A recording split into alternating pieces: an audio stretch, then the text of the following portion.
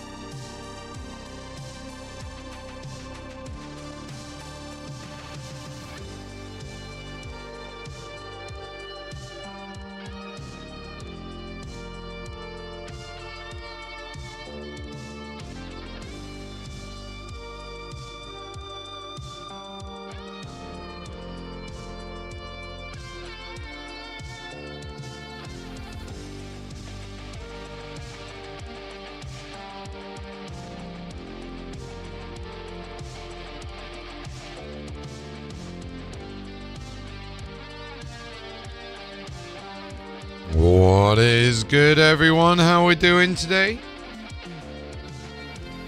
Welcome to the hype. Bit of Star Citizen. We got some degraded performance still, apparently. We're just having a look at the stuff here in what do you call it? In Spectrum. It's a shame we got no extra news on the hotfix. It turns out the hotfix was supposed to come out on Tuesday. It's been delayed another 2 days. So, yeah, we'll just see how it goes. So, without further ado, we'll just stick this on in the background as well. But how is everyone? How is everyone in stream today? You guys and girls well?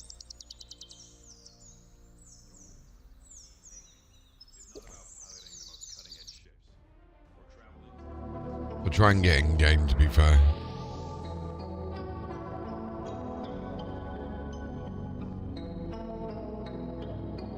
We're getting Wingman AI launched as well.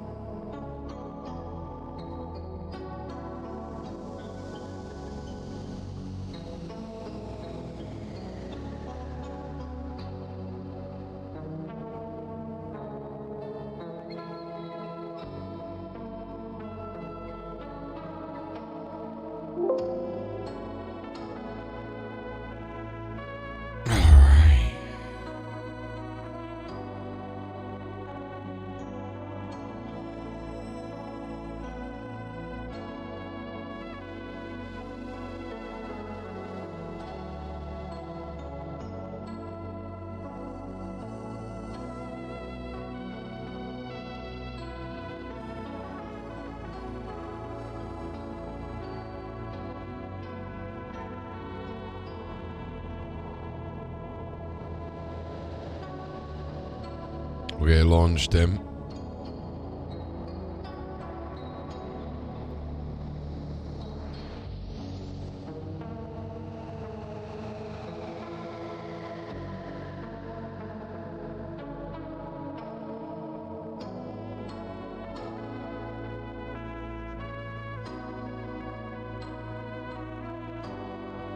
Chill song, isn't it? It's a very nice chill one. We'll add this to a playlist. Creating a new playlist for some new instrumental style Citizen music, just so we haven't got anything with vocals in.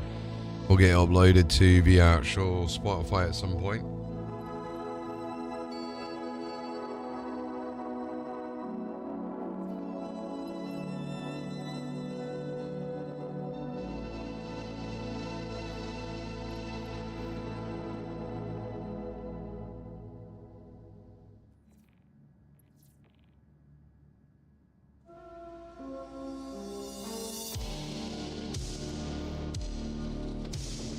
It looks like we've still got our contract as well, which is good, I guess.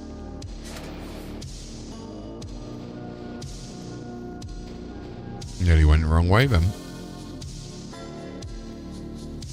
We do need some hydration though.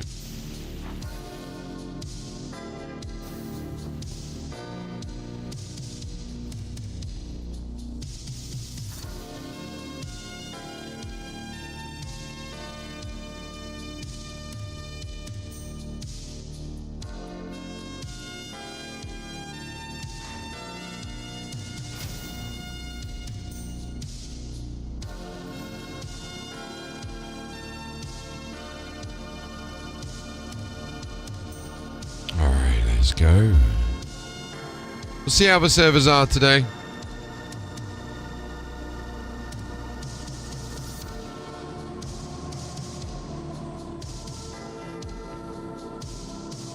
Servers are doing good. We got some floaty people.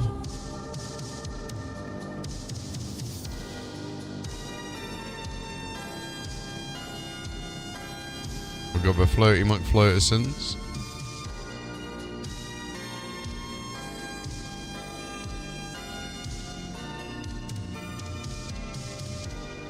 So wait, if I do the we need to actually do the release or the attack ratio. The attack is that. Output gain is, we'll do that if it's the output gain. There we go.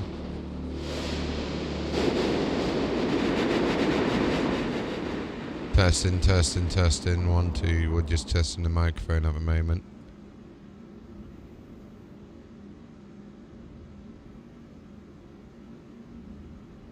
We'll leave it on. Hopefully it doesn't push again too much. So I believe we have not got the Zeus here. It's over on Arson. Okay, the servers really did balk up. We'll deal with that. We've got the expedited. Nice. Oh yeah.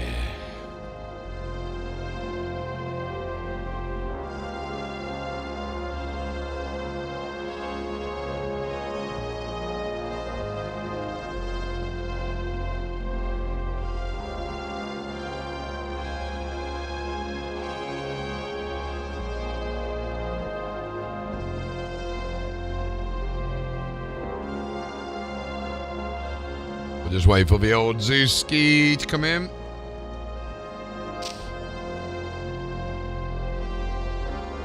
Definitely getting a cold or something from CitzenCon, I tell you.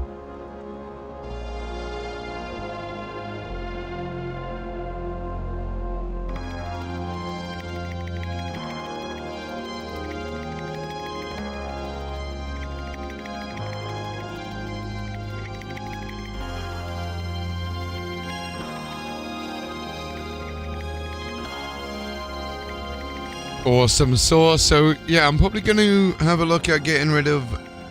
We need the Fury. Actually, that's a good point. I got an email from the guys about the Fury. We won a Fury at the event, but I don't think I've seen an email yet from them.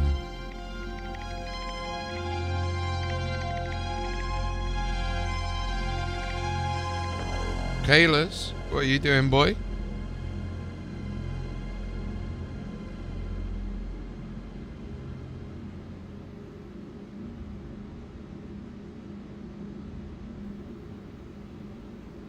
Here we go. We've got the... Oh, wow. Wow. That is amazing. Duma has been an absolute legend. Wow. Oh my god. Thank you. Getting back in touch. First... Thank you for...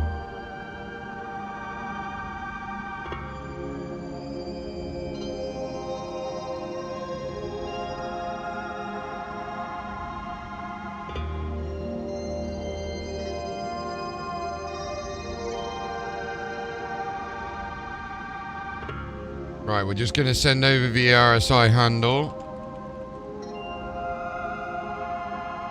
Literally, as I say, we've not got that, it's come through, so let me just go and have a look at getting this sorted. 1 second. They've been legendary. They've genuinely, it is amazing. Wow, actually amazing.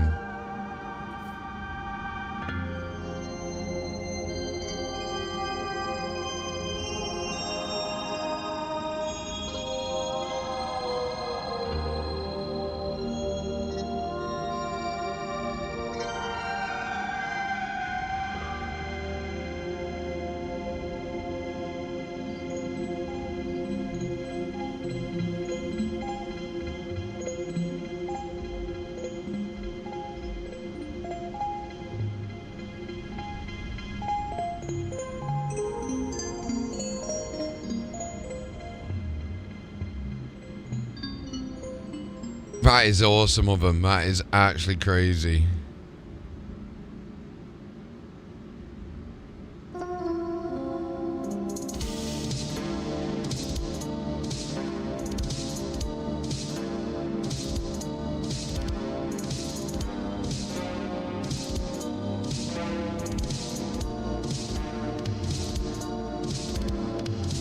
And Max from Sig has got back in touch as well. Brilliant.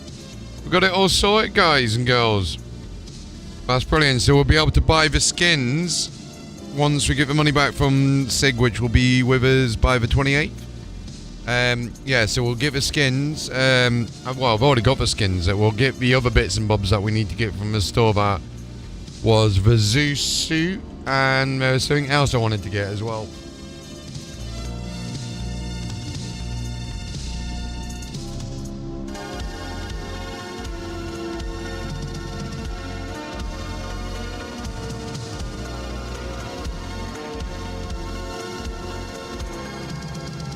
Awesome sauce.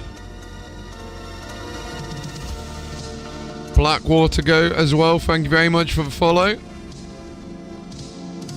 I did forget to mention that at the start of the stream. Sorry about that, bro. Really appreciate that. You guys have just been awesome, though. Like, honestly, awesome guys and girls at the event. You at the event, at the Bar Citizen. So welcome. Like, everyone in the actual stream was like welcoming. Everyone in the community was welcoming. It's awesome.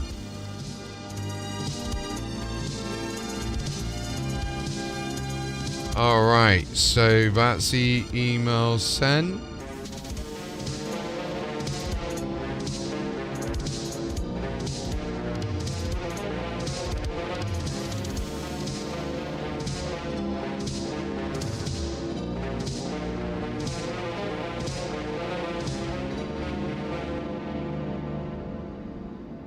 The Terminus paint job looks pretty sick, actually. I was looking at that. That looks really nice. Now, we haven't actually got the Zeus kit still, so we're going to probably have to get the new armor for that. I do like the CitzenCon starter pack for V-Titan though. That is such a nice pack.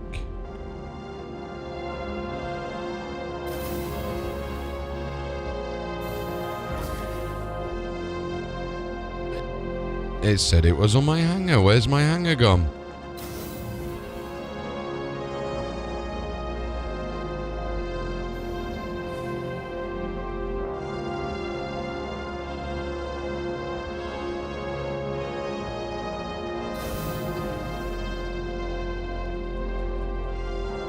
Okay, we'll store it and then we'll recall it.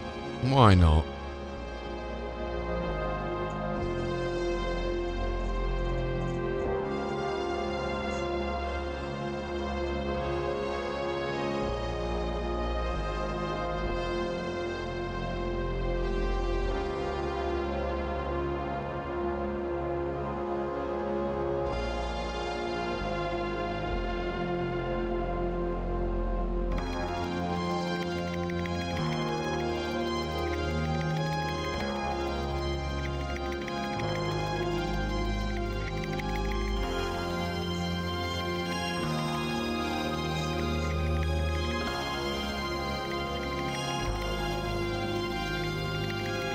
Call her back out. Hopefully that'll make a difference.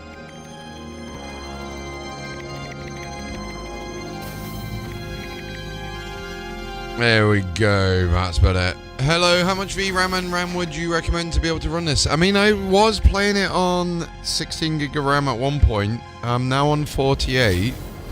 VRAM, I would obviously always use whatever, but the VRAM calculation is very specific to how much RAM you have anyway. So you gotta make sure you got the right amount of VRAM on there. I'm hoping this has still got all the boxes in here. But yeah, the calculation is your minimum is 1024 times how many gigabytes you have. So if you got 16, 1024 times 16 times 1.5, that's your minimum. And your maximum is 1024 times 16 times 3. So we've lost some of the boxes.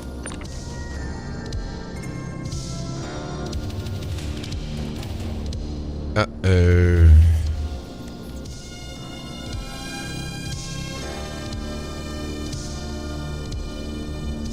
One of them is blocking it. Which one is it? None of them are blocking it. Is it sure? No, that's tungsten. None of them are blocking it. Weird. Right, we're gonna stay away from this place then.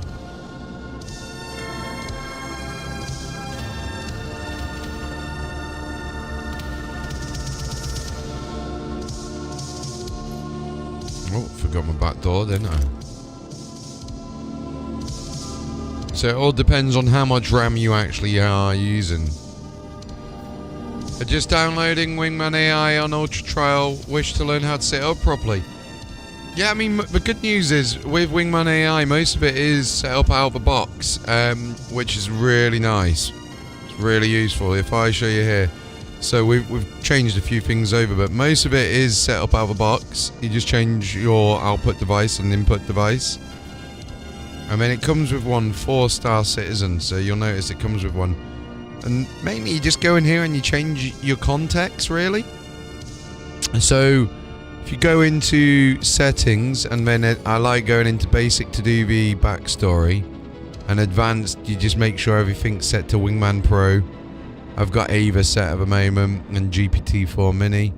You can add all your different skills in here as well. Most are set up for Star Citizen, but yeah, we can do loads of fancy stuff with it. It's really cool. So yeah, you'll find that most of it is set up out of the box. But if you do run into any troubles with it, just come and let me know. Ask any questions away, and we'll even get Celestia to help you. Celestia, do you want to say hello to everyone that can hear you on stream?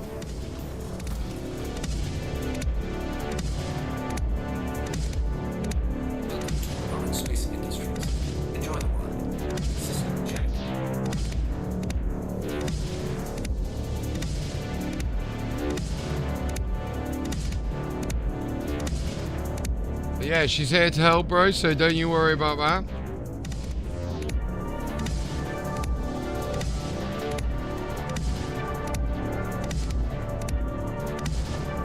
I do like the Banner Defender Platinum paint now. I'm just looking at the paints in the store at the moment. There's some bloody gorgeous paints.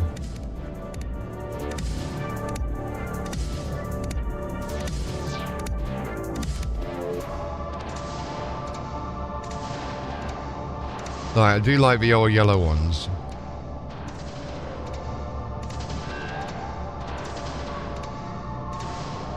Noble paint's really nice for the cutter.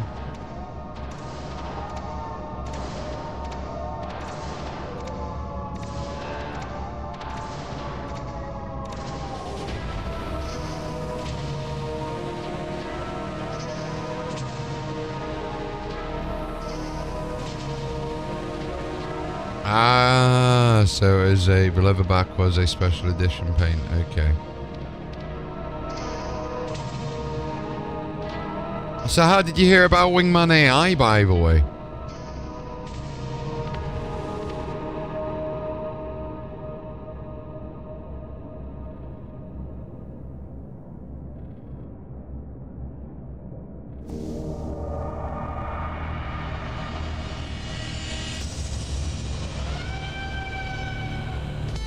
Moonrise paint's nice for links.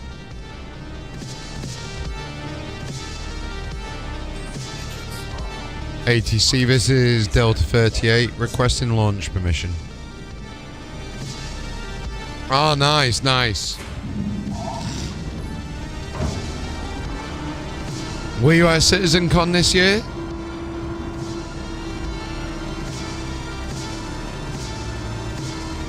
You've been watching the streams as well, nice.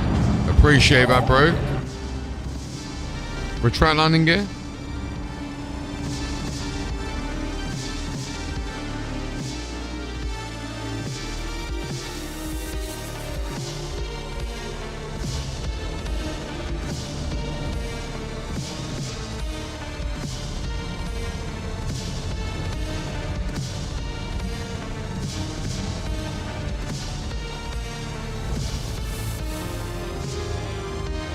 I love this skin. This skin's just so nice.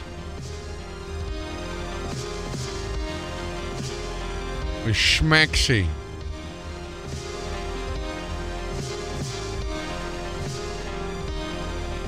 Very schmexy skin.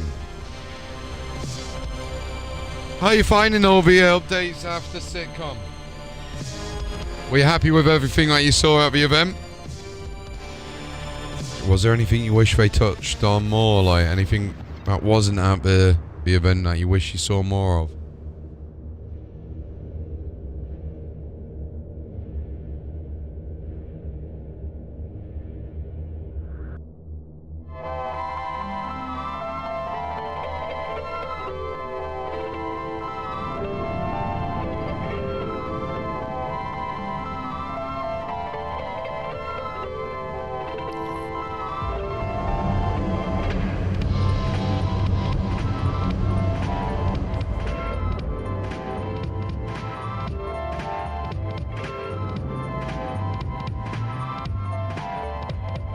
Let's have a look at picking up some of these missions elsewhere anyway, because we got a couple accepted that well, I thought I had one accepted, but never mind. Haulage, we'll probably end up going back over towards Art Corp. So if we go over there. Actually, no, I'll tell you what we can do. Let's go down Daymar. And we'll have a look at getting some of the, what do you call it? Trying to get some more of these helmets.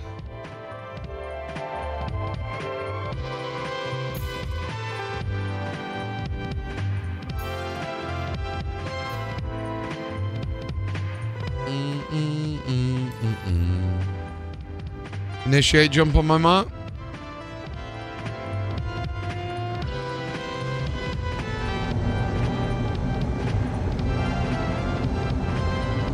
Engage.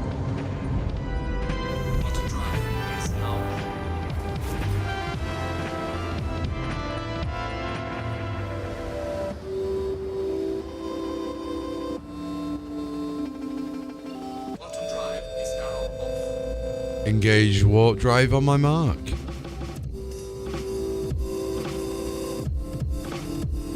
Engage.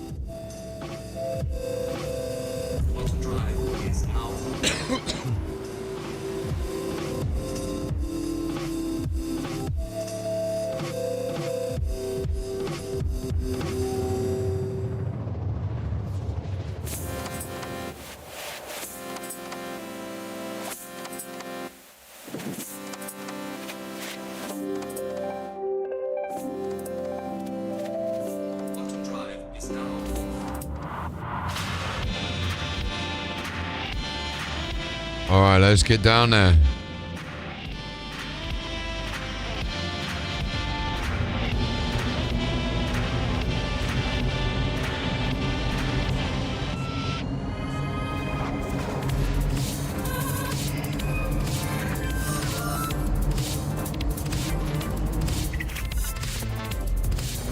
Caterpillars here.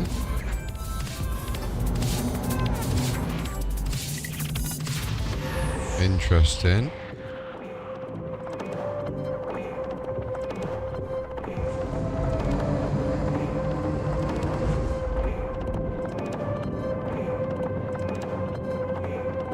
Very interesting. Oh, we nearly crashed because I had the wrong keybind set then.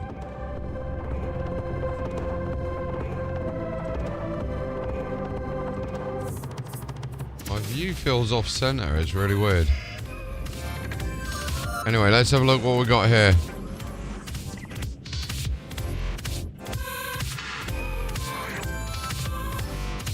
Yeah, I don't know, something's off center about the view, it's weird. We haven't got audio driven camera shake on, no.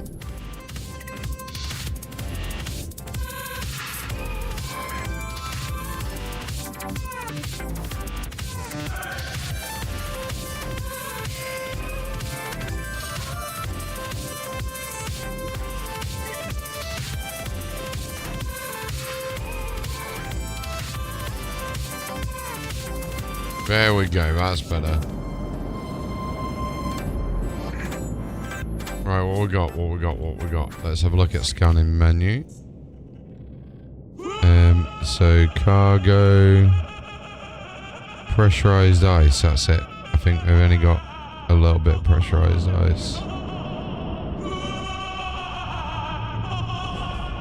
But what's in the caterpillar? Let's have a gunders.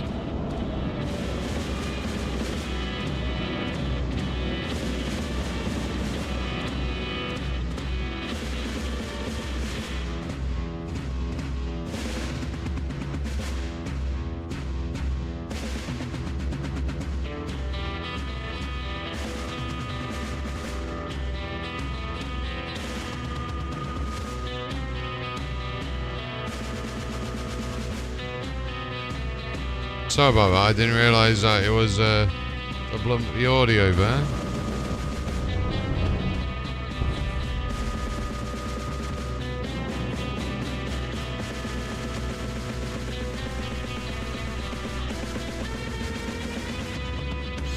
Deploy landing gear. The landing gear is down in right.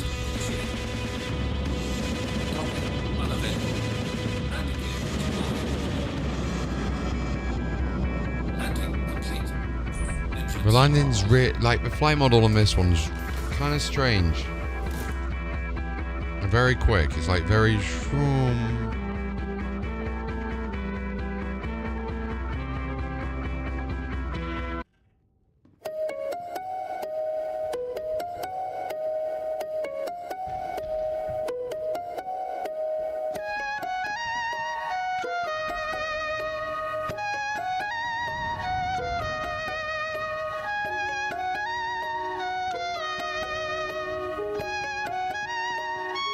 I just realised I haven't got my helmet on.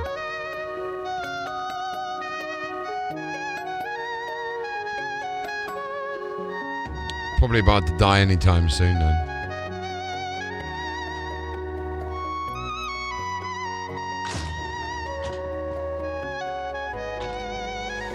Alright, see if we can find any of these helmets stream.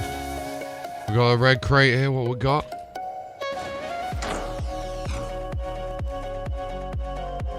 We got a backpack.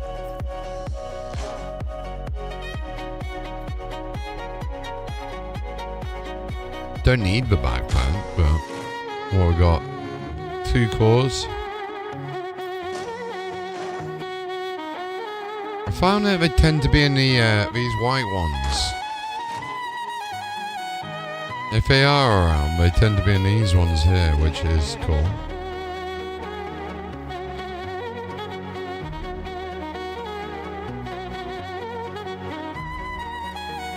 So hopefully there'll be some more around in here.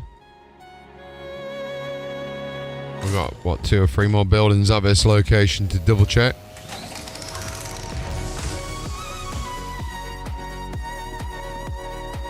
Tell you what, we'll go to the far out one first. Because we need to load up the vehicle anyway.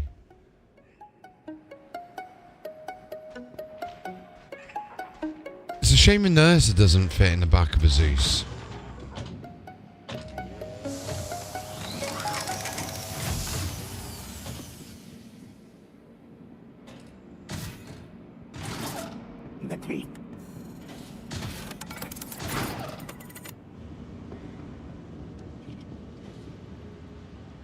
Nothing.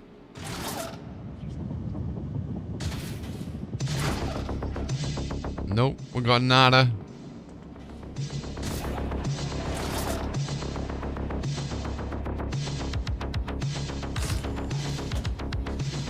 Access terminal. Affirmative, Captain.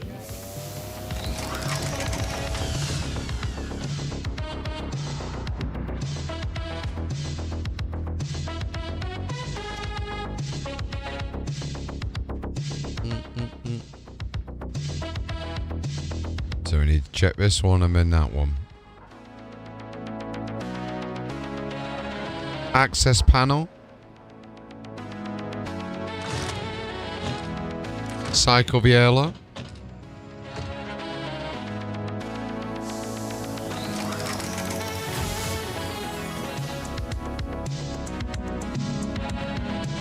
Okay, so we got one here.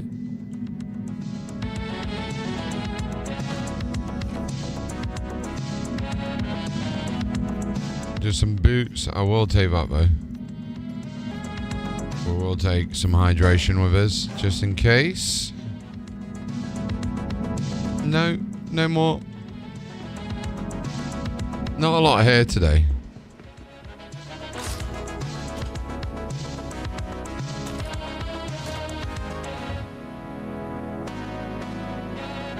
Don't even know how many other helmets I've got. I think it's 1 or 2. Nothing too much. I want to find the rare ones though, but Philberry ones are cool, but I want to find the actual other ones with the other rare.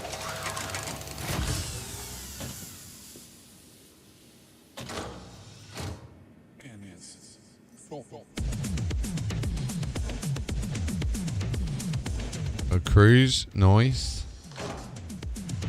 Right, anyway, let's get our ground vehicle out. What shall we go for today? We've got the Atlas. We could go with a PTV. STV.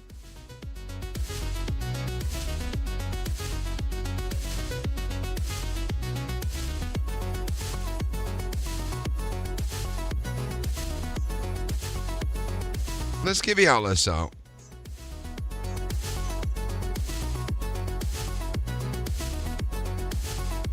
Yeah, we'll grab the Atlas and see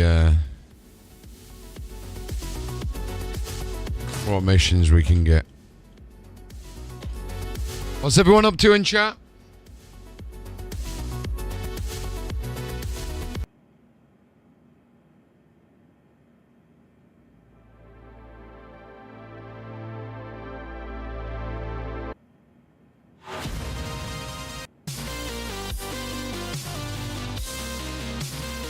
If you just joined us, we're just waiting on the ground vehicle, the Atlas. And while we're doing so, we just create a new playlist for the stream as well.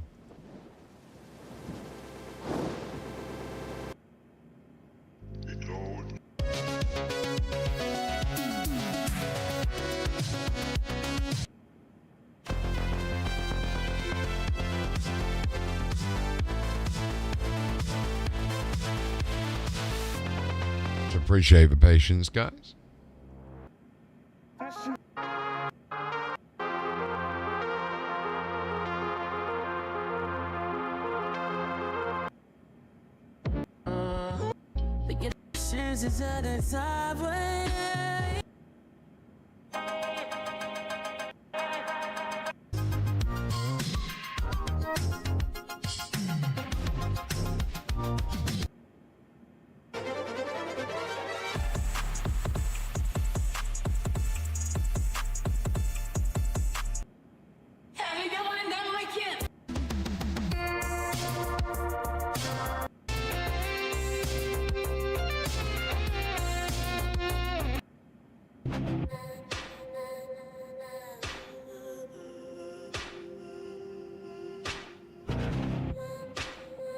Alright, should be here by now. Awesome. Let's go get this Atlas. We're going to get this in the back of the Zeusman. I know the Zeus has got it's a CL, so I know it's got the cargo gun on it, but I'm like, why doesn't it have the actual paint job that we bought? We purchased a paint job for it, but it doesn't want to have it.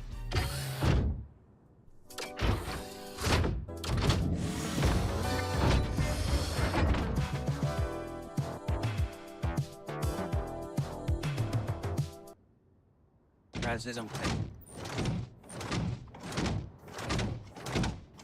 So on this, to know what this, coming from you, I see, tell me what to do. Because moment, because it.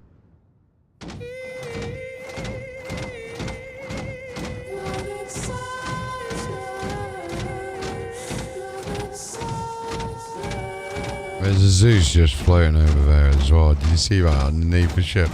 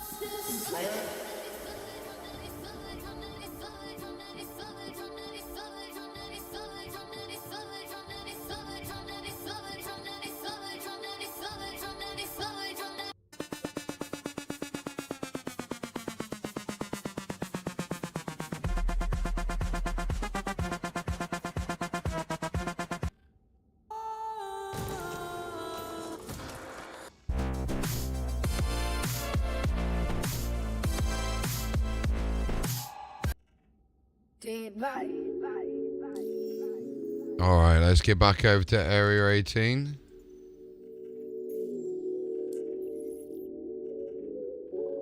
Engines are on. Takeoff complete.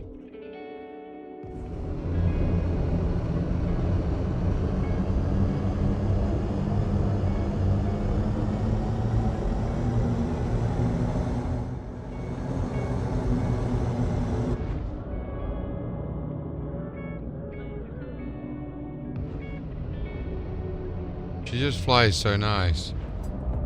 Retract landing gear. Landing gear up.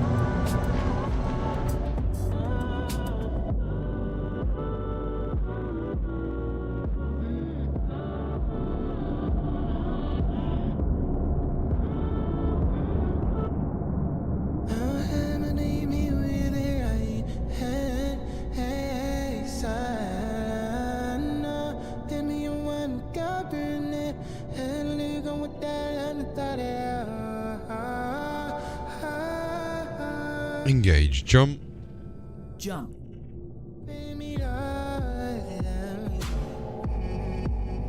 Yeah, sit in this shit now. Auto drive is out. Auto drive is down. This is mine. And see if you can reload.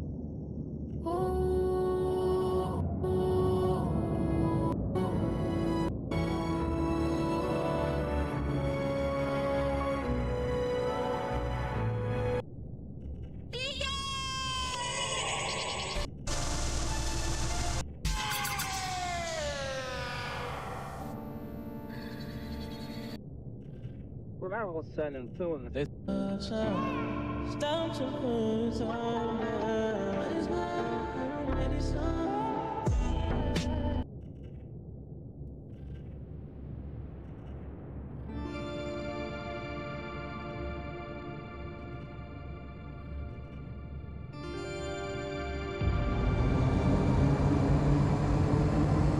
Engage. Jump on my mark.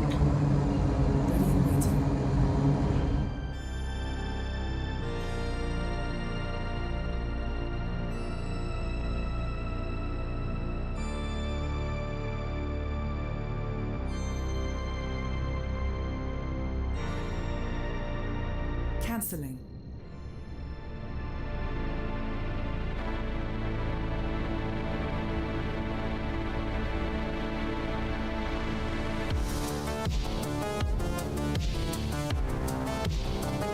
Engage. Jump. Jumping to light speed.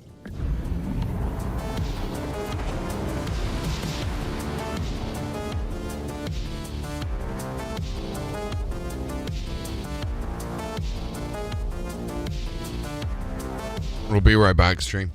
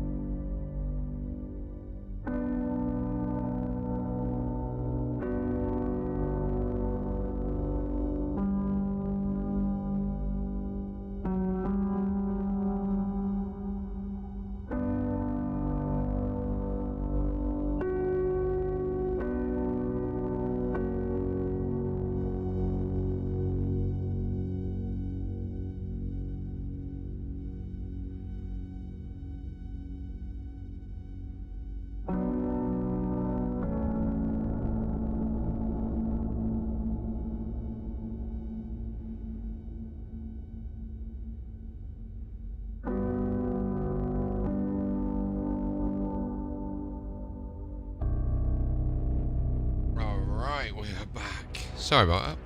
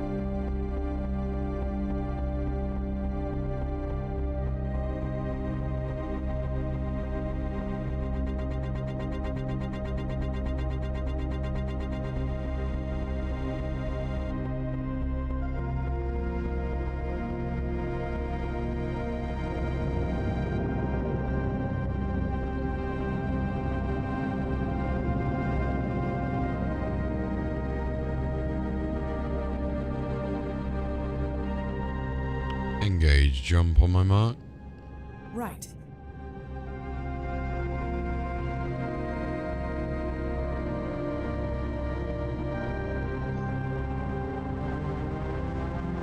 Engage. Engaging jump.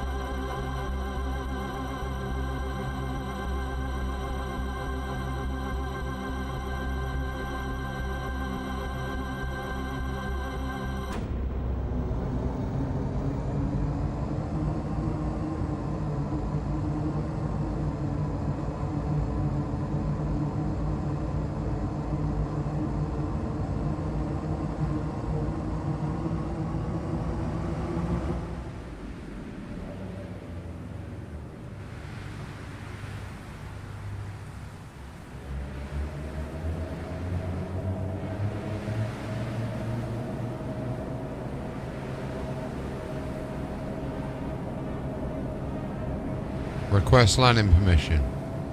Requesting landing.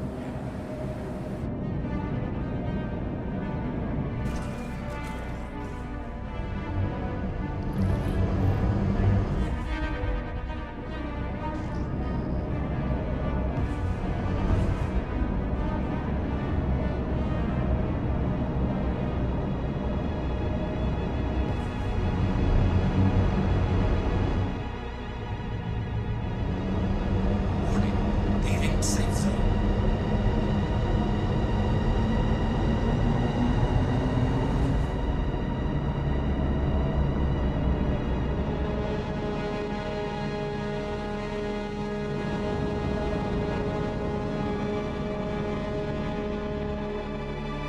Deploy landing gear. Deploying gear. Landing gear deployed.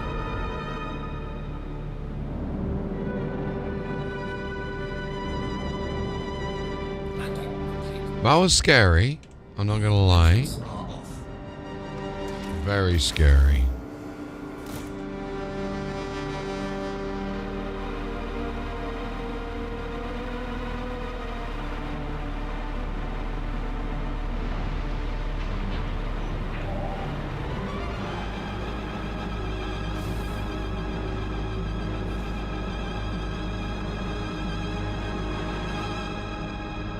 Do I auto-tab to every time I want to use it? No. I just basically just hold my N button. I've got it set up to a push to talk button on the N button.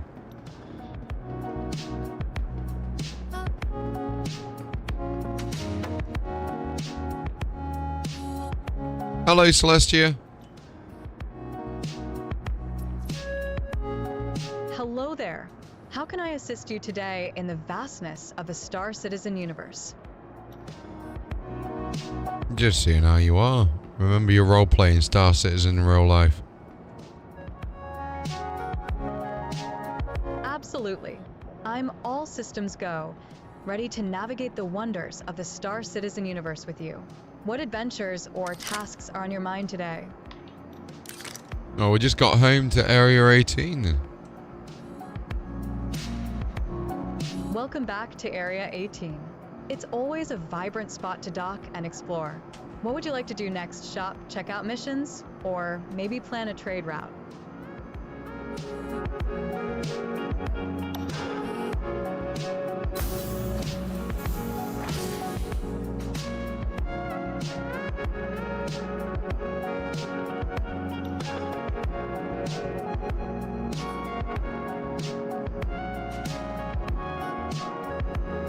I'm good at the moment.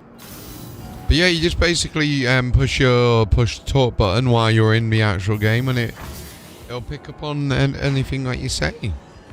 So I've got mine set to the end button for Celestia and delete button for the ATC. Doing a lot of lip tutting then, wasn't I? I'm like,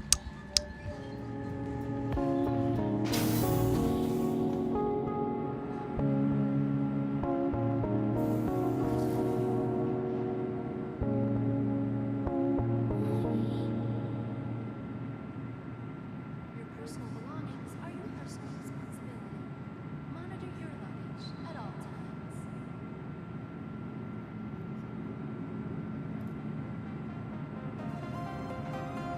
times. it's nice looking at some of the people who leave comments on the channel. I always check out like the channels of people and stuff.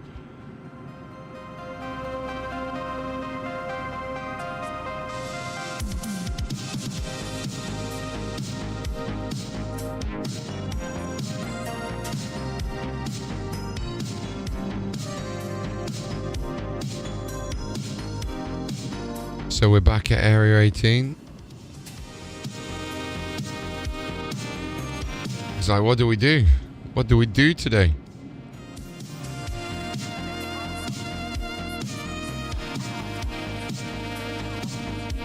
I've got the game set in windowed borderless, if that's any help.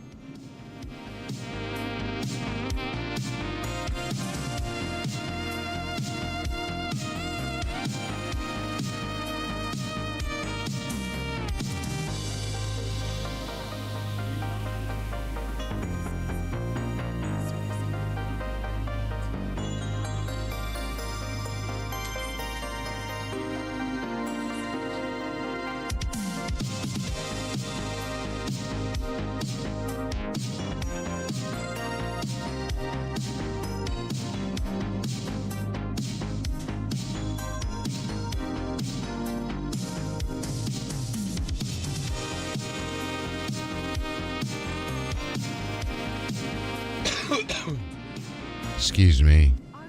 Yeah, Windows borderless in game.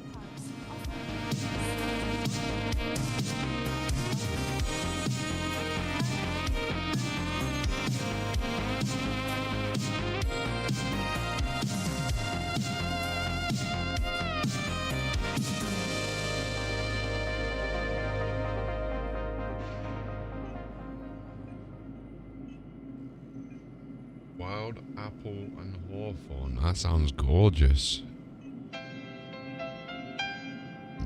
Excuse me. Customs personnel at all times. Their job is your safety.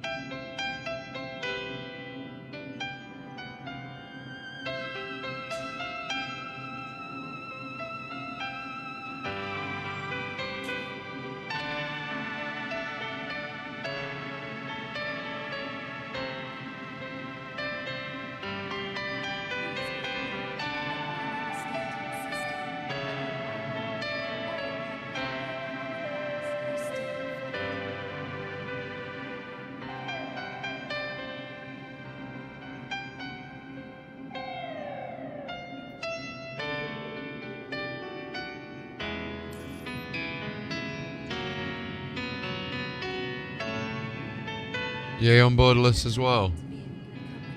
Let me have a look to see if there's anything in the Discord going on about it.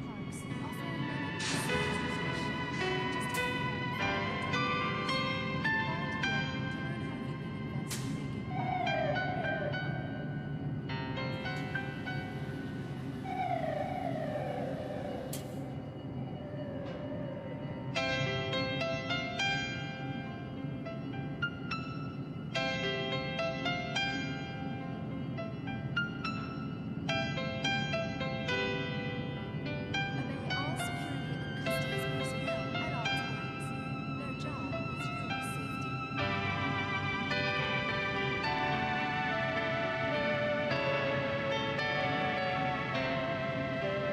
Yeah, I don't. Not too sure. I would definitely recommend joining Discord and popping it in there.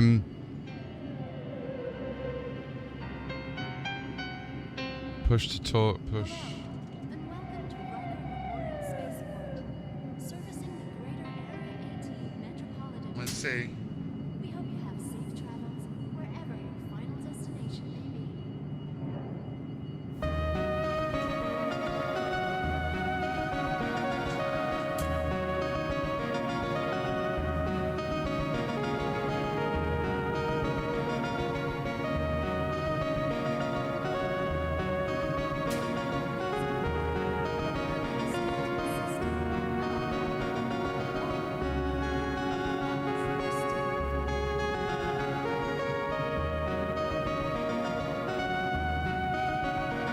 I'd definitely make sure that you've set the button to end. Sometimes it can forget it. Make sure there's something in there.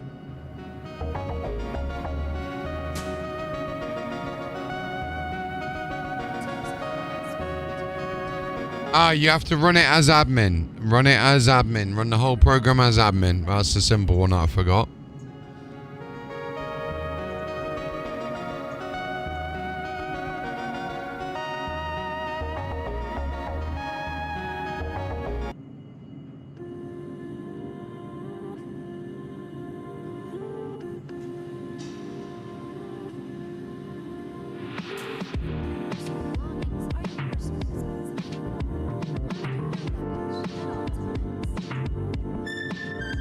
How, yeah, so I'd right click it, go to compatibility, run it as admin. And that should fix your problems.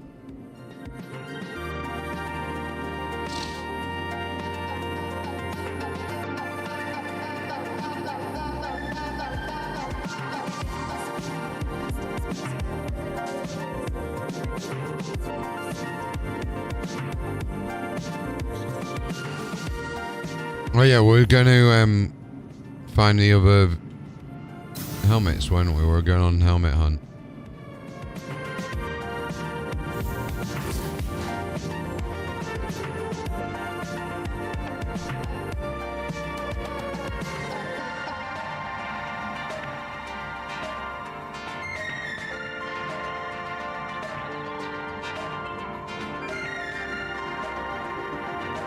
No worries at all, man. No worries at all.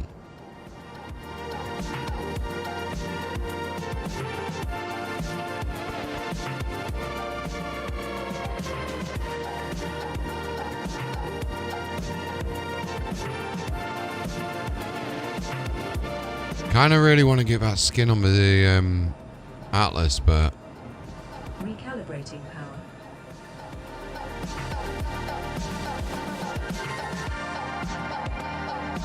I know what I'm going to buy with the gift card that we're going to get instead of the Fury that we won. Oh yeah, by the way, check out this video that I've got here. The ASOP terminal from CitzenCon. Check this out. Freaking amazing what they've done.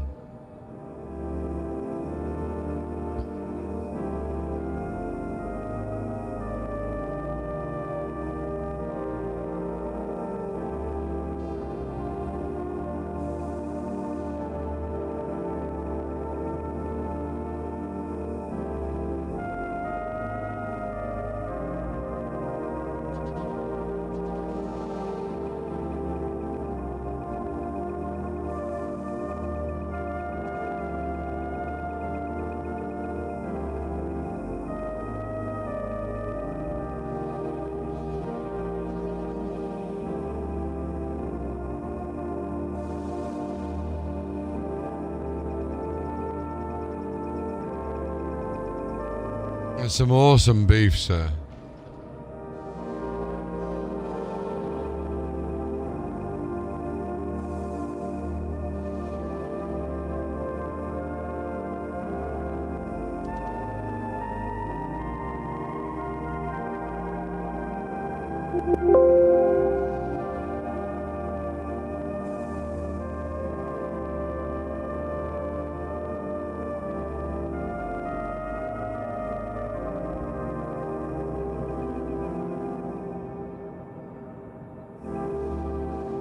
We gotta just edit the description out to actually feature the guys.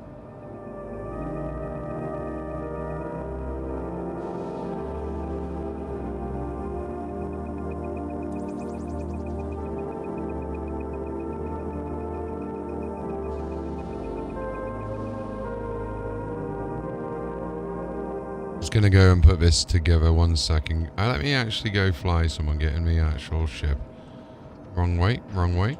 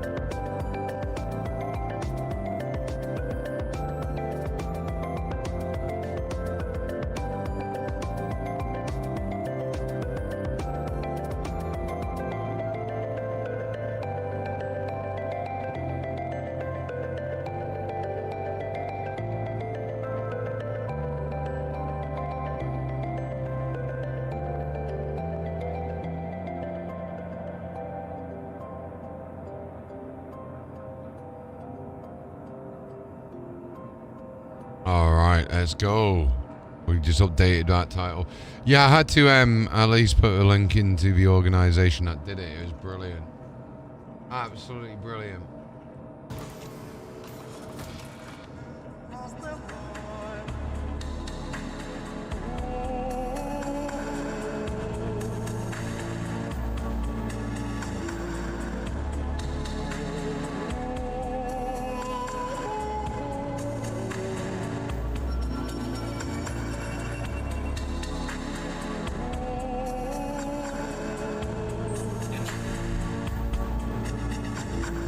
Take off.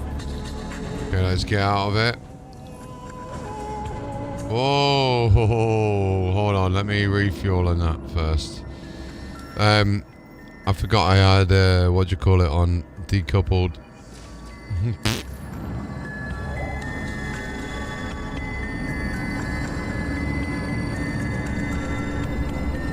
Refueling wirelessly.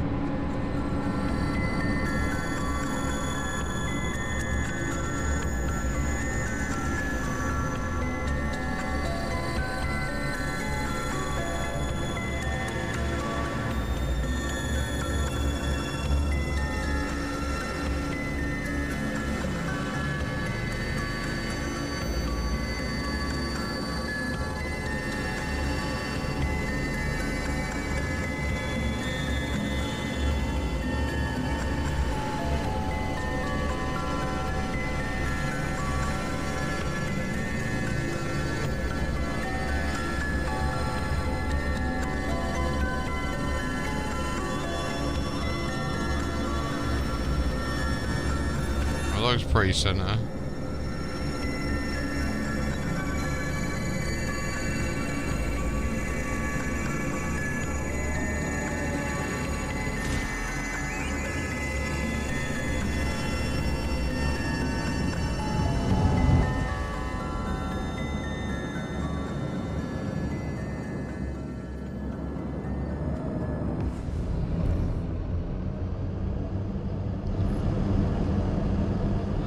Retract landing gear.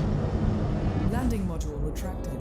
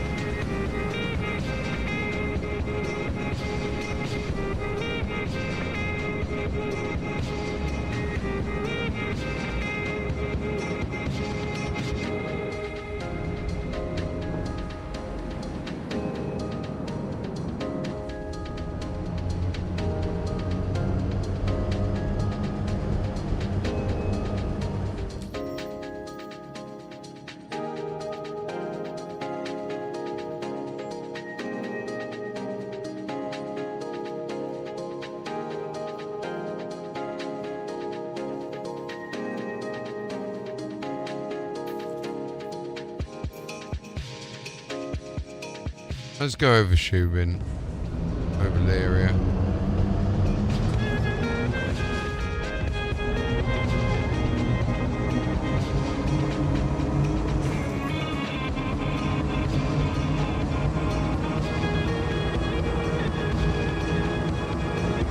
Can we get over the area? There we are.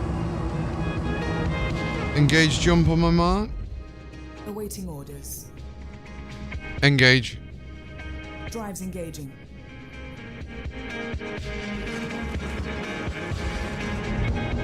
I didn't properly sync.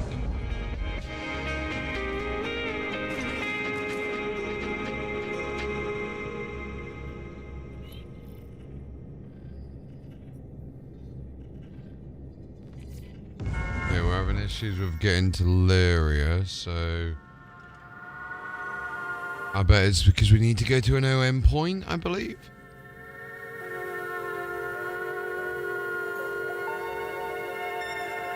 Oh, we got a 30k.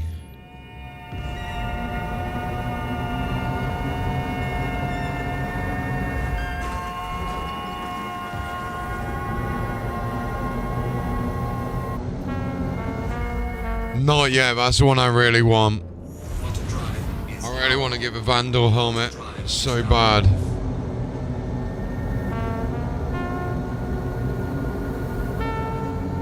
Initiate jump. Quantum travel engaged. Quantum drive is now on.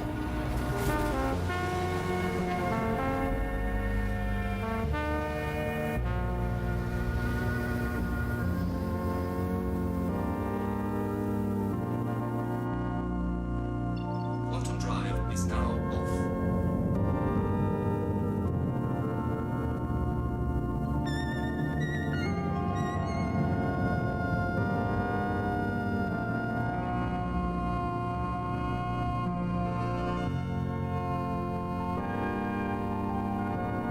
Right, let's have a look down at shipping mining facility first.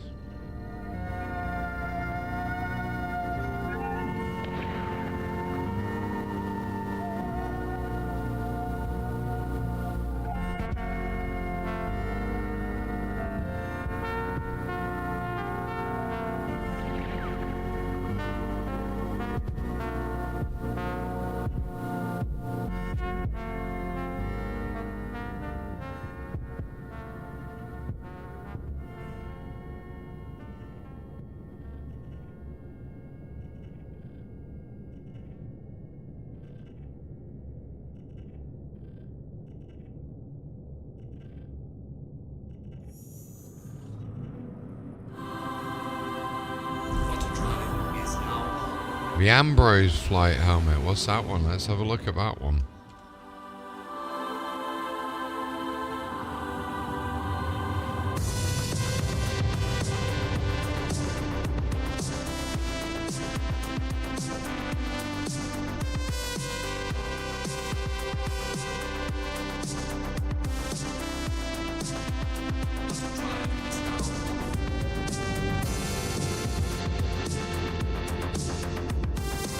You on about the Calver?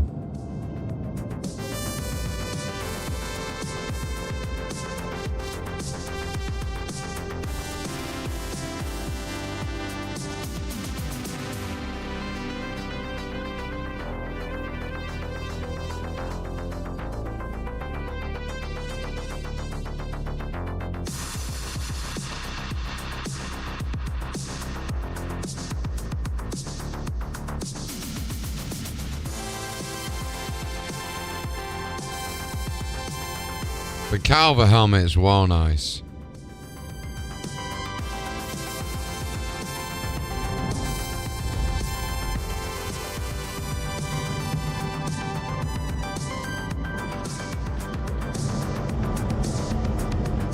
Deploy landing gear. Gear down.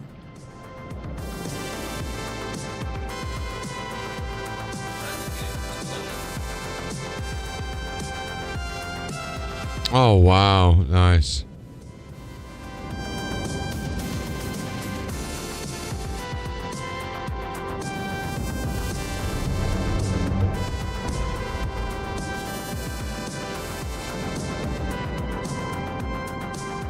I swear this ship doesn't have lights.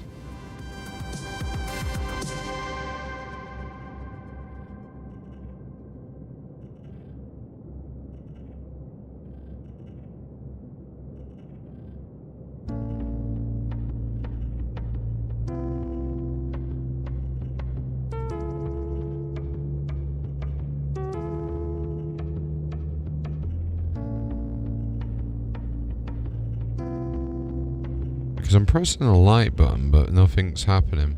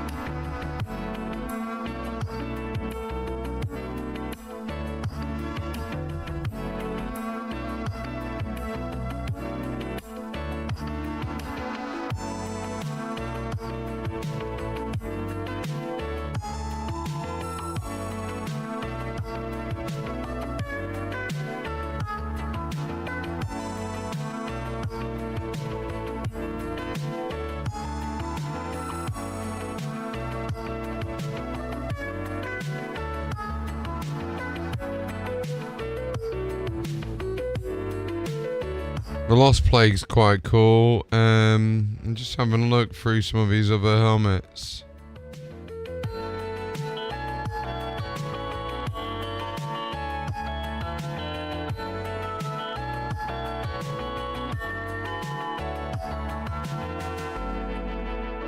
The Microid one's really nice, actually.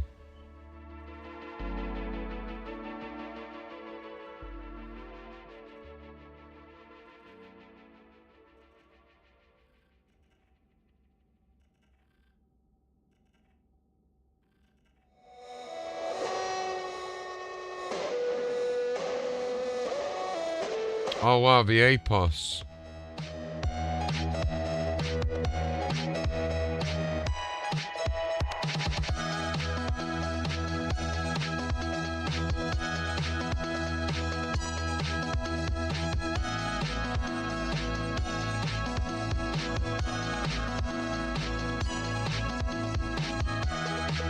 The APOS looks really nice.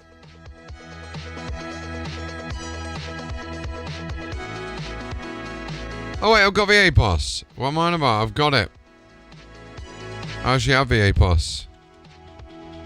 That's the Squadron 42 one.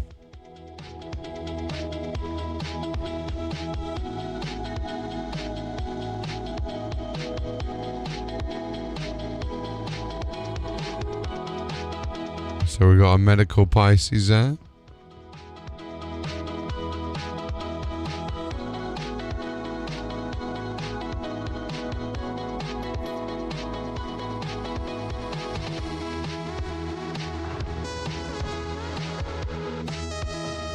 The AVSE armor is pretty cool. I like that.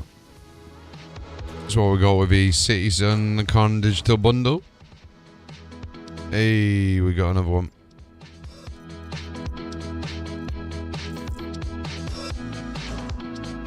Cheeky Fillsbury. I'll tell you what, I'll claim the PTV, or the STV, should I say.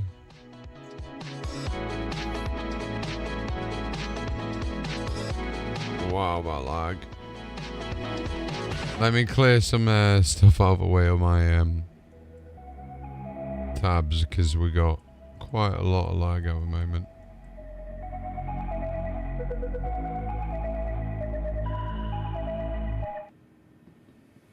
There we go.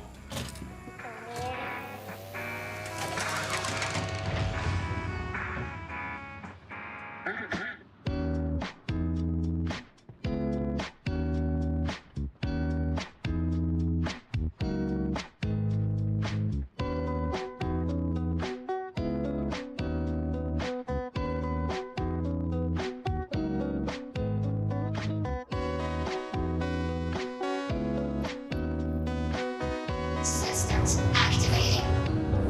Systems on.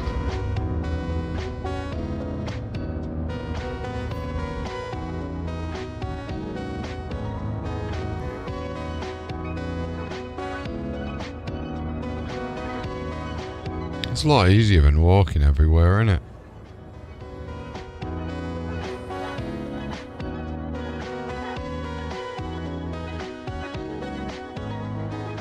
Jabba-dabba-dee-doo-doo, doo-doo-doo-doo. Jabba-dabba-doo-doo, doo-doo-doo. Beep-beep-doo-doo, doo-doo-doo-doo. Give me the Vandal helmet, please.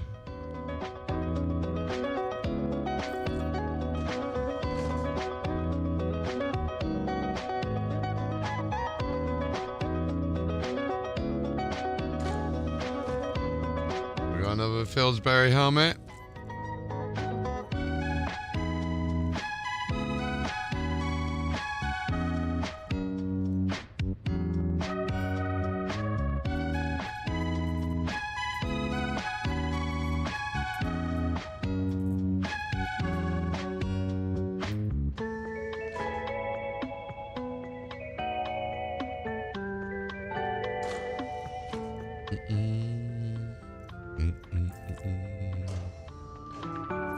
Cool, we've got everything in here.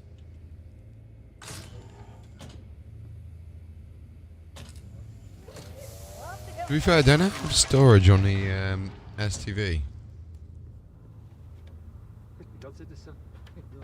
Is there storage on here?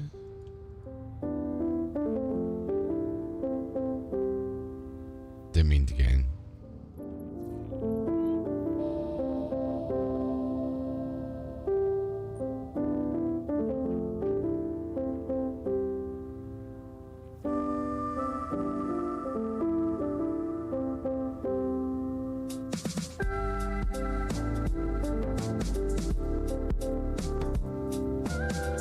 There we go.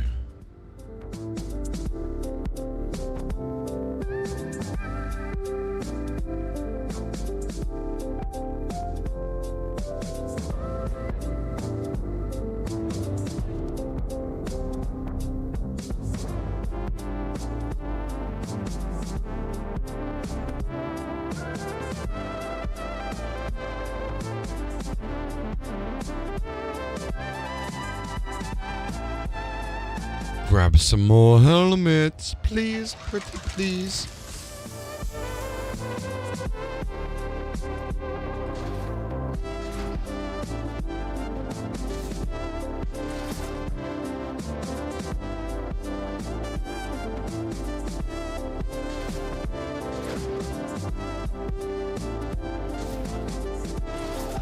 We got a red one there. And a undersuit. Black grey undersuit, nice.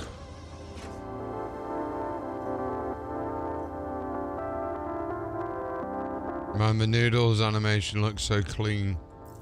To be fair, I've not actually ate the noodles yet in game. Well, no, I lie, I did it in Pyro when we did the Pyro playtest. But that's like a year ago now.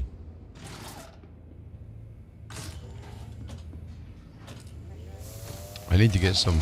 We'll have to go to Benny's, mate.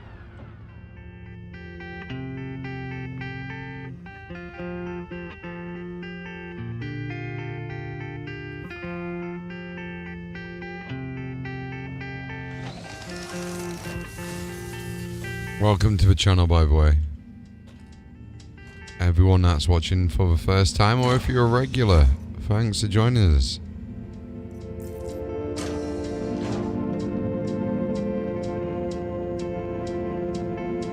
So I've had more joy with the actual helmets that we need from the white crates, not the red ones.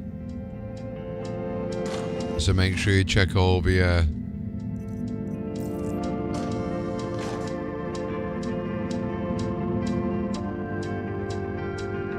white crates as well.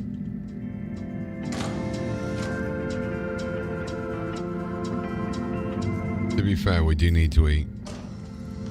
Let's just take off this helmet. If it lets me. Can I take off the helmet, please?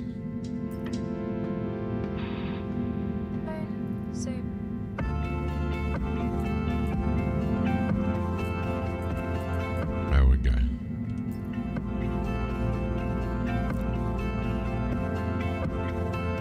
Pepperoni!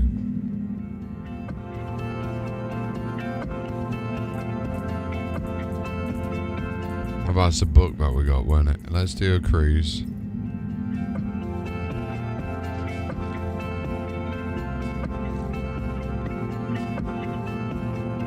Or a look, should I say.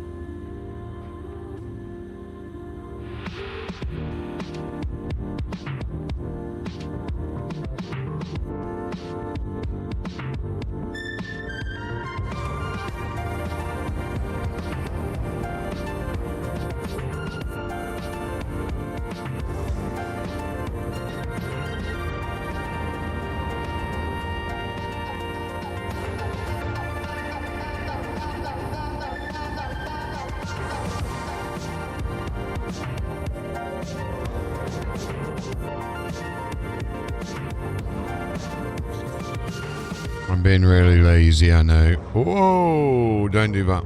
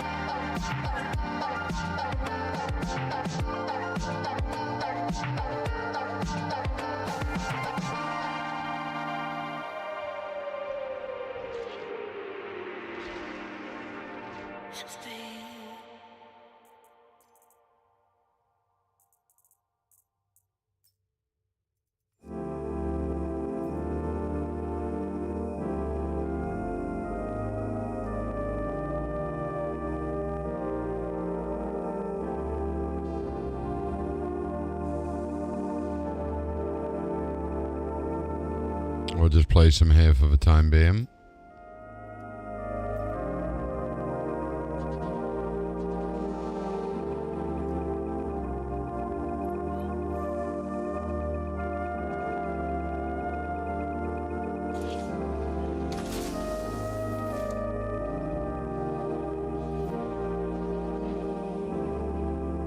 Alright, on to the next place. Let's go.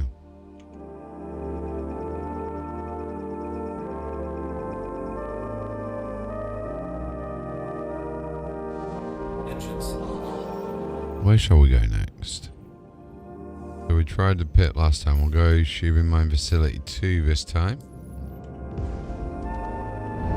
Take off complete.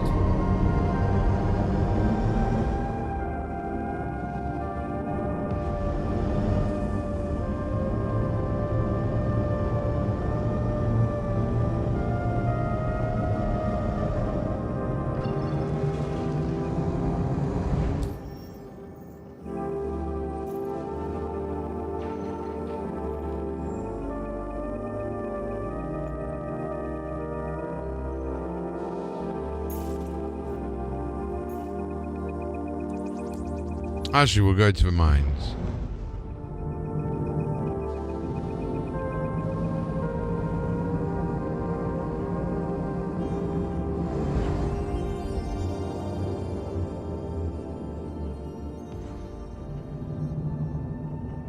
Retract landing gear. Landing gear raised. Landing gear raised.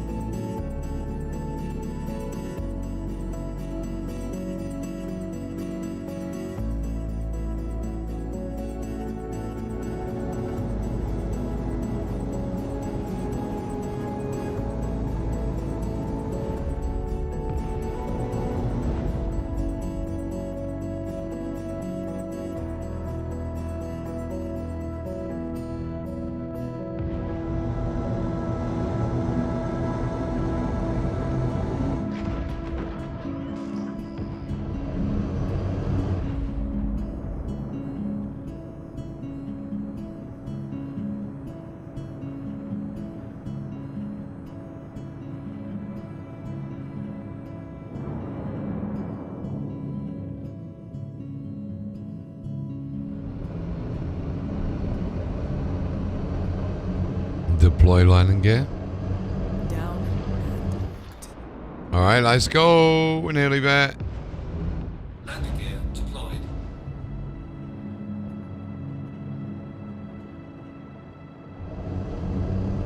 Turn on lights. Affirmative. It's got no lights.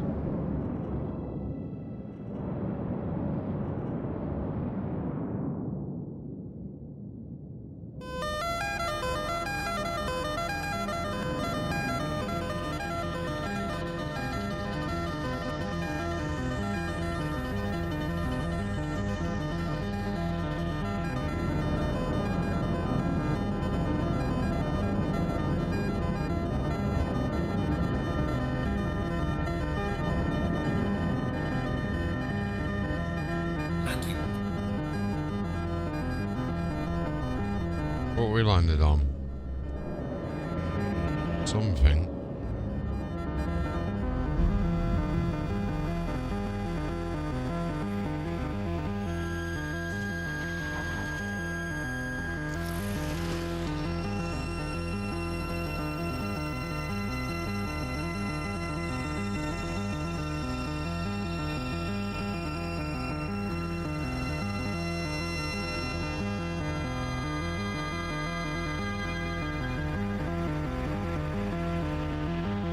Alright, let's see what we got in here.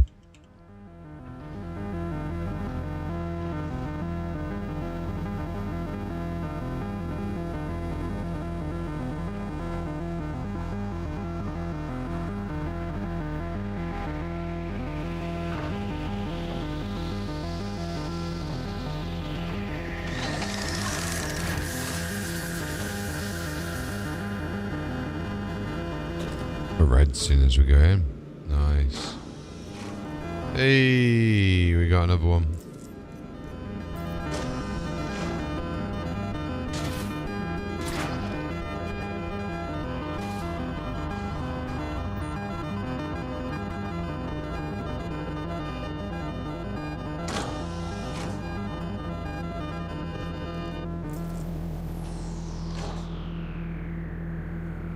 So it's a mixture of different reds and whites, mostly in the whites, but we got arrow arms, sea green arms.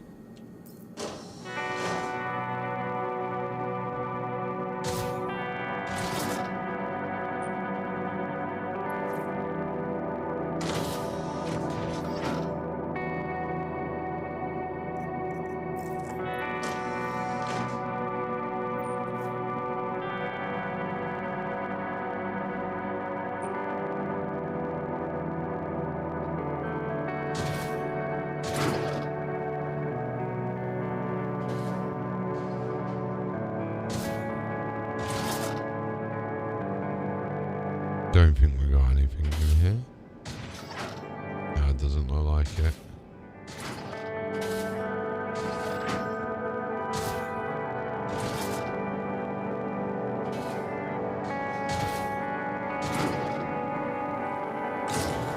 Well, we're one helmet up.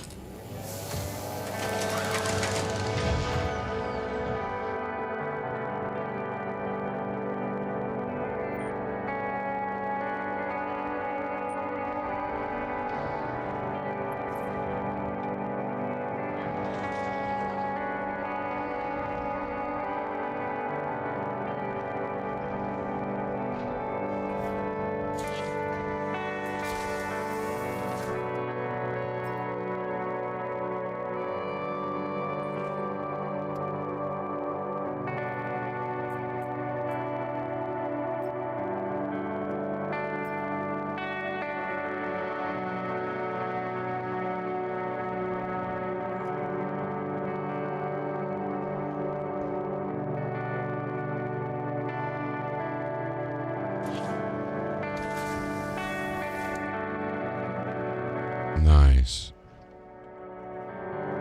Don't know if they're all individual colours, but who knows?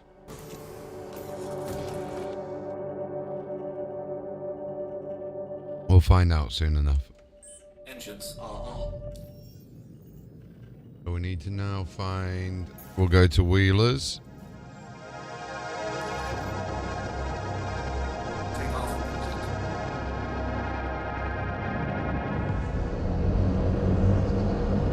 track landing gear. Landing gear raised. Landing gear raised.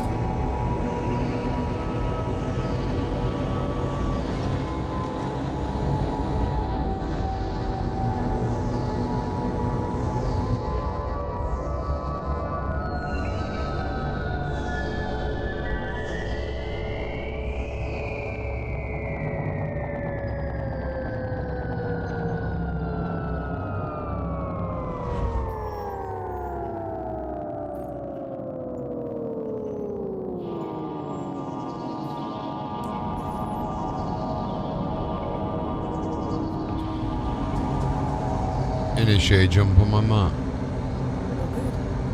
Hey Resistor, how you doing, buddy? Engage. Jumping. Throttle drive is up.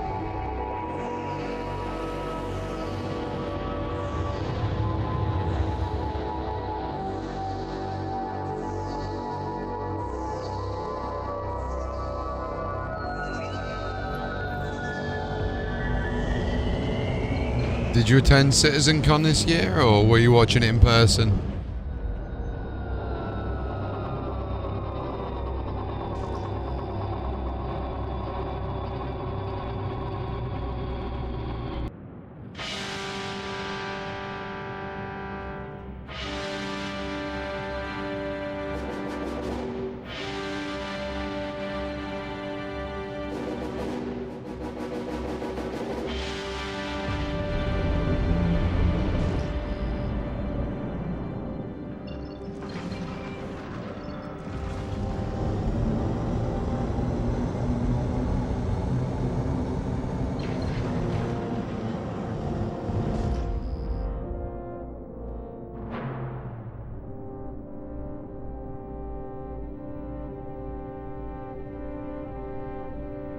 Ah, fair.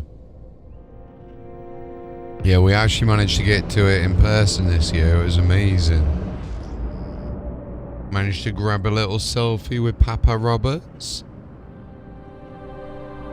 Had a quick chat with him and some of the other devs there. Lovely people. Absolutely awesome people. Some amazing people we met along the way.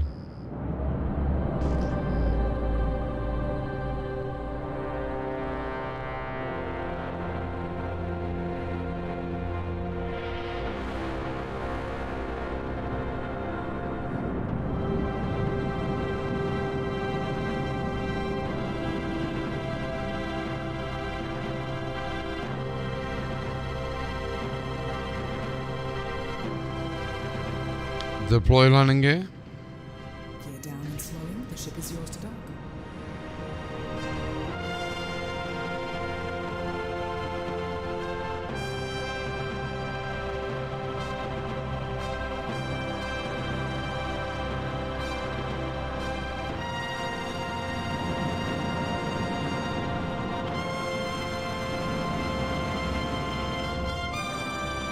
So it looks like we have some bad guys here. Complete.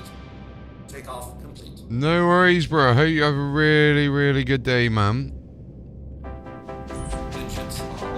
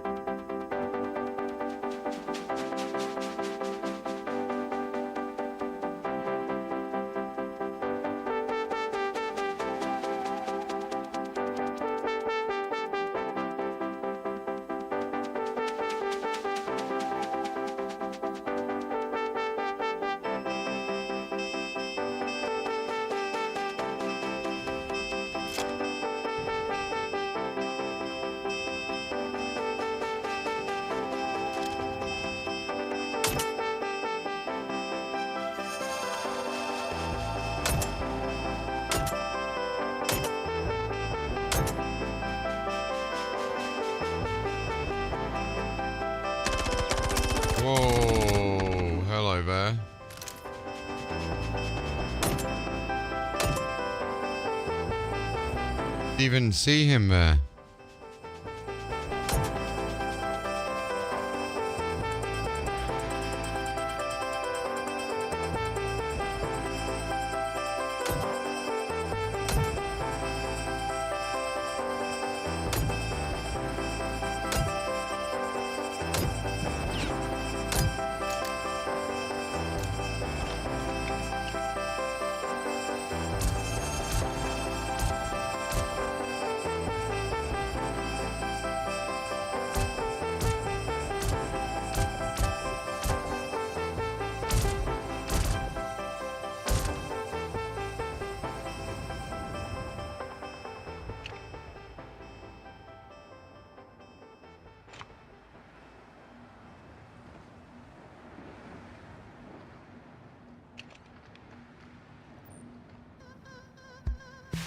Let's have a look what he's got on his body.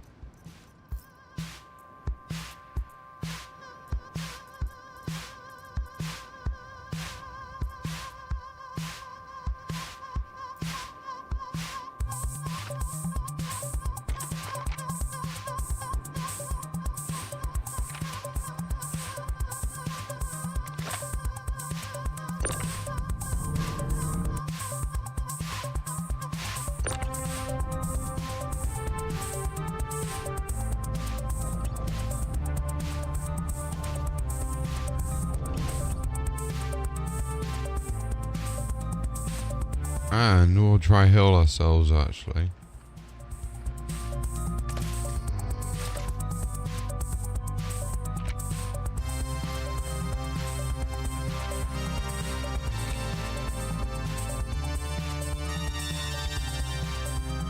And we know there's a guy here.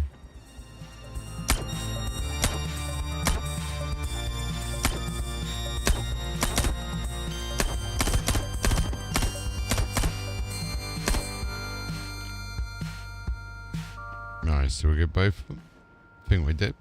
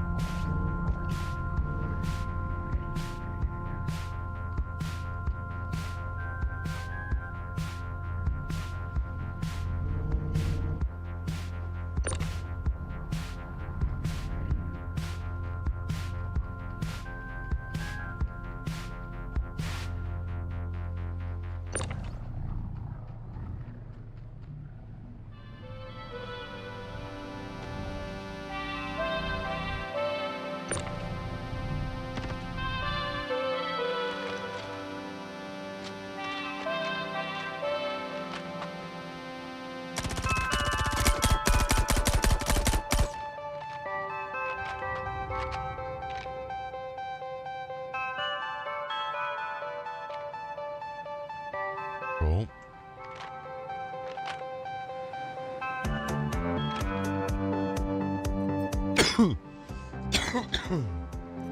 Excuse me. Affirmative, Captain.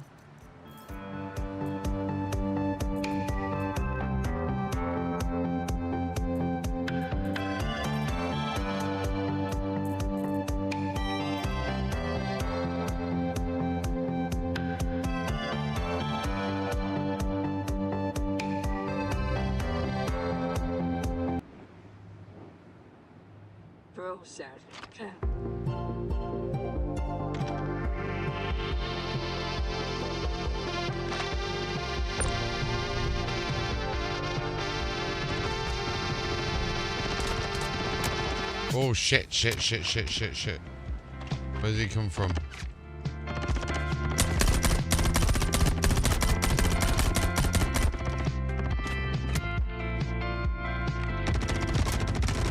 Shit.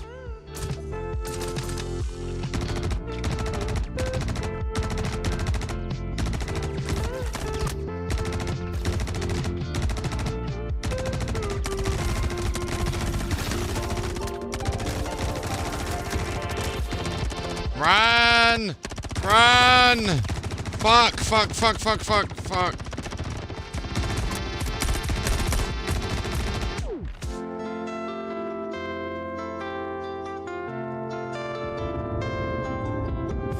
Okay, we're gonna have to travel back there. Shit!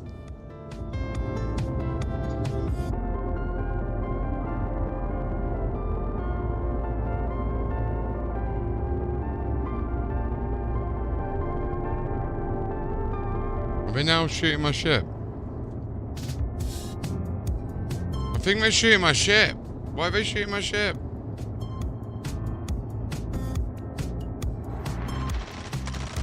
I'm dead.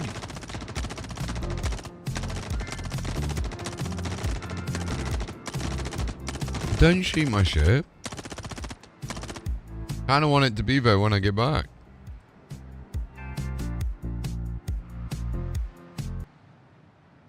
Sounds like this guy's feeling some dirt from up right now. Don't repeat on that man. It's the mouth. Power hit that.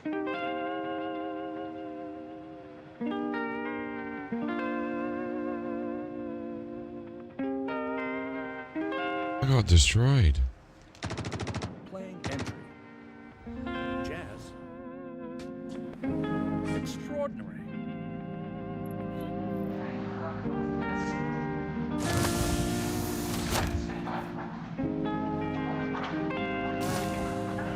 Alright, let's get back over.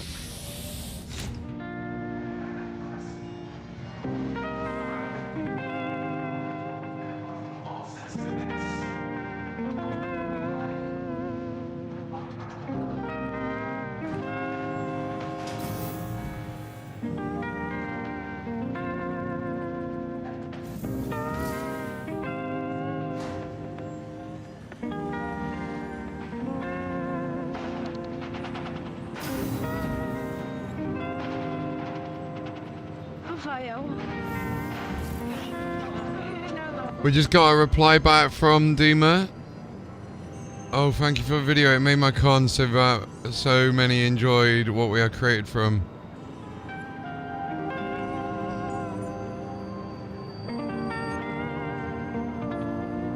Oh, that's awesome. That's awesome. We've got... Hold on, let me just check. Oh, bless his heart. He's been a legend.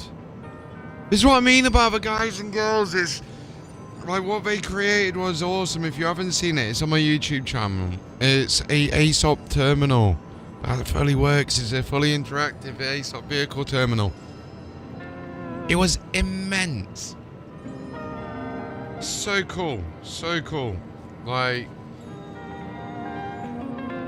Oh, they're legendary.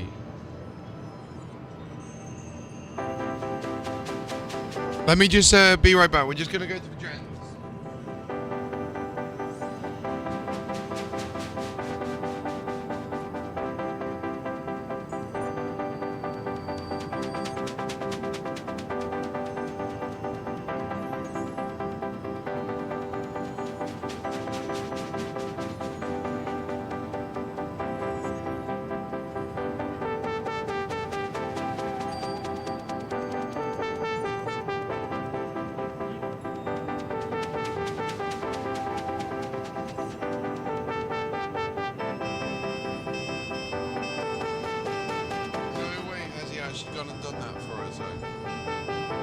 We had a bit of a mix-up with one of the tiger claws, bless her hearts. Let me just check the hanger, because apparently he's gifted me something, which is crazy. As I said prior, I couldn't get a Fury, so I purchased a Sheelan Super Spooky Starter Pack instead to gift to you. Oh, that is legendary.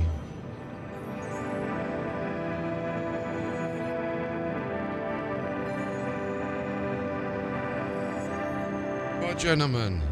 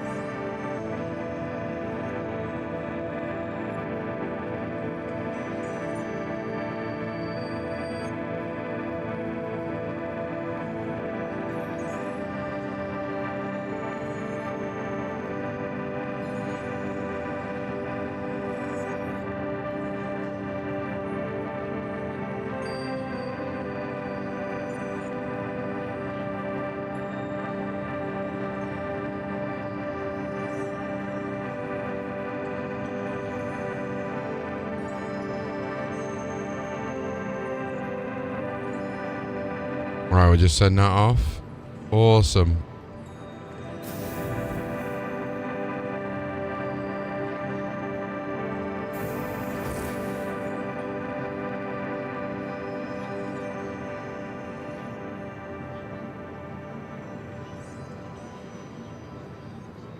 We just got the gift. Oh my god.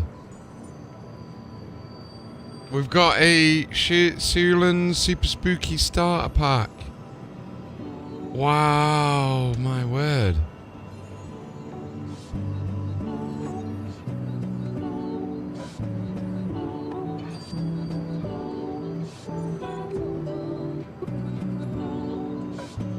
Unbelievable. Unbelievable. Like, the community is just crazy good with Star Citizen.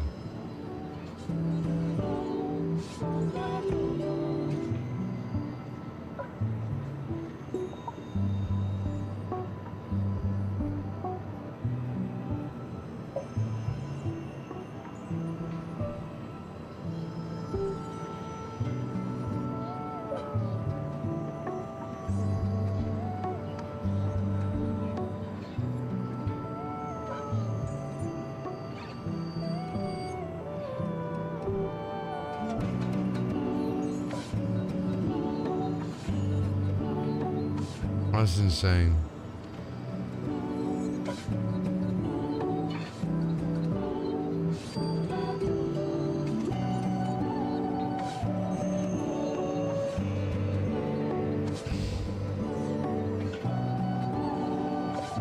Well done for entering the giveaway. Good luck to everyone that has joined.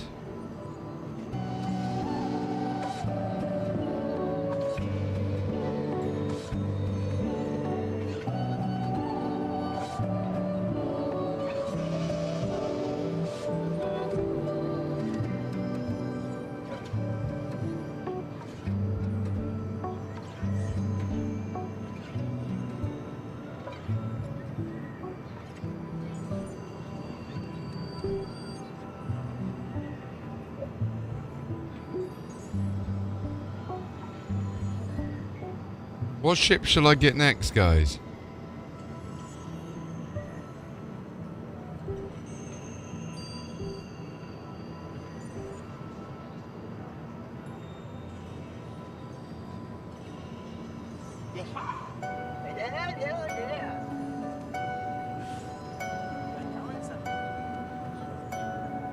We could get the Starland, so that's insane.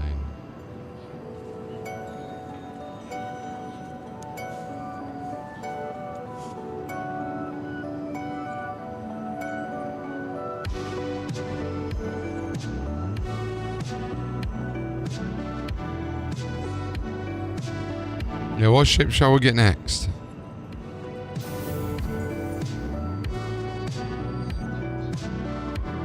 What am I missing?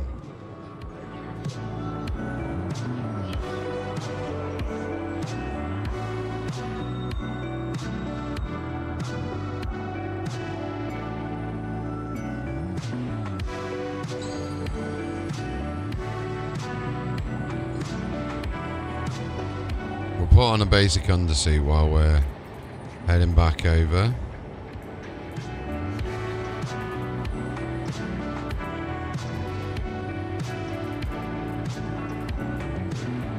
That's insane how we won that prize. We won 2 ships, by the way, while we was over at CitzenCon. I can't believe the luck we had while we were there.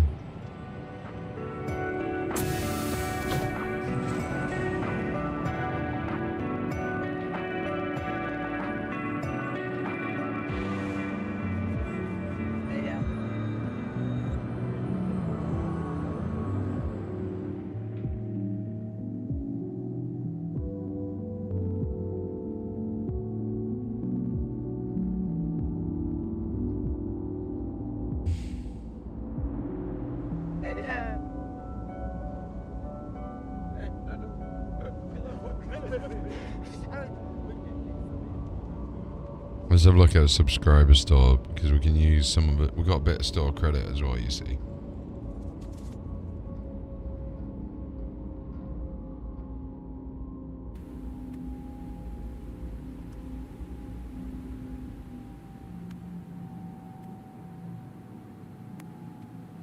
You need an STV skin.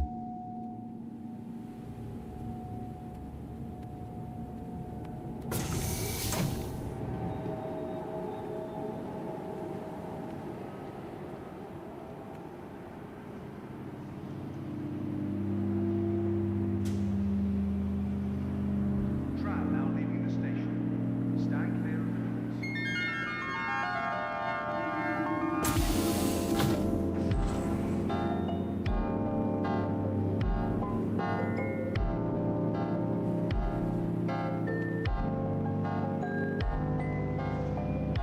I got the Pirate Gladius now? I forgot about that.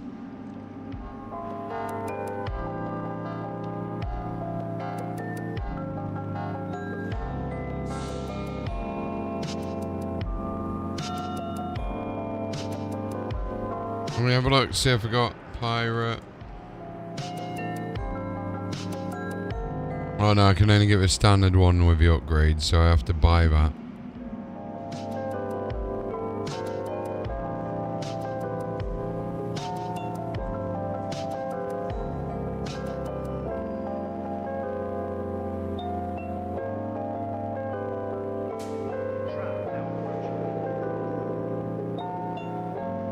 Let me drop a message back to him because I've actually now got it.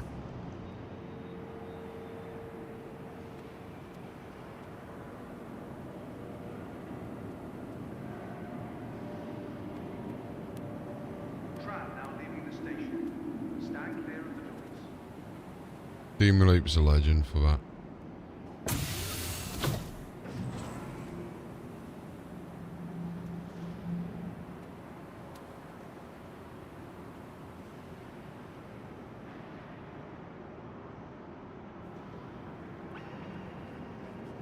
What an awesome alliance, an org.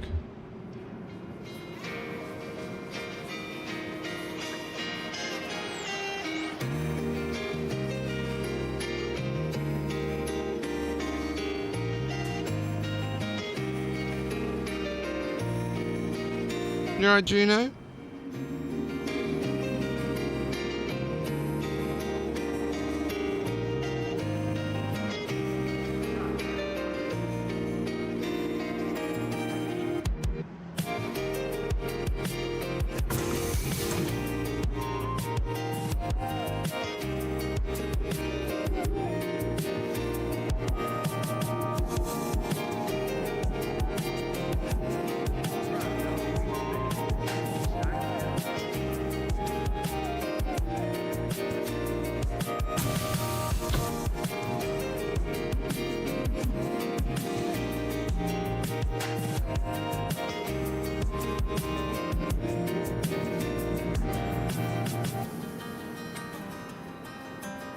Could give a Pirate Gladius.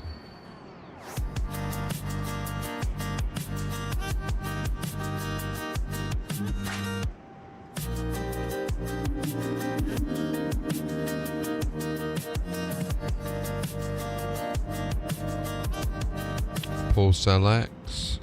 What I got that? I did want to get the 325 at one point.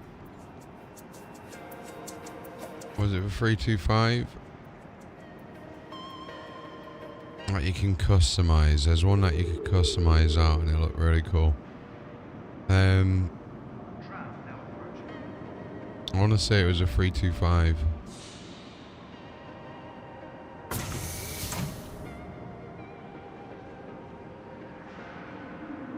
Pathfinder Interdiction Racing.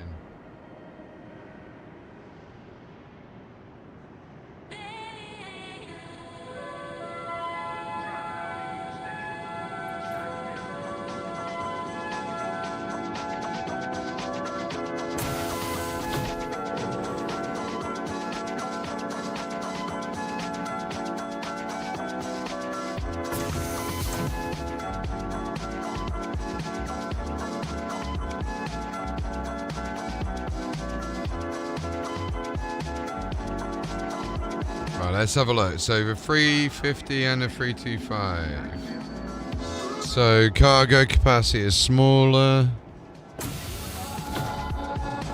Last updated 3 months ago. It's a lot heavier as well.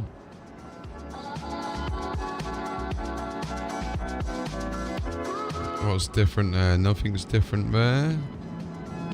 Thrusters are the same. Systems are the same. And it's just weapons that are different. Okay, so that's got a tractor beam on it. 325 can come out in any dogfight. Blah, blah, blah, blah.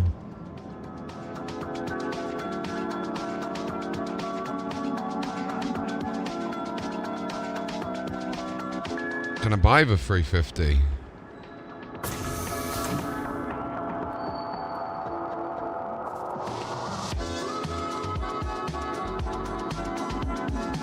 No, I don't seem to be able to buy the 350 at the moment.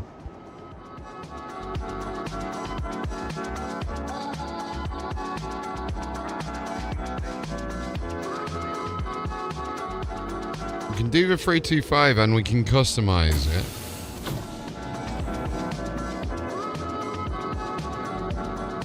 What color would I go for?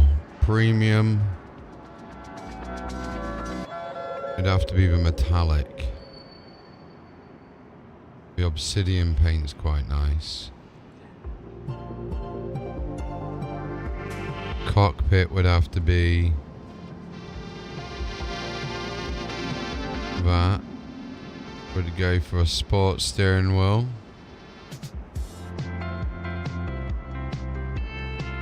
Sports seat, obviously. Premium, yeah. Mind you, what does that look like with standard? You guys can't see this, can you? Sorry. Here we go, look.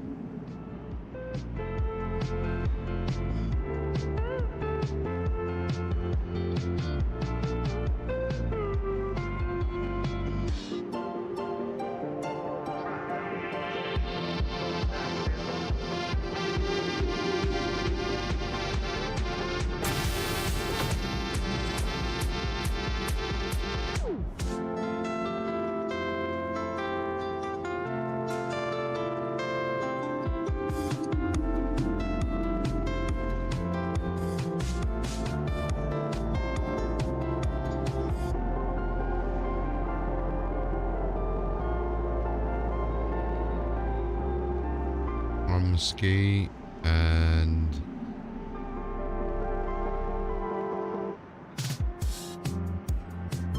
social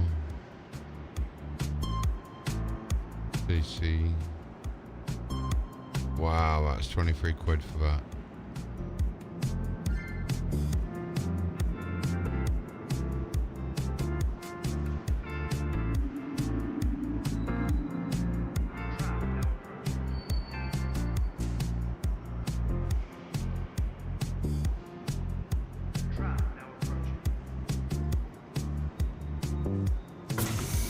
I may as well go classic on that bad boy.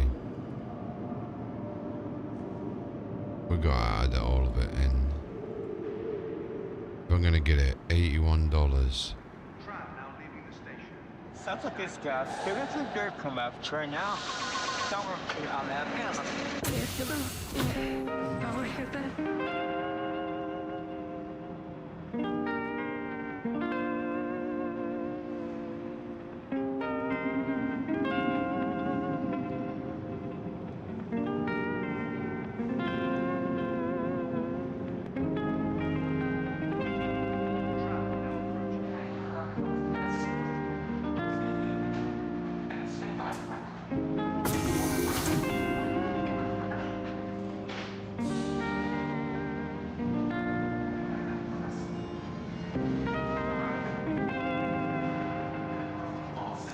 What do you actually get though? Why is that more?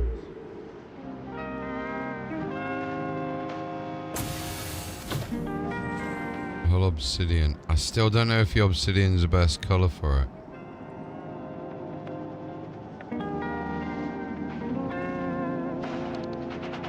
That purple is nice.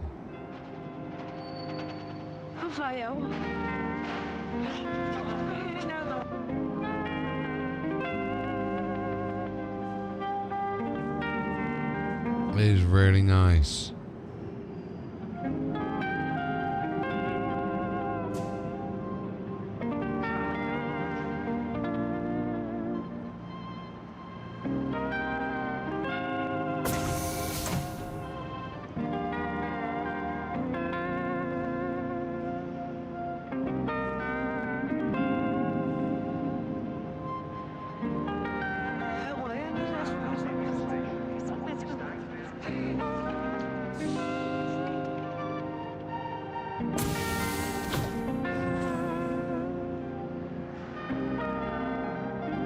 Is it worth 81 though?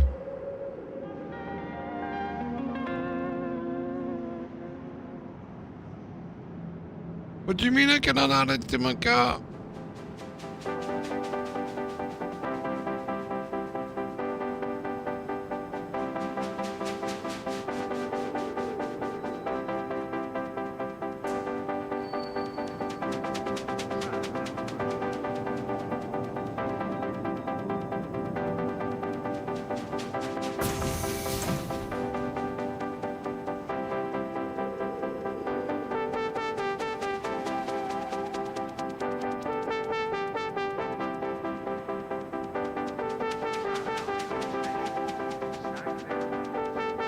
So 26 so we can do.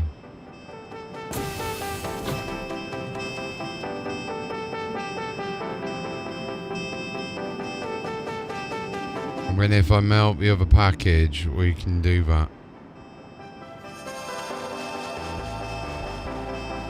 I don't know whether to do that though. What do you reckon, chat?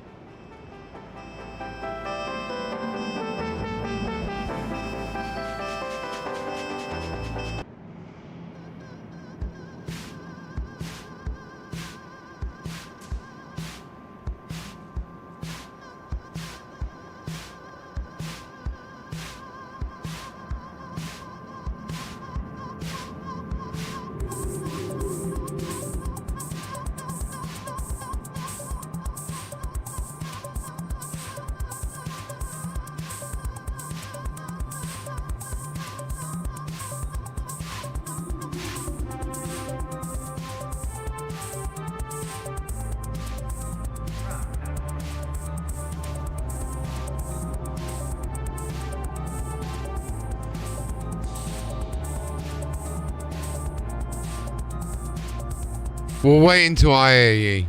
Stuff it, we'll wait until I hear ye. It's a nice looking ship to be fair though. Because I've already got the sealant, so it makes sense to melt the new pack, keep the paint, and then basically have a look at what's on offer on IAE. Right, we need to go get my body back. Get my body back, burp.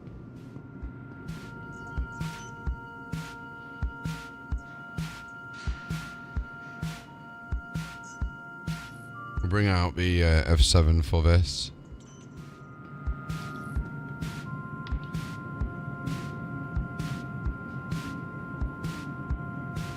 Your personal belongings are your personal responsibility. Monitor your luggage at all times.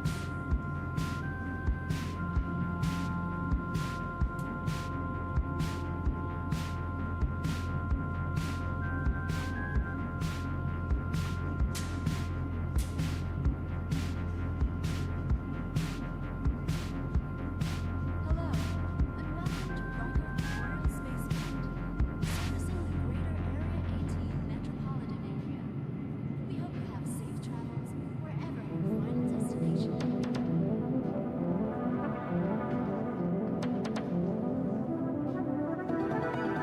No, not a server error. No, not now. Not while we're waiting to get our stuff back. Please, not all my hardened armor.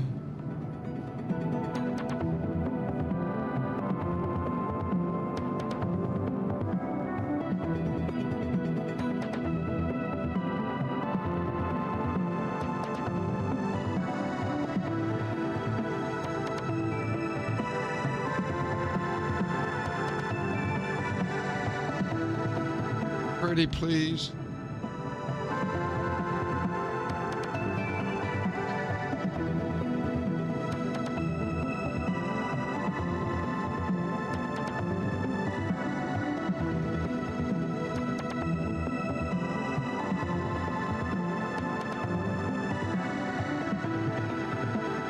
Pretty please.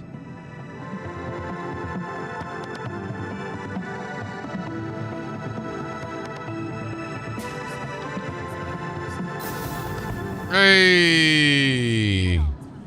Okay, now we just gotta wait for our hangers to come back.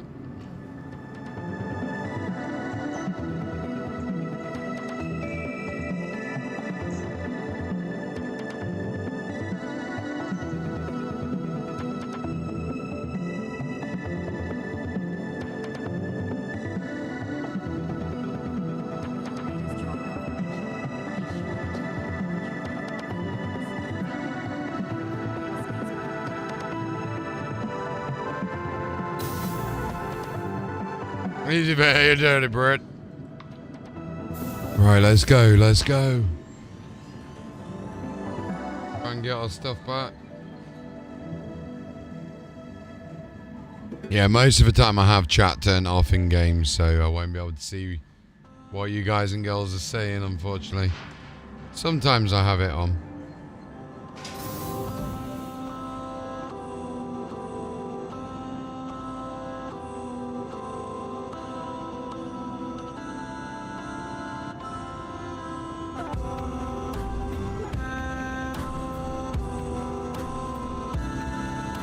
We're gonna have to go back and get this stuff.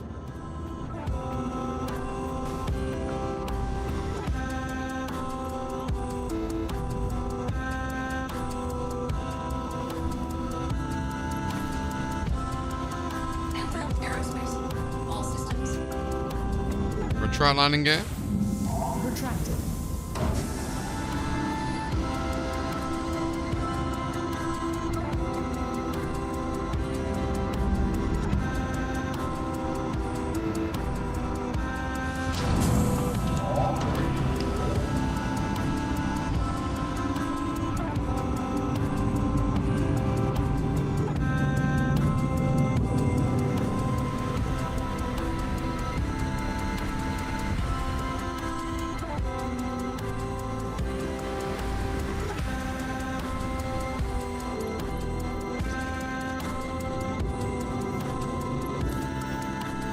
Right, off to Lyria now. Lyria, let's have a ganders. Lyria. There we go. And it was... I want to say it was in was it Humboldt Mines? Or did we go to Wheelers? It was Wheelers, wasn't it?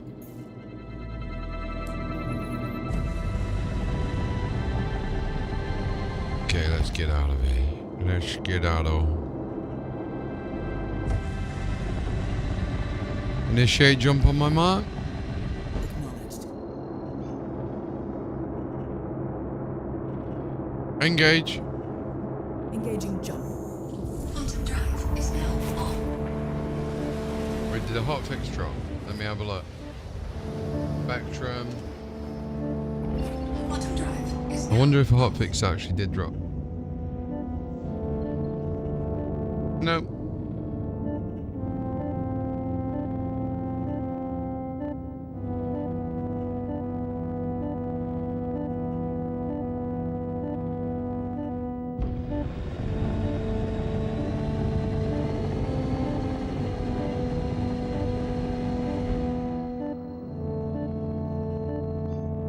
Engage, jump. Drives engaging. Right, okay, so we're getting our way over to Wheelers, see if we've got...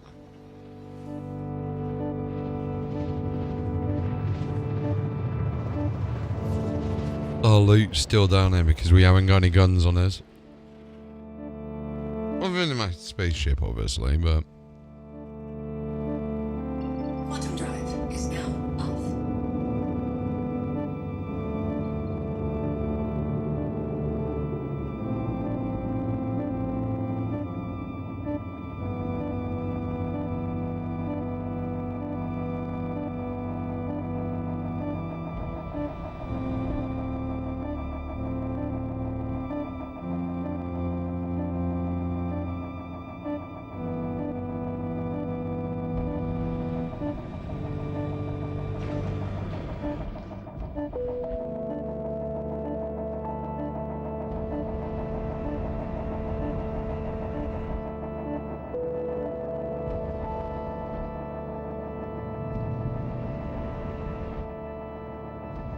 Right.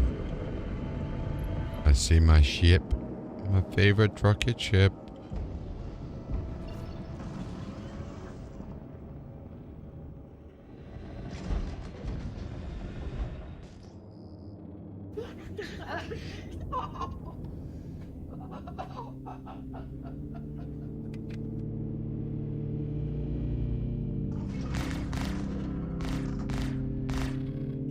How about evil men? I see you this time.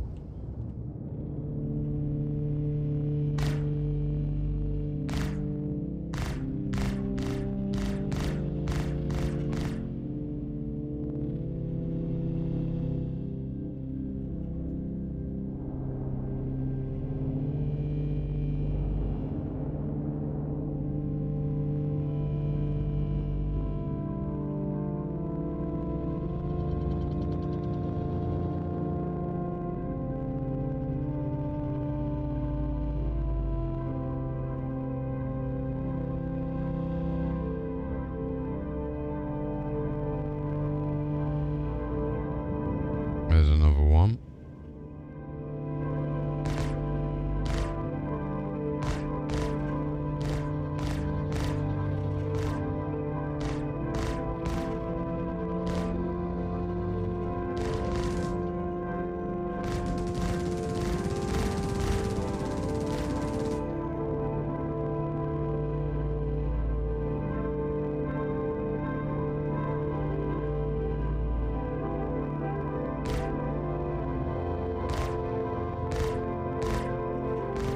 They made shooting around people really difficult on this, actually.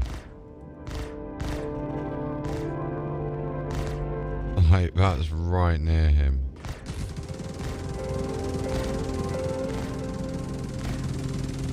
Like, that's gotta have killed him. About bloody time. Check fire.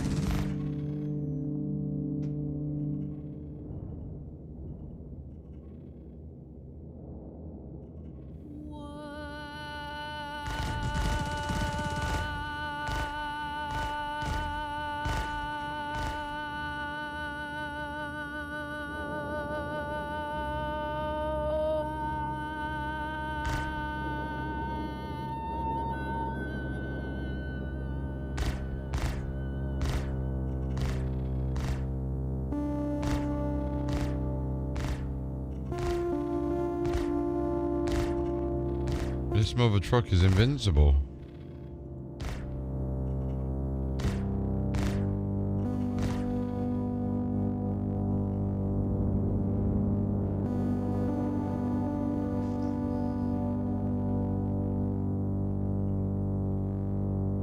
I do feel like my light button's messed up, so let me just check that out.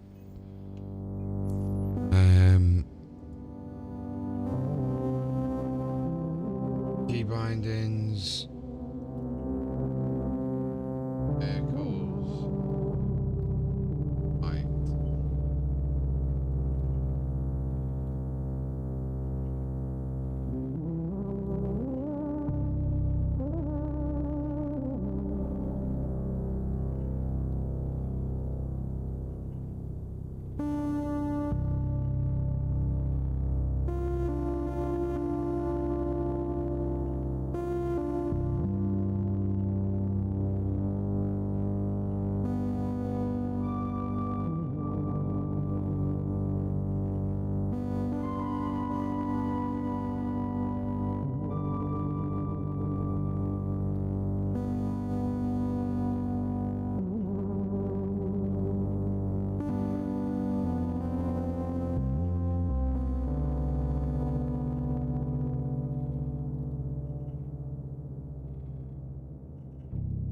There's so many new bindings, it's unreal.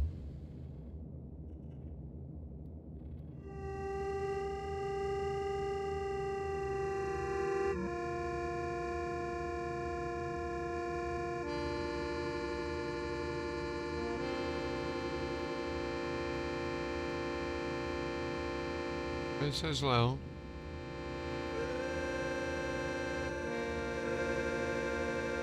Really weird.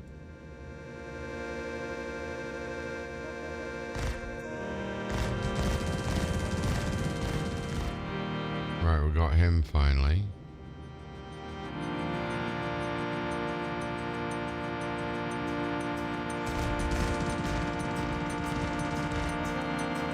We got him.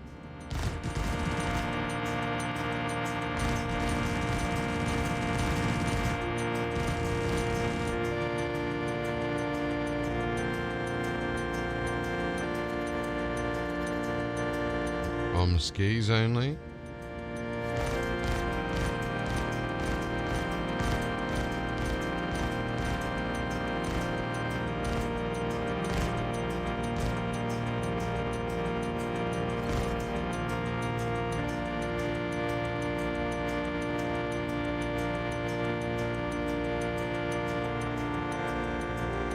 I think that's all of them.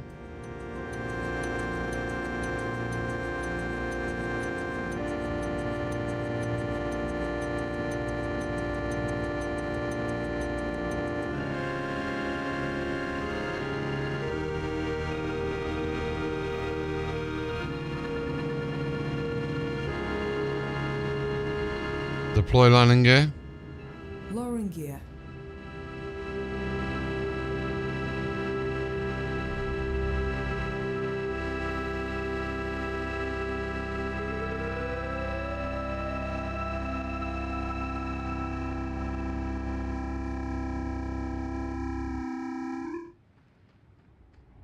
Right, somewhere around here is my dead body.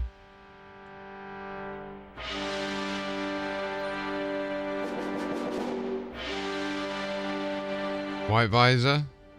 Aye, Captain. Somewhere.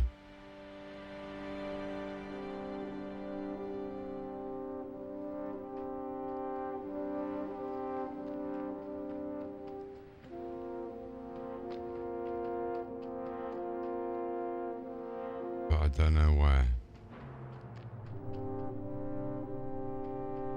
Does let me... It's not let me actually leave a marker location on it as well.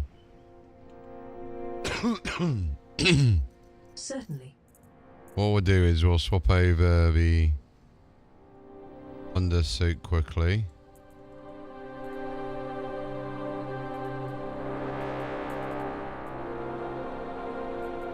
There we go.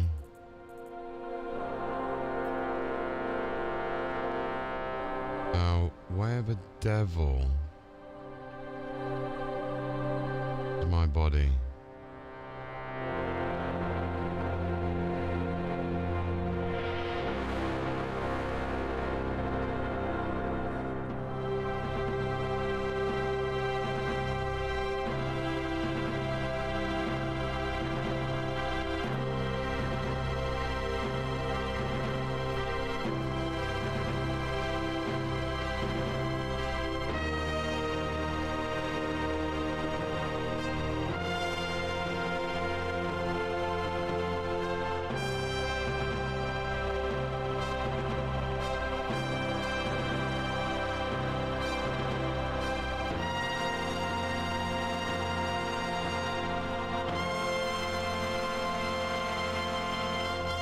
I think we lost it during the server recovery.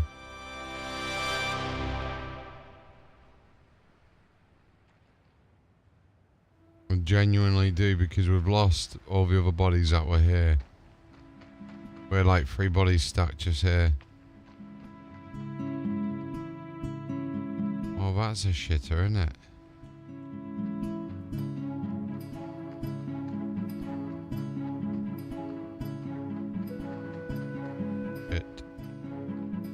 Further still.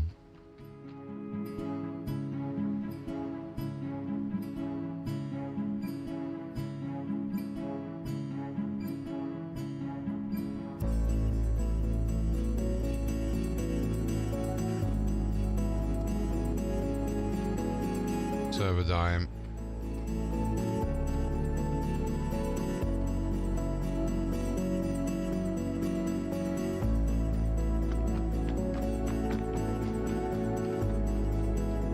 Well, that sucks.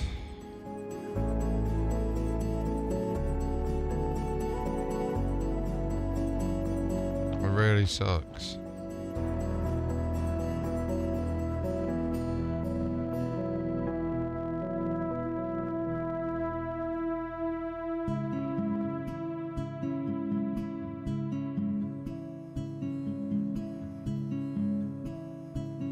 I can't even carry it.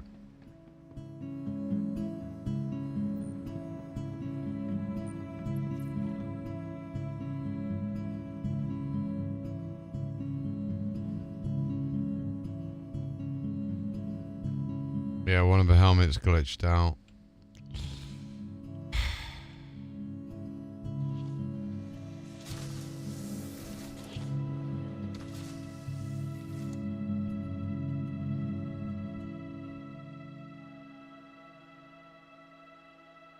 I'm not even gonna talk about that crash.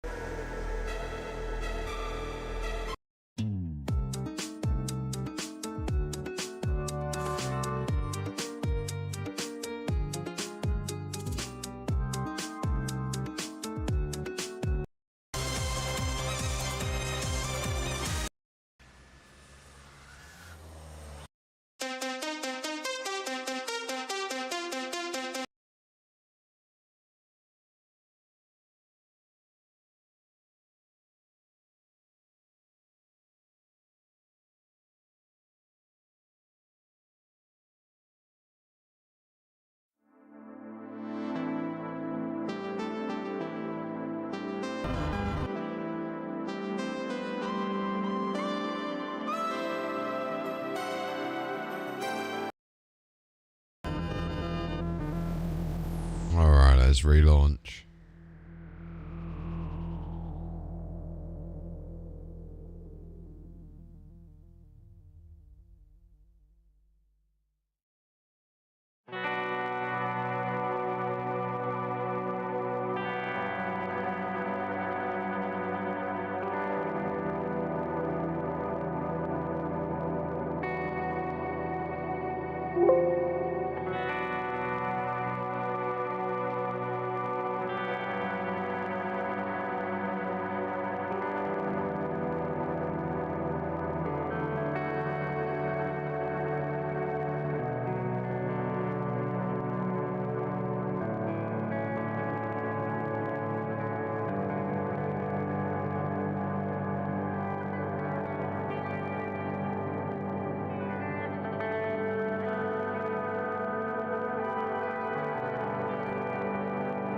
We'll try and join the same server.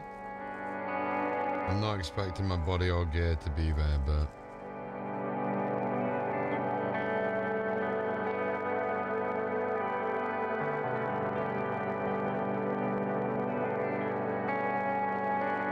mainly because of that server recovery.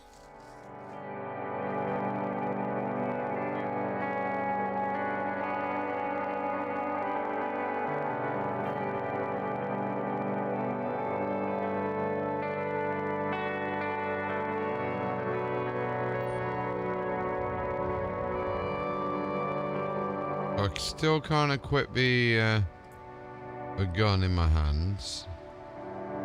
So I'm gonna just say this server shard's fucked.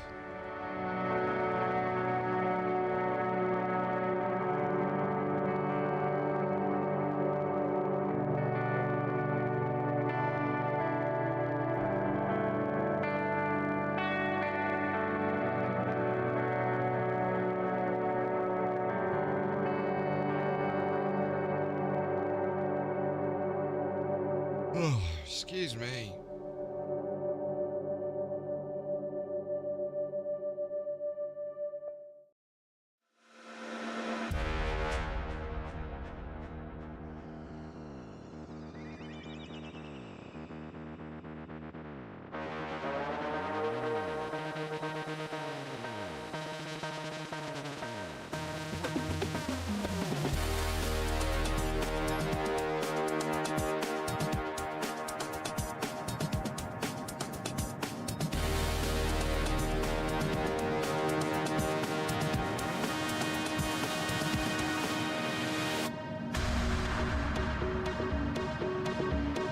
Definitely need to start saving for CitzenCon next year. I'm going to make sure I've got enough money for any merch in real life this time.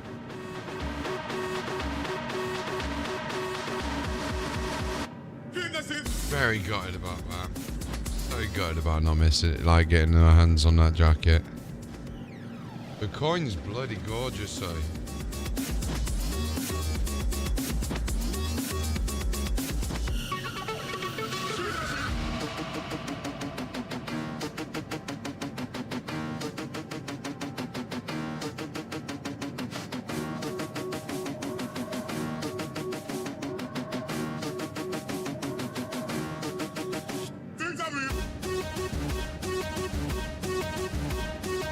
I've got to get a nice little display case for all of it.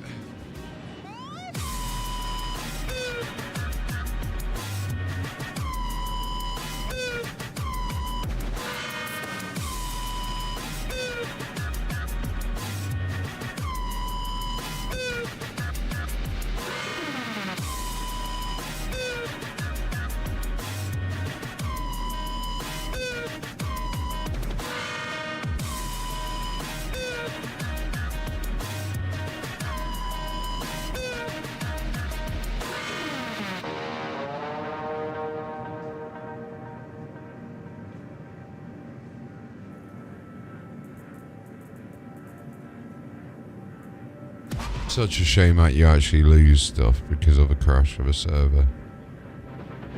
So gutting.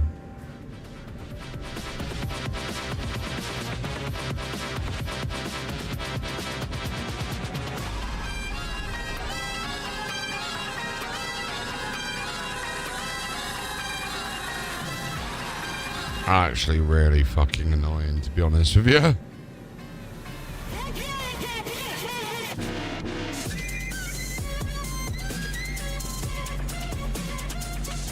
So stuff that was to happen is stuff that we've spent money on in real life.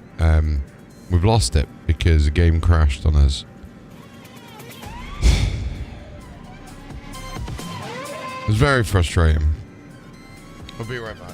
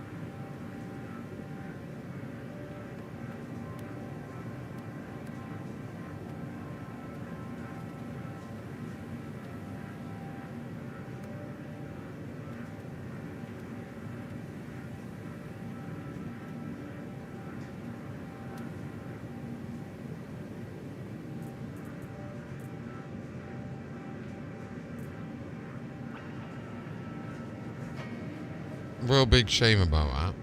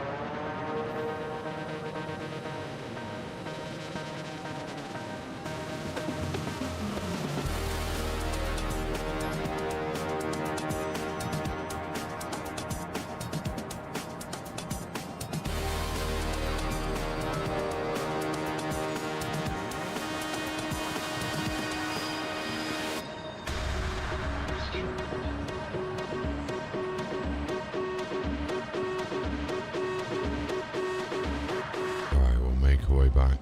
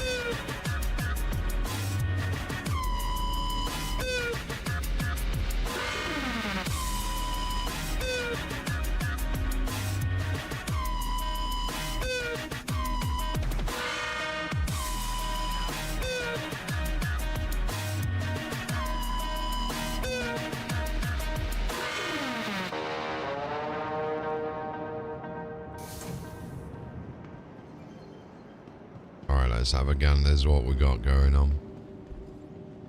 Yeah, when is IE? Is it next month?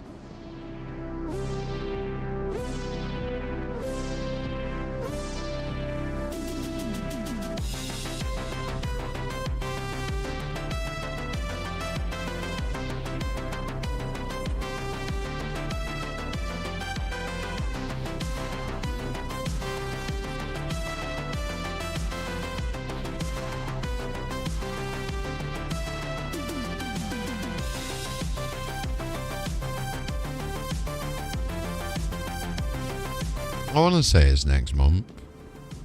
I might be wrong.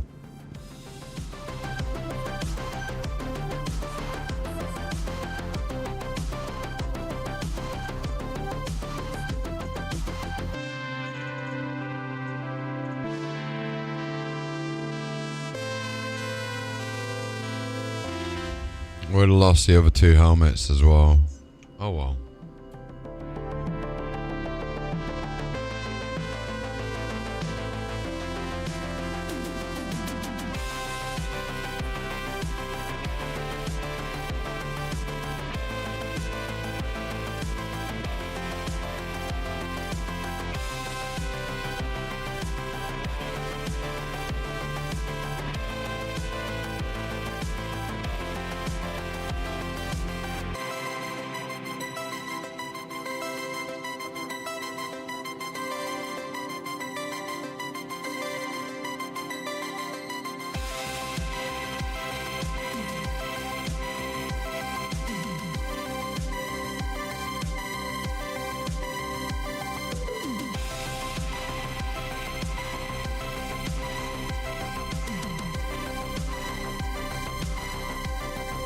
I wonder if we... Oh yeah, we've got the two Shulans, look. I wonder if we get the... Thank you for visiting our home, Stanton's capital of commerce. Whatever your transaction, we wish you a beneficial.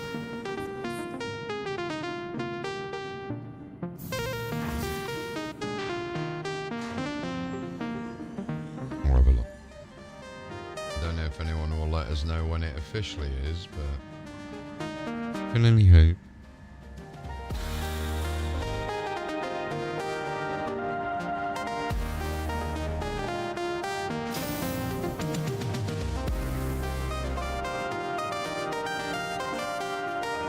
I wonder why we can't get the skin in our Atlas.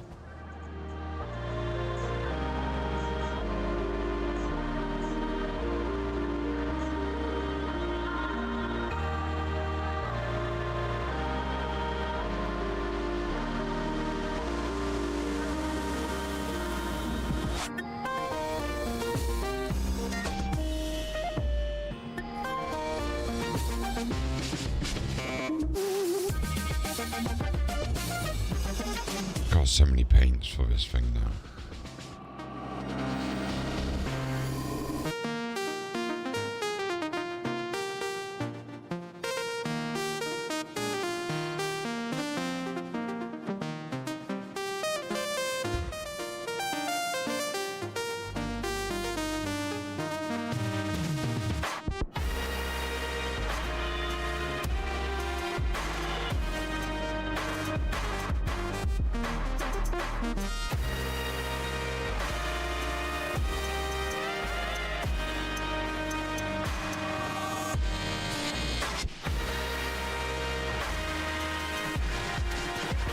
Just hang tight. That's all we got to do now, ladies and gents.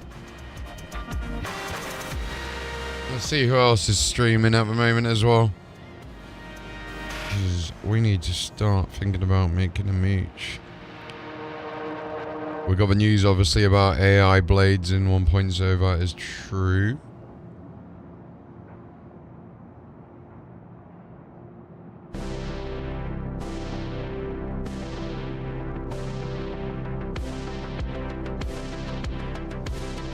That was very true.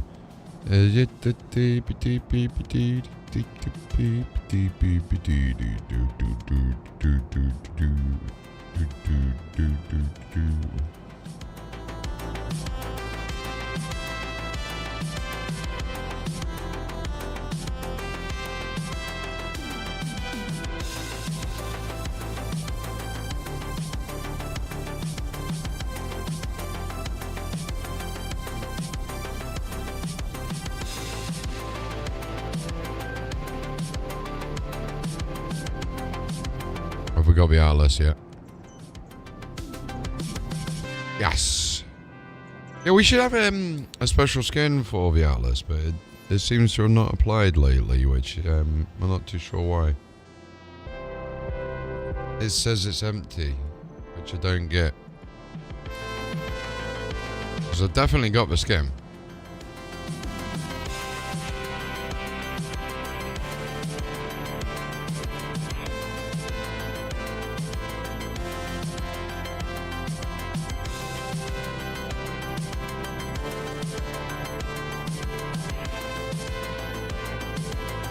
God, the skins.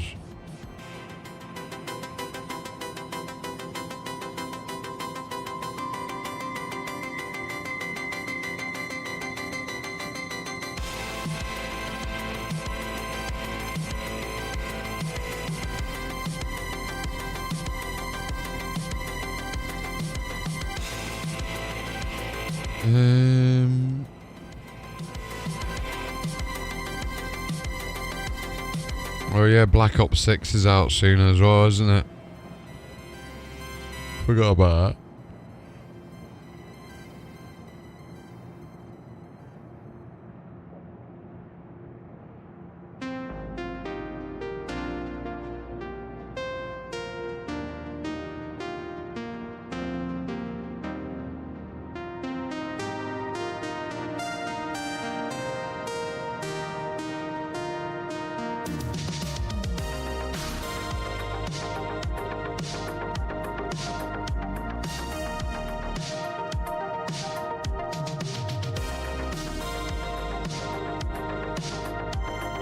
Up to 90% savings.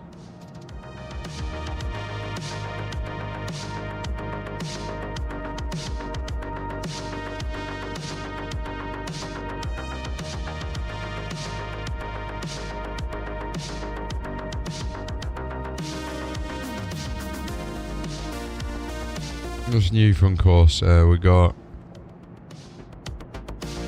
nothing too new.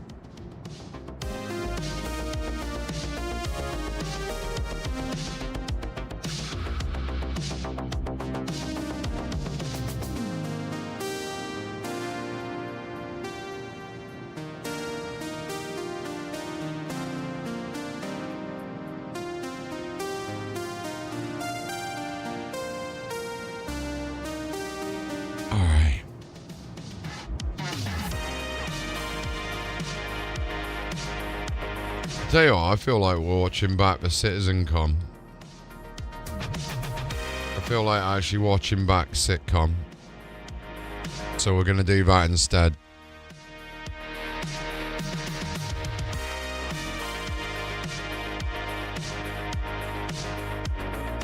$29.54.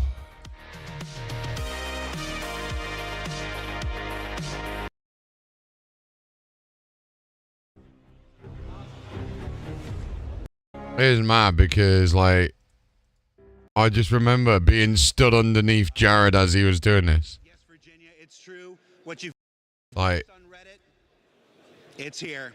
And then finally, Beyond Pyro, where I promised on SCL just a few short weeks ago.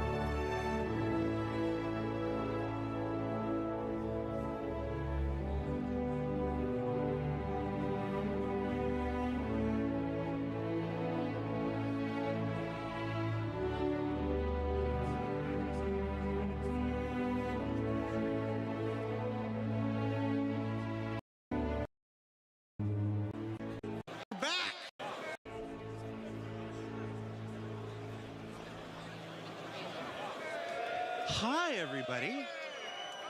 Hi, everybody. We're back. It's been so long. Hi, welcome to CitzenCon 2954. I'm Jared Huckabee. If you're in Hall A, let me hear a scream. If you're in Hall B, let me hear a scream. I'm gonna take this off. Here, George. Come on, George. That's George. Say hi to George. All right, you didn't see George. Welcome to CitzenCon 2954. I'm Jared Huckabee. We are live from Manchester Central here in beautiful, sunny Manchester, United Kingdom. This is the, 11th CitzenCon? 10th CitzenCon? I should have counted beforehand. Basically, we're back. It's our first since we returned last year in Los Angeles. We've got a tremendous show for you. I'm sorry about the countdown thing there. This is the biggest CitzenCon we've ever done, and as one might expect, it took us a little longer to get things going than we expected. But we're ready to start. We're approximately 20 to 25 minutes from the show start, so we are not going to make our 11 o'clock on the dot start time, but you can guess about 25 minutes. So we do got some stuff here. So what is CitzenCon? Anybody? You can't see them. There's a bunch of people down here below me. What's CitzenCon? Nothing. Ships? It's more than ships. Grand vehicles too? Okay, we're not talking to that guy anymore. CitzenCon is our annual showcase of all the work our developers are doing for both Star Citizen and Squadron 42. It's also a chance for Star Citizens to come from around the globe and gather much as they're doing here. Let's take a look across the field here. I'm going to get out of frame here. Let's take a look at the field. Look at that. This is our hangar bay of the UEES Barbary. Here, now every CitzenCon we theme our Hall B, our Expo Hall, to one thing or another. In 2019, it was themed for Grimhex. And last year, it was themed for Pyro. This year, the UEE's in town. It was awesome. I'm not going to lie. It was awesome. Do you know what we're going to do? We're going to see if we can spot myself in these, in the footage. Last year is now a two-day event. So we have a whole host of presentations today and then a whole host of presentations tomorrow. We're going to run them down now and let you know a little bit about what you can expect. So in about 15, 20, 25 minutes, I can't be specific with you at this point. Chris Roberts is going to take the stage and kick off CitzenCon proper. We're just the pre-show here where we like to have fun. After Chris Roberts takes the stage, we are starting with Brave New Worlds. Now that is our Core Technology and Star Engine Group's presentation. You might remember that they kicked off last year's presentation with that amazing Star Engine trailer that was like 25 minutes long or something. We don't have a 25-minute long trailer today, but we do have a chock-full 90-minute approximately presentation of their new Genesis system, which is a subsystem within Star Engine that will let us build planets at the size, scale, and scope that we've always dreamed of. So you can check that out at the start of the day. After that, we've got a social universe. Now this is the sleeper presentation of the entire thing. Now, we were a little cagey in the description on the website about what this is. You know, it's everybody getting together and playing with their friends and stuff like this. But I'll just say it's the sequel to a presentation we did approximately 10 years ago at CitzenCon. And if you want to look back at what we did back then, you can probably guess what it's about. Folks that are in large groups of people will want to pay attention to this one. After that, we're going to take a lunch break because this is a very long day and, you know, we all need to take a break here. That's your chance to get your snacks, get your food, say goodbye to your loved ones because the second half of the day, you are not going to want to be anywhere else but in your seat. Because when we come back, we've got that cosplay contest sponsored by Tobii Eye Tracker and then Dressed to Kill. Now, Dressed to Kill is also a sequel to a presentation we did in 2019 about armor specializations and basically Honestly, function to high fashion. I was so hyped when we were here, guys. It was like genuinely amazing. On the website, the return of an old friend from CitzenCon past. Yes, Virginia, it's true. What you've guessed on Reddit, it's here. And then finally, Beyond Pyro, where I promised on SCL just a few short weeks ago that there's no 4.0 content at CitzenCon. Well, guess what? There's no 4.0 content at CitzenCon. We're all beyond 4.0 this year.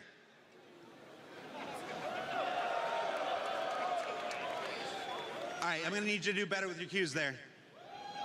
But yeah, we're going to look beyond pyro to what comes next. And then we're going to take a short 15-minute break after that, let everybody recharge. And then there's something on the schedule that is currently redacted. I'm not allowed to tell you what that is, but I'm going to tell you guys watching at home the same thing I told everybody out front when they were waiting to get in.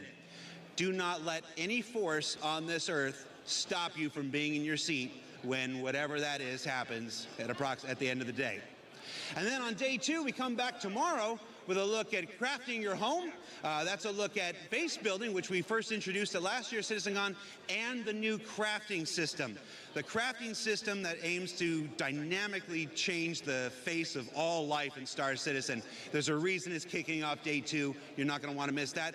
Then Captains of Ministry, that's replacing our General Ship Talk 2054. Is that what year it is? 940? Yeah. George is saying yes. Replaces our generic Ship Talk segment with a presentation dedicated to the ships and vehicles that will make crafting and base building possible, with the return, with a revisit of an old friend that hasn't made its appearance in the Persistent universe yet, but it's getting a big glow up before it does. So you're gonna want to check that out. And then, well, if I can be honest, we got a tight zoom. You got a tight zoom? Yeah. Let me talk to you here, though. The Star's my destination. Star Citizen Alpha 1.0.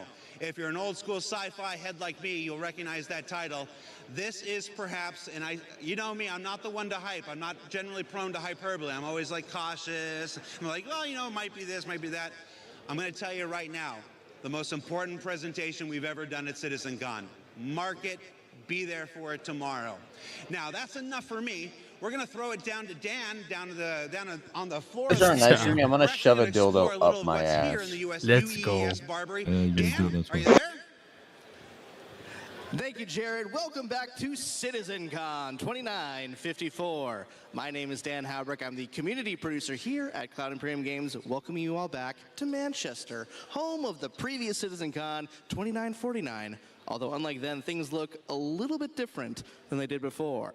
That's right, as Jared said, gone is the grit and grime of Grimhex, and now we have the spick and span floors of a UEES Bengal-class ship. That's right, we are aboard the UEES Barbary, just locked in orbit above Manchester. That's right, this entire CitizenCon is themed and brought to you by the UEE Navy. Why, you may ask? Well, you'll just have to keep watching to find out. Now, if you're looking at the screen going, who's that handsome man I'm looking at? You probably have a different tab open. So I'll give you guys a quick second to get to Twitch or YouTube and get to the right tab. Make sure you're watching the stream and make sure you're watching our content.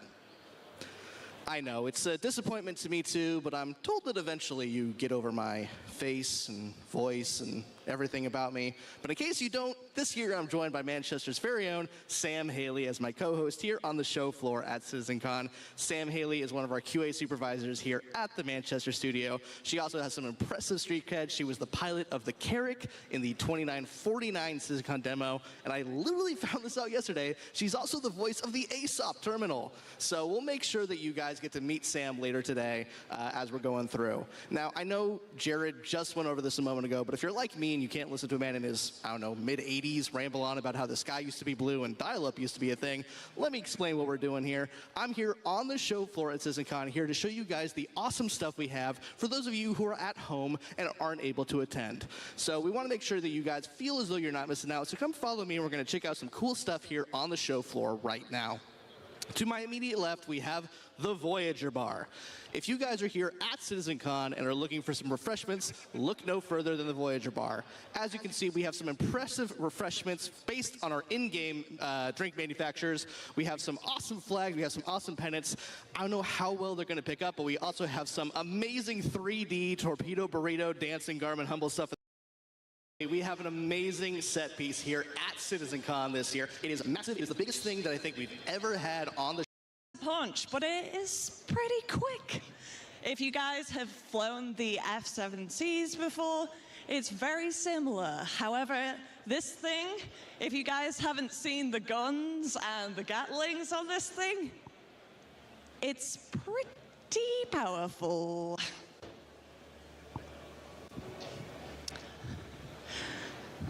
Well, yes, this is my now second favorite anvil ship. Dare I say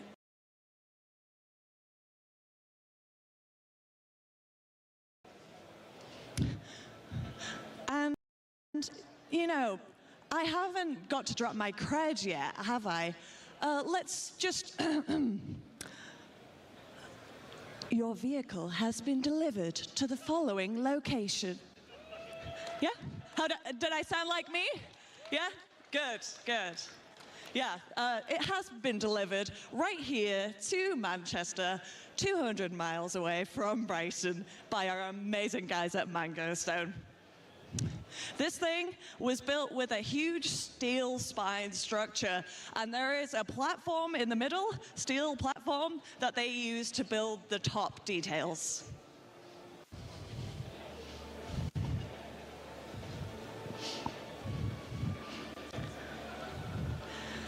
Yep, if you guys don't get the chance to see this in person, just look at everybody's social media for the next 5 years. I'm pretty sure this is going to be people's profile pictures, cover photos, whatever it might be. Pictures.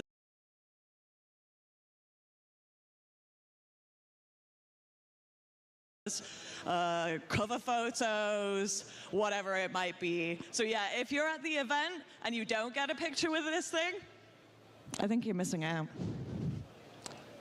So yes, are we ready to head over? Brill, I think we're nearly ready for the first presentation. But before that, I'm gonna hand you over to Jared. Jared, over to you. Hi, Sam. Thanks, Sam. Look, there's Sam. Hi. And there's me. And there's Sam.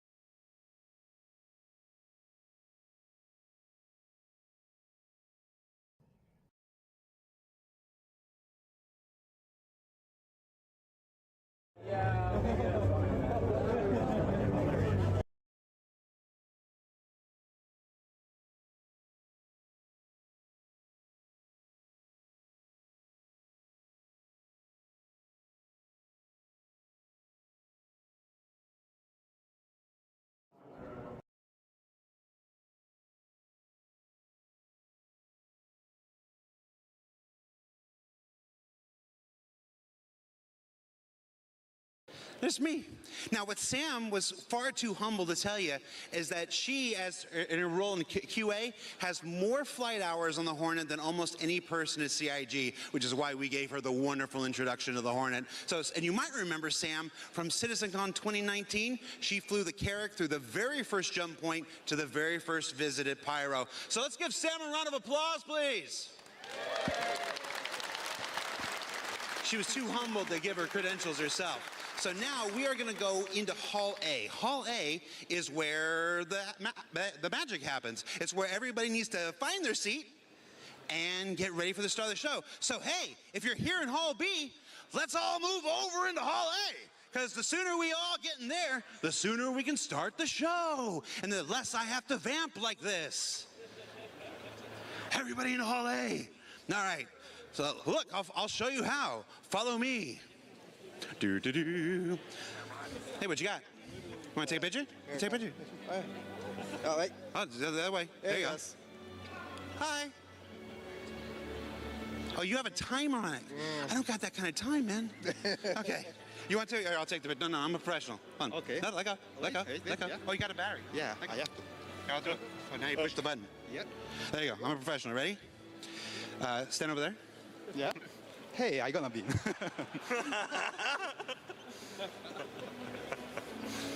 Okay, now we're good. All right. Now we're gonna do two pictures. Ready? We're gonna go down low, like we're in a rap album. But we can see our bellies then. Well, okay, I'll do this. Good call.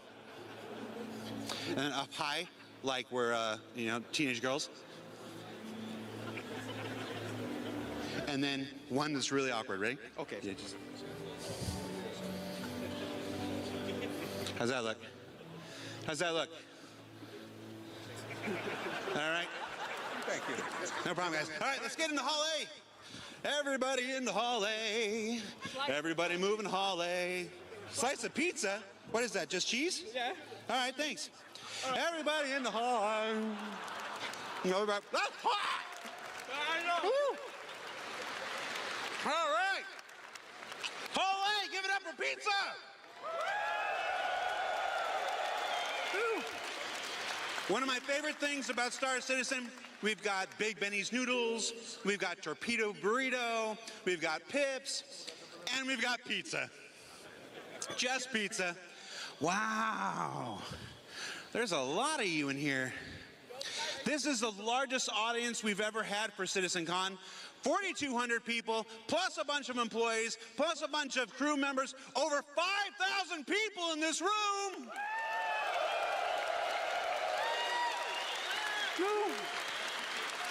What, are you streaming? No, I'm just videoing. All right, well, hi, Mom.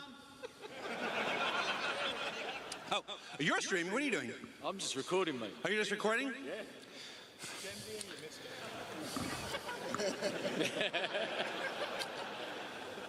All right, there we go.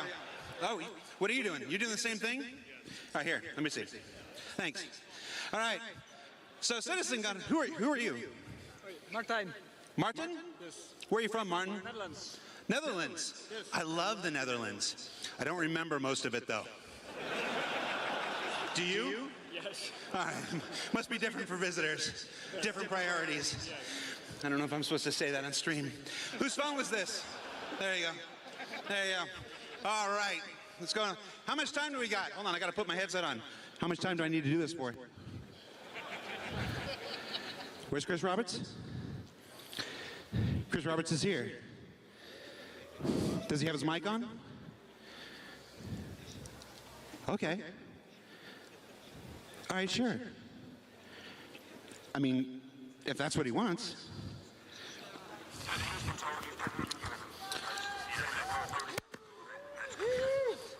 I apologize. You ready?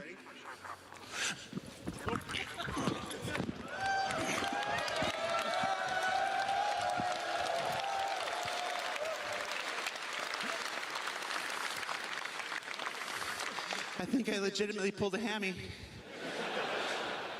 Oh, that thing is rock hard right now. Oh, you're gonna check out my shoes. Yeah. Donatello, Michelangelo, Leonardo, Raphael. Yeah, all right, so that's all I got, everybody. We're gonna take a few short minutes. We're gonna start the show. Chris Roberts, he's gonna kick this thing off proper. So stay tuned, we'll be right back. You're gonna love the show, everybody. Thanks.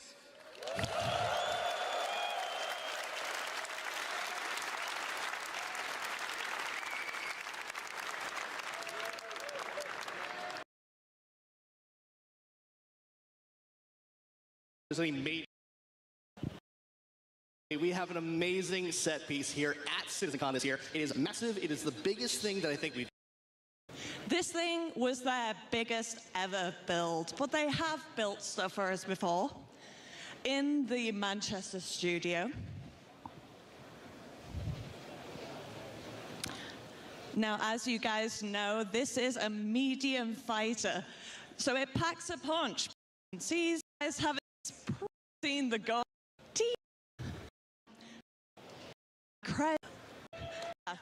Away from thing was built with a huge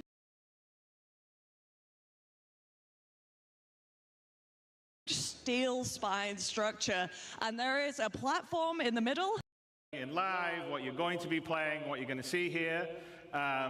This guy.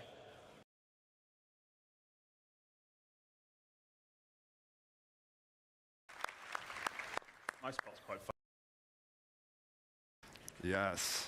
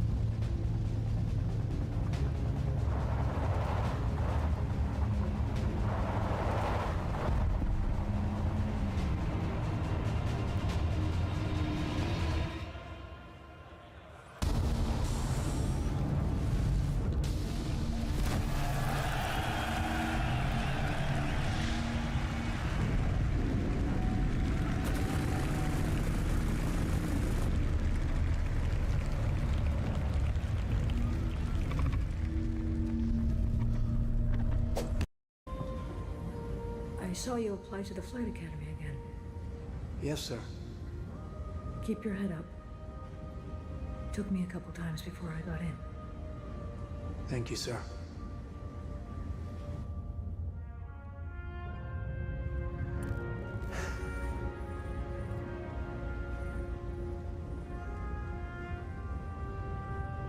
All gunners, all gunners.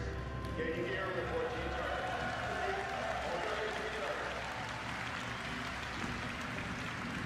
And before we move on, yes, this is a live demo, and no, it won't crash. Well, we hope so.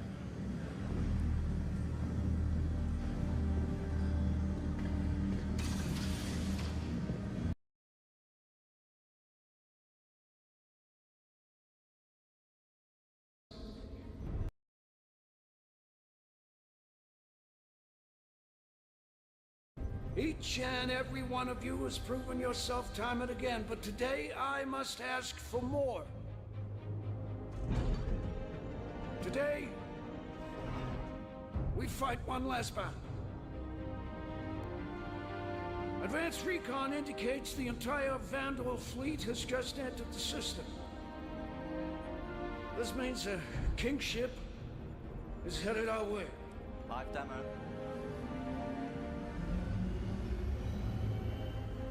Now, some of you will not survive today.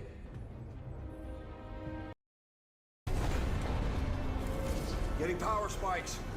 And charging up the main gun. I guess you got their attention.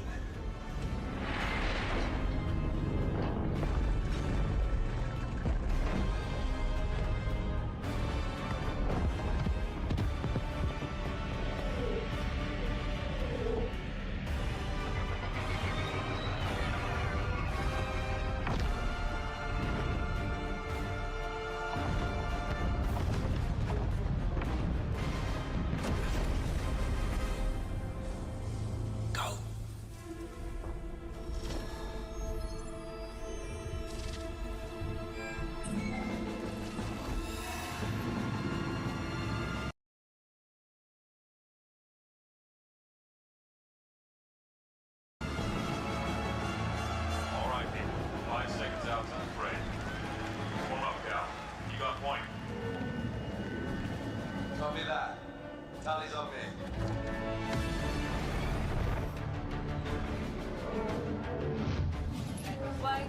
Echo flight, prep for boost.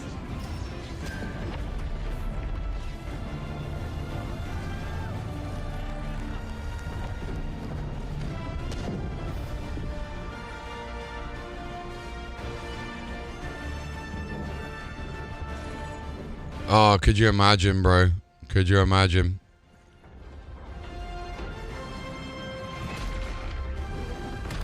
Let's say hi.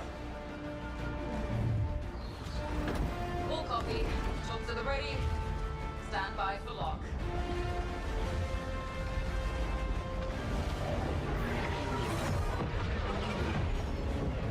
Ready up, people. Enemy vectors inbound. Copy, Doug. You can cover, I can make a run at that shield jetting. Copy. Hey, Roger. Take Charlie and Delta and screen up those fighters. Natal, Bug, you're at main. They can run a double switchback. Copy that. Tally's maintain vector. I'll clear you a shot. Got it. All echoes, stay on the ball. Light 'em up.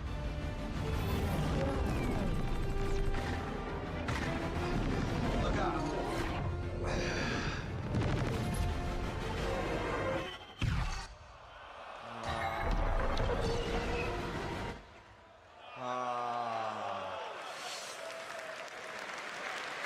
No.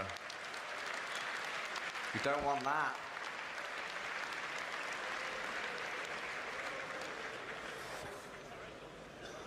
Also.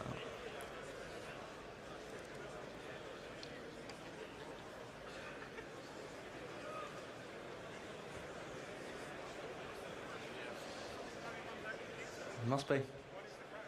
I don't know, I skipped past it. What's that? Do you want me to go to the error? No, what was the crash? I just skipped past it because I just went straight I in. just want to know, there's something wrong with this computer. It's literally, I literally played this last night full. Our QA played it. like 10 QA today played this beginning to end, didn't have the crash. And this one is so annoying. We love it! Well, should we go to we need to replay the battle game. You got to play Let's it. do it. You know We're the gonna story. go again. We're gonna keep going. I'm not doing that again. That is so freaking annoying.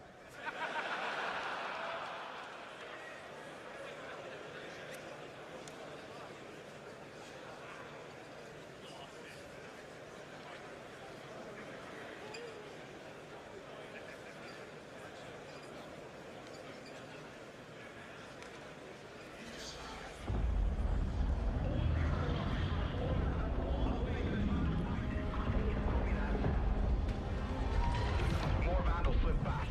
Made planetfall. Copy. Forward inventors onto the ground forces.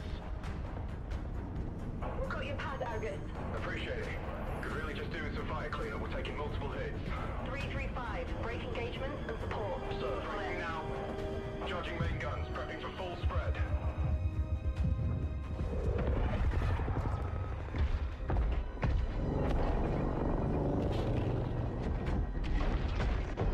Any effects on target? Countdown. Hostile captured. Bearing down, sir. Copy that. Radius inbound.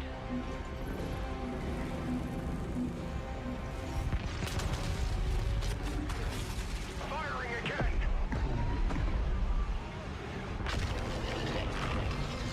Getting a weird power spike from the King ship.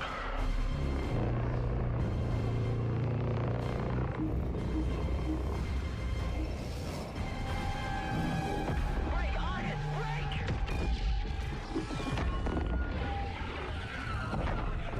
Argus is down. Repeat. Argus is down. Need help! Critical structural damage. Everyone pull down! Flight ops. Scramble any available support ships to pick up survivors. This thing is chewing us up, sir. Break engagement with this destroyer. Align for a run on the King ship. Weapons. I'm gonna need you to cook up a firing solution on that King ship. Hit him with everything we got. So, all of our weapons even focused? Have to do something. Right, Mr. Krause? The Van Duel aren't gonna blow themselves up. Yes, sir. Wait.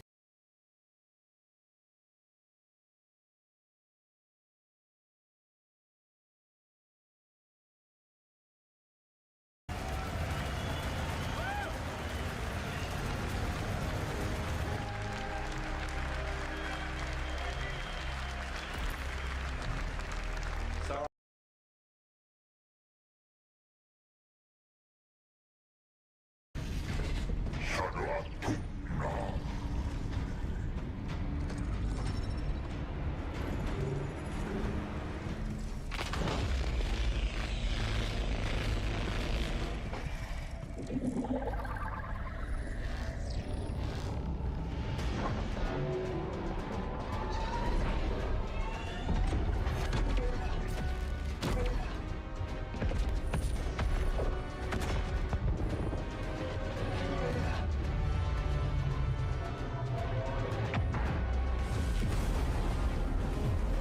Second shield generator's down, sir. Starboard 4 exposed.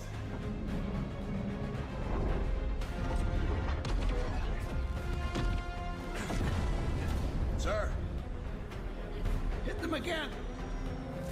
waiting on you, Mr. Krause. They're gonna kill us!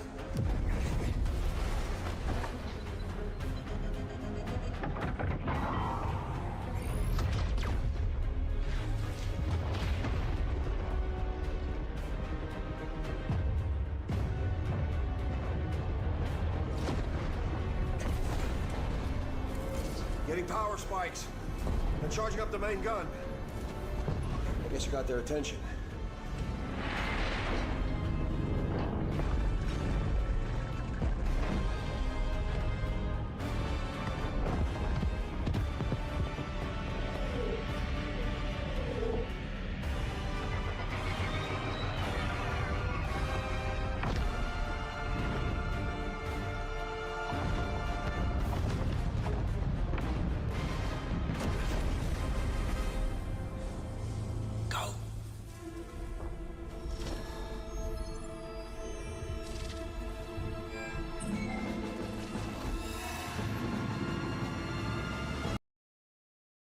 people.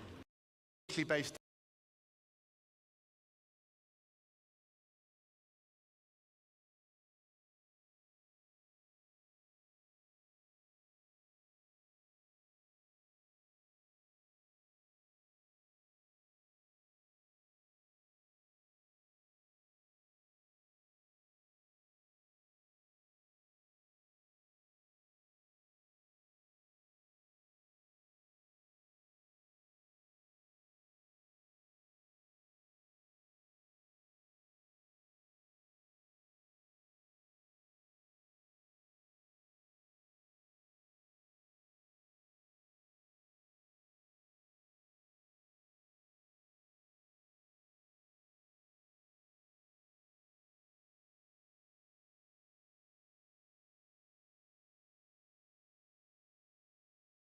and most importantly, we want it to be scalable so that we can really scale up to the level of content that the designers are expecting.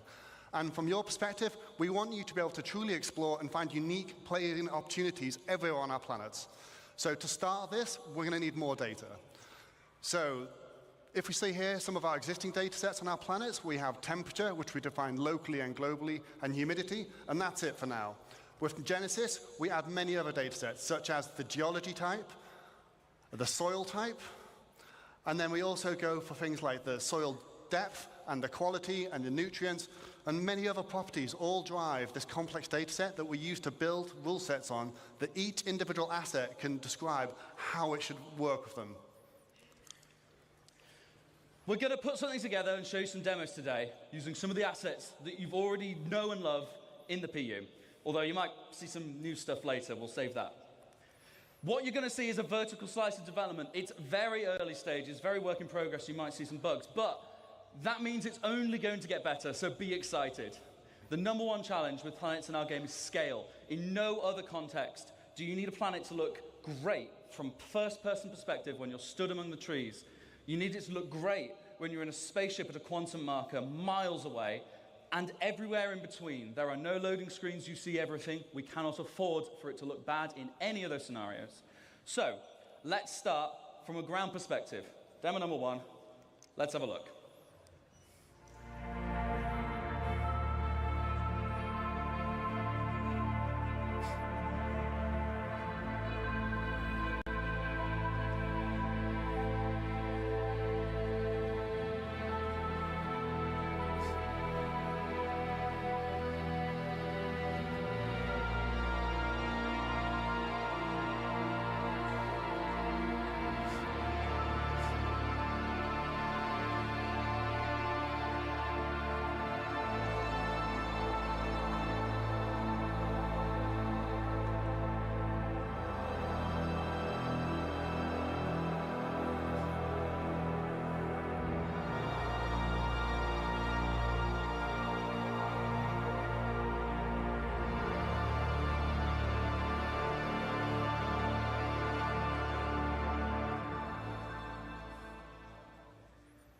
So, how do we make that? Thank you, thank you. So, let's talk about first what's underneath it all. The ground! So, in our previous terrain shader, we just switched between different ground textures depending on climate and didn't really consider the unique properties of each type. Now, the terrain shader is based around 4 layers. We always first consider bedrock at the bottom of it all. Then where appropriate, we add layers of soil of different types. We then add debris where appropriate, whether it be pine needles, dead leaves, etc. And then when it gets cold, we add snow. Each of these layers has unique shading properties and unique transitions between them. Because we do this all in one shader, we're able to achieve that as well as being performant. We can also use things like water saturation to darken and tint the soil and other properties to make it look more realistic. But that's not what filled most of the screen in that demo. That's the vegetation. Like what Ali said, we want to emulate the laws of nature. So in Genesis, we have rule sets for every asset that tells it how to respond to our rich data, whether it be soil type, water availability, temperature, geology, or whatever. We assess the viability and the vitality of each asset and compare them to decide what is likely to spawn in a natural environment. This automatically creates the cohesive environments that you saw in that clip. Not handcrafted anymore. No one has told those ferns and those pines to be like that. They each want to be like that. And that's what we're doing, multiple assets coming together to create a unique microbiome. What about trees then? Same thing. They have a larger requirement for space, they have a larger requirement for nutrients. That's how you see the distribution, and it's how it all works. Let's meet the flora that came together to make that forest, and have a look at some of their properties. Now, just to note, they are all going to look quite similar because we've already seen them in the same place, so they must be similar. So, building blocks, like grass and common grass, medium amounts of sunlight. We had ferns, see as a much lower requirement for sunlight. We had salix bushes forming our undergrowth. And we had pines, of course, and multiple variations of pines. Diversity is driven by competition. Everything has ideal conditions, which affects its competitiveness. We also have additional control over this in the form of dominance, which allows us to make one asset more competitive and more dominant than another, which is just what we see in nature. Everything is constantly fighting for resources and, of course, light.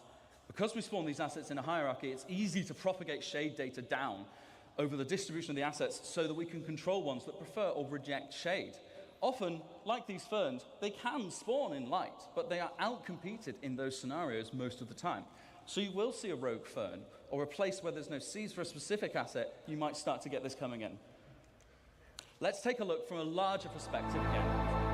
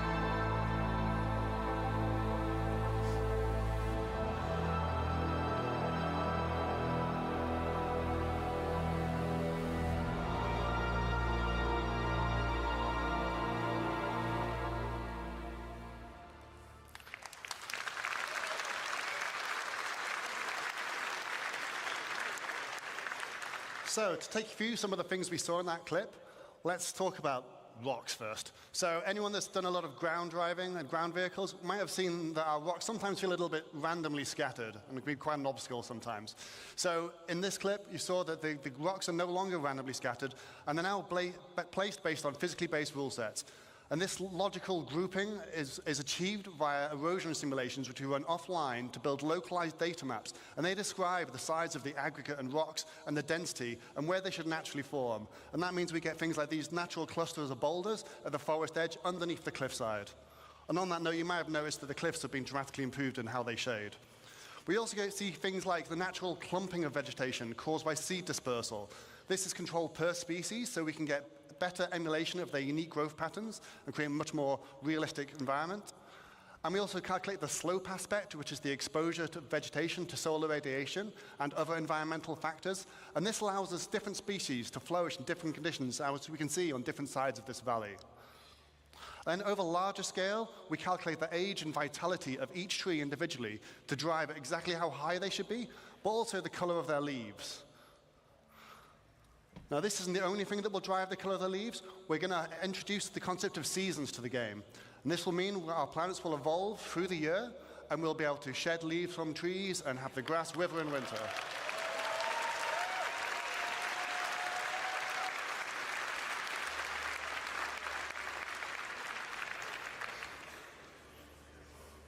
So as you're starting to see, all these rules, all this data, it's all coming together to create what we call truly emergent biomes.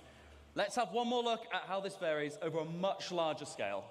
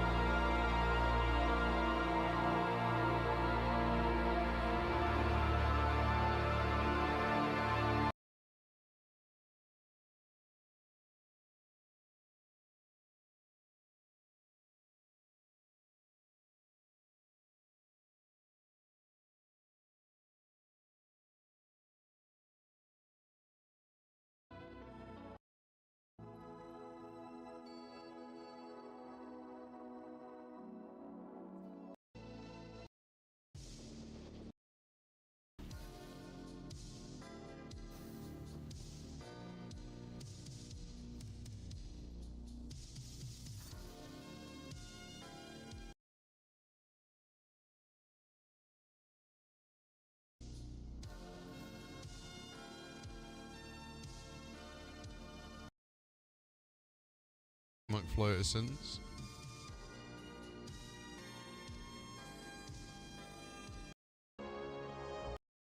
I'm sick. Ow.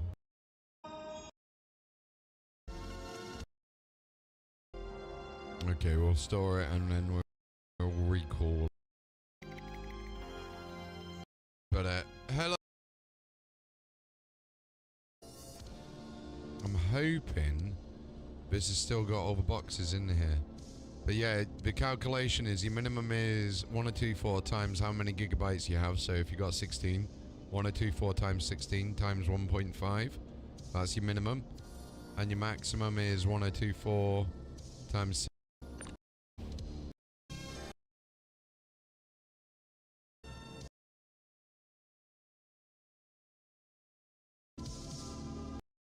Just downloading. But the good news is, with Wingman AI, really useful about the bot, and it comes with one 4-star citizen, so you'll notice it comes with one. And mainly you just go in here and you change your context, really.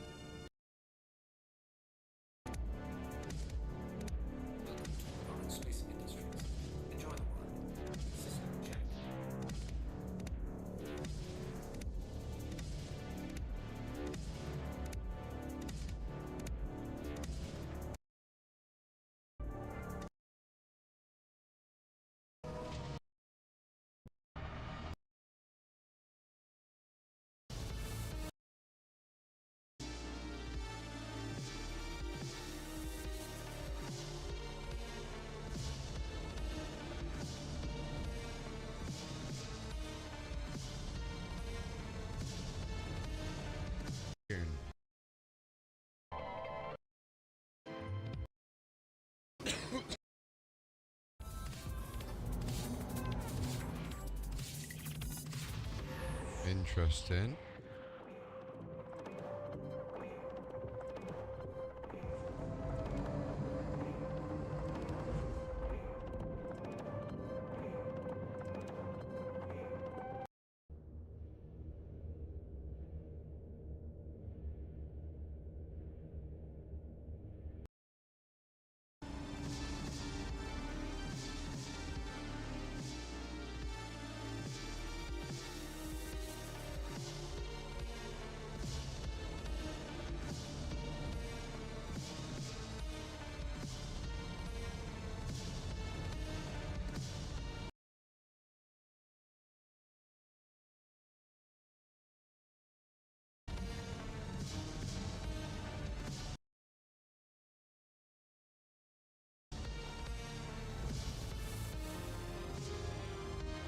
I love this skin. This skin's just so nice.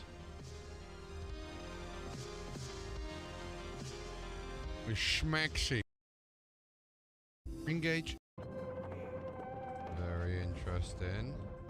Oh, we nearly crashed because I had the wrong keybind set then.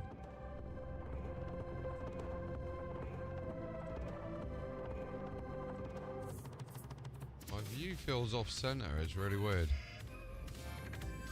Anyway, let's have a look what we got here.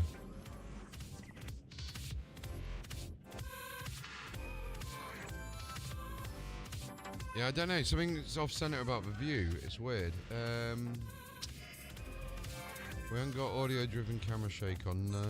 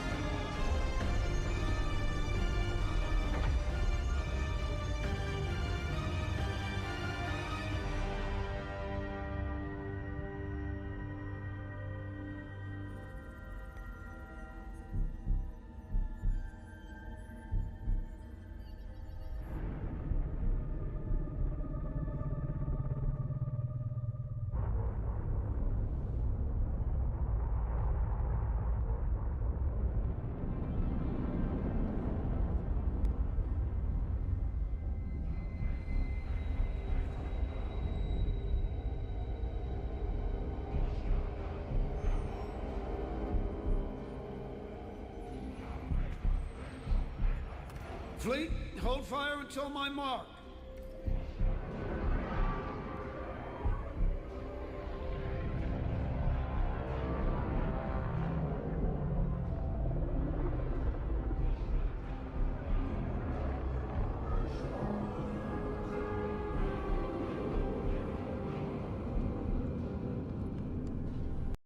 Environment, responding to the weather, the system is changing the world around us.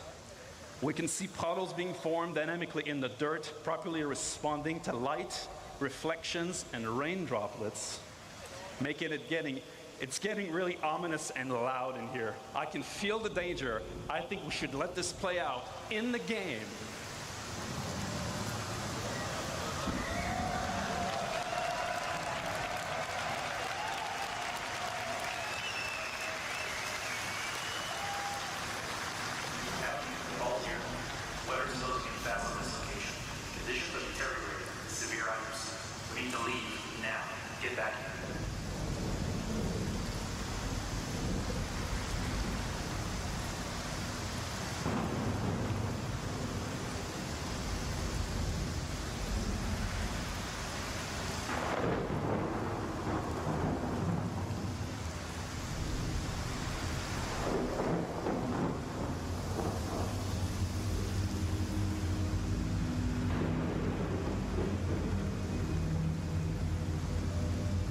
I'm getting out of this suit now.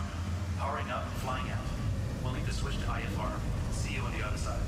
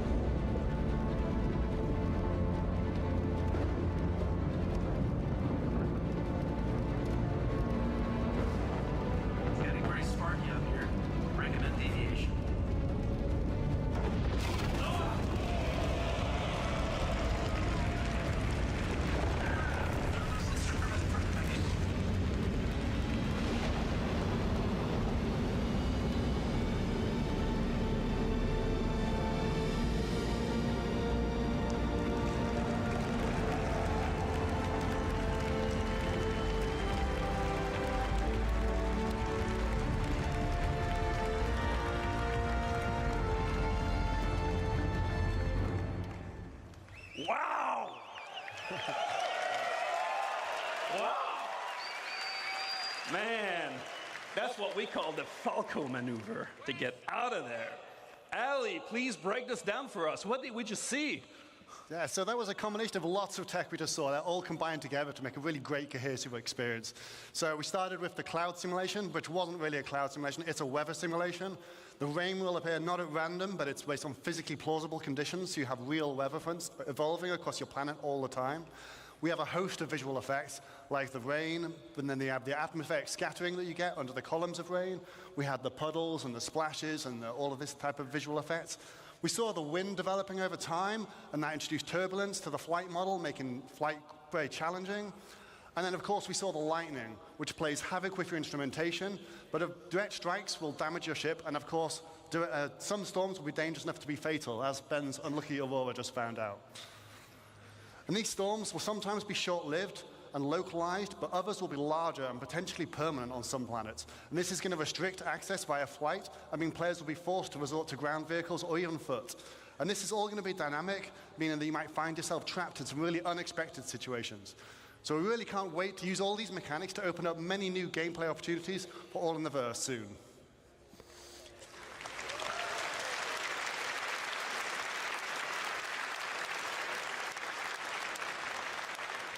A wise yogi once said, "It's your job as a pilot to compensate and stay on course." All right, what have we learned today, guys? We've shown you an approach of encoding the rules of nature into planetary data. We've seen biomes emerge from geology, temperature, humidity, climate, weather, the physical terrain. We create denser, more diverse living planets without artists hand-placing or manually creating biomes, instead leveraging asset mapping. We've shown you a new way to make the game that can scale, to create thousands of coherent places for civilizations on planets that can be used for missions or immersion gameplay, without art and design hand-placing locations, leveraging world design rules instead. We've seen how populations of AI and NPCs inhabiting locations dynamically adapt their understanding of the environment without custom markup by developers, allowing the creation of more playable spaces rapidly. We've shown you how light and sound also benefit from Genesis data to influence planetary environments, and we've shown how these systems come together when weather comes into an area, changing your gameplay experience significantly.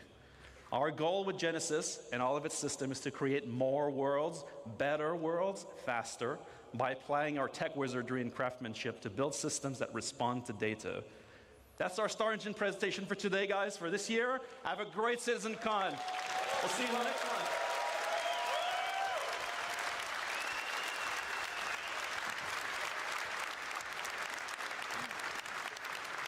Hello viewers, I'm Kirsten. I'm a producer here at Cloud Imperium, and I work with the UI Tech and Planet Tech teams. Off the back of that amazing presentation is the lovely Will Hain on Planet Tech. How are you feeling, Will? Yeah, I'm feeling really good, thank you. It's been a good day so far. Beautiful. That was a smashing presentation. How is it to do it here in Manchester versus LA last year? It's very different. LA is, of course, amazing. It was incredible to visit. But I think there's something really special about doing it here, just down the road from the studio. It's amazing to see the people you get coffee with, the people you work with, and you chat about problems and do design with. They're here too this time. Whereas last time, it was amazing, and it was lovely meeting all the LA folks, but it's just not the same as the people that you work with each day. I love it being here. It's great. Oh, it must be amazing to celebrate all the work you've done with the community and the studio here in Manchester. Yeah, absolutely. It's no one person carries any of this. It's all teamwork, and having everyone here to kind of share in that and see everyone and meet the communities is just incredible. Well, with all that hard work that you just got to show off to everyone here today, what are the main 3 takeaways from today's presentation? So it's like Benoit just said, the whole Genesis set of technologies is all about creating more worlds faster and better. We've got a benchmark. Things look great. Pyro looks incredible. But we want to be able to deliver that more. We want to be able to exceed that benchmark and do it across everything we make going forward. And the whole Genesis panel, I won't pretend that I know everything about everyone's section because they're all experts. But all of it is coming together to create a much better game and much better content for it. Amazing. Okay. So, what was your personal favorite moment from that presentation? Well, that's not fair. I love all those people. The dynamic weather demo, I'd not seen that cut. It's incredible. I love it. I have to shout out Seb's work. He makes the techie stuff that me and the Planet Tech team make. He makes it beautiful. And his team, of course, over in Frankfurt, they're all incredible. I love them all. But I can't pick a single favorite. I could shout out everyone because it all looks amazing. I don't want anyone to feel like I didn't. Very humble. So, tell us a bit more about what players can expect off the bat with Genesis. What are the biggest changes coming for them? Well, you're going to see the planets become more and more physically based. As this technology matures and is finished out and is rolled out to the stuff that we're delivering to live, you're going to start to see all of these things come together. You're going to see that cohesion that we demoed today. And I'm hoping that we're going to show you some more of the steps along the way as well in the future, where we won't just be showing you Pines anymore. We're going to be showing all that incredible stuff that Seb's been busy authoring. Together, it's just going to look amazing. I'm so excited to get this into people's hands. Beautiful. The personal highlight for me was seeing the water interaction with the biomes. Is that something you're excited for players to interact with? Absolutely. The swamp demo with the water interaction, I kind of knew it was coming, and I'd seen like the clip in the background, but seeing it there and it just working is great. I love it, and I can't wait for once those biomes are out and you can go and explore. There's so much more reason to be in the water and see it all. I'm very excited, yeah. Immersion's obviously very important to our community, but I would just want to touch on the work you and the team have done. Is there anything you want to say to anyone in the studio, or any shout-outs you want to make to the people you work with? I don't know what to say about fans except come up and say hello if you are one. Back at the studio, you guys are all amazing. It's great being the person to stand up and talk about this stuff together with Ali as well, but there are so many people that go into making technology like this, whether it be the water sim and the rendering and all the people that worked on that, or the Planet Tech and all the people who have worked on the giants whose shoulders we stand on, and then the people who work today. It's not just me. We have a team. We have a group of people, and everyone brings a unique contribution. It's amazing. It's great. So thank you to everyone. Yeah, just to echo that, thank you to everyone who's worked so hard on all this tech, including yourself. Yeah. What was your favorite bit? I like seeing the Pico get shot. Absolutely. Shoot that guy. He doesn't, we don't need him. Well, speaking of community, I think it might be time to throw over to Dan, who's checking out the community booths. Dan, are you ready for us? Yeah? Thank you, Kirsten, and thank you, Will. It turns out water is wet, and no one better to tell us than Will. Now, guys, we are here back at CitzenCon on the show floor waiting for the next panel. We'll be back in a little bit for that, but I want to continue showing you guys some of the awesome stuff we have here on the show floor. So I'm here now at the Monster Tech Sim Pit area. Monster Tech we had an awesome promotion with earlier this year where we have these... Oh, yes. Are we ready to head over? I haven't got to drop my cred yet, have I? Let's just... Your vehicle has been delivered to the following location. Yeah? Did I sound like me? Yeah? Good, good.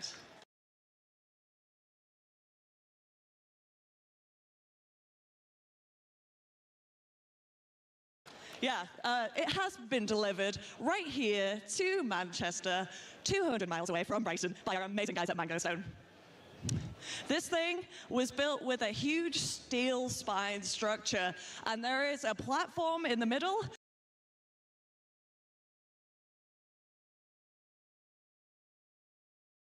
Rachel. Rachel's dead. Hey man, I'm back again. You have any hats? Oh dude, I read the cap.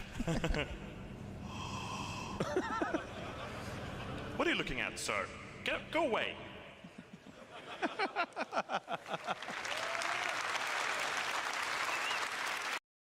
For you a while, but it hasn't really been updated so much. Replacement pretty much do for Last night, total loss. The bunker was destroyed. And 3, 2, 1, go.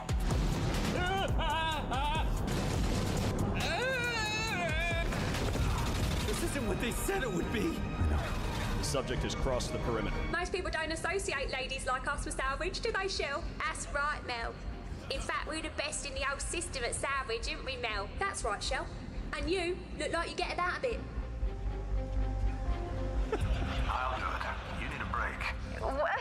No, you're up there in what? Your underwear, just drinking hooch or something and just singing away?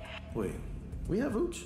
Hi, I'm Natronics, and you're watching Redline, your source for adventurous stories throughout the verse.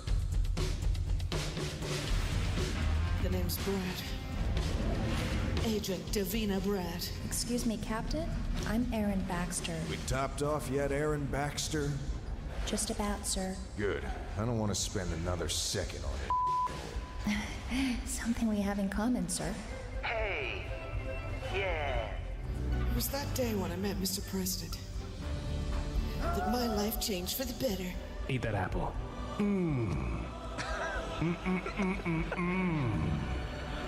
Apples. You were never supposed to know any of this, Detective. You were supposed to die at Safe Haven. Rachel. Rachel's dead. Hey man, I'm back again. You have any hats? Oh dude, I read the camp. What are you looking at, sir? Go away.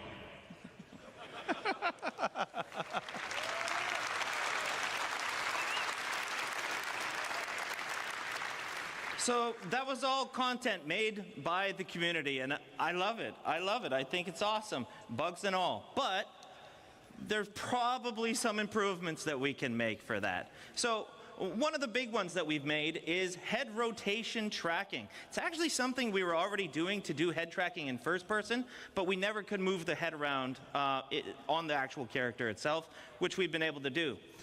Some cool stuff like range of Jared? Yeah, Sean? Can we just, let's just do a fake video call. Can we do a fake video call? Oh, you know we can do a fake video call, Sean. All right, cool. So let's call one of my guys, Oliver Cook. He's been working on some new tracking updates.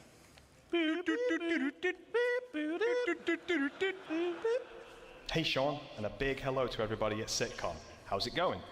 Hey Ollie, it's great to see you. Everyone's having a great time. I see you're using FOIP. Where are you? Drive. That's correct. I'm sat here in the comfort of my own home, talking to you via the power of FOIP and my webcam. We've been working on FOIP recently, and we're starting to see some improvements to the quality of the tracking in-game. That sounds awesome. Can you tell everyone what you've done to improve it? Well, we started off by looking at what we originally had, and we realized that some mouth poses were really difficult to pull. So we focused on improving the range of motion of the mouth, which now looks like this.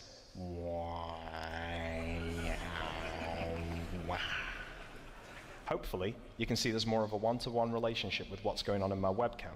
And this has helped some of those problematic poses we were seeing before, one of which being a closed-lipped smile, which was quite difficult to achieve previously.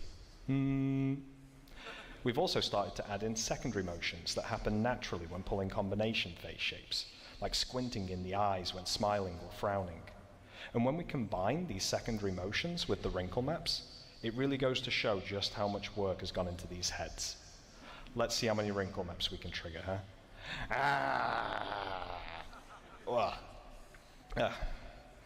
And finally, one other thing we noticed was the tracking quality could be quite noisy in environments where the lighting is less than ideal. So to combat this, we've introduced tracking stabilization, which helps to reduce the amount of noise we get from the webcam. We're seeing positive results in low light conditions, but we're also seeing a small quality boost in optimal lighting conditions. The result is a more expressive and stable face, which is great for using in-game or making videos in the verse. And we still have a little ways to go with FOIP, but the future is bright for this feature, and we can't wait to see what wonderful things you use it for in the verse. So I see you in the character creator. Let's change how you look. Yeah, let's do it. Let's change up my appearance here a little bit and see what we can make.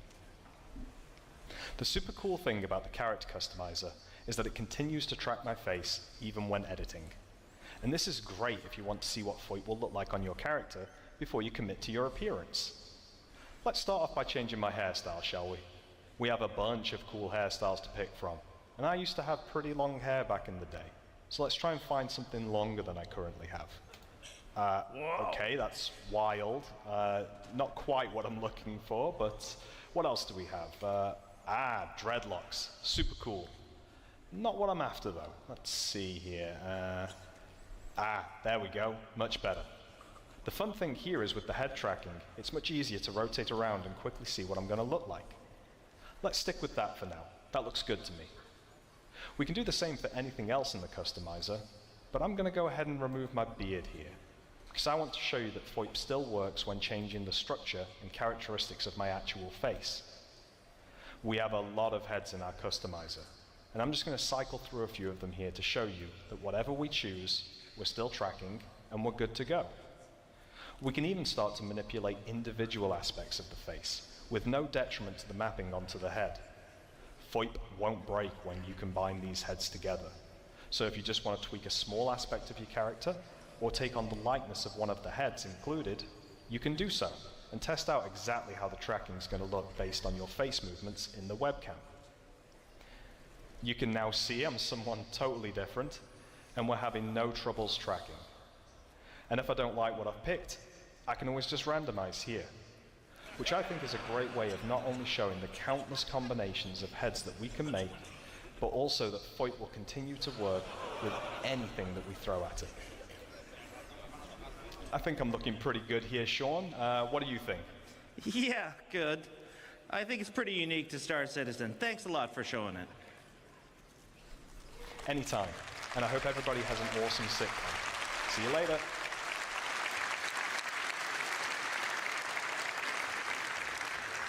It's pretty cool. All right, that's great, Sean. But the reliability of our voice transmission has been a bit spotty, with many players reporting quality loss or even full audio loss. What are we doing to improve the overall infrastructure behind VoIP and FOIP? Well, first of all, we've heard you, we know, we've tried it, and it sometimes works and sometimes doesn't work.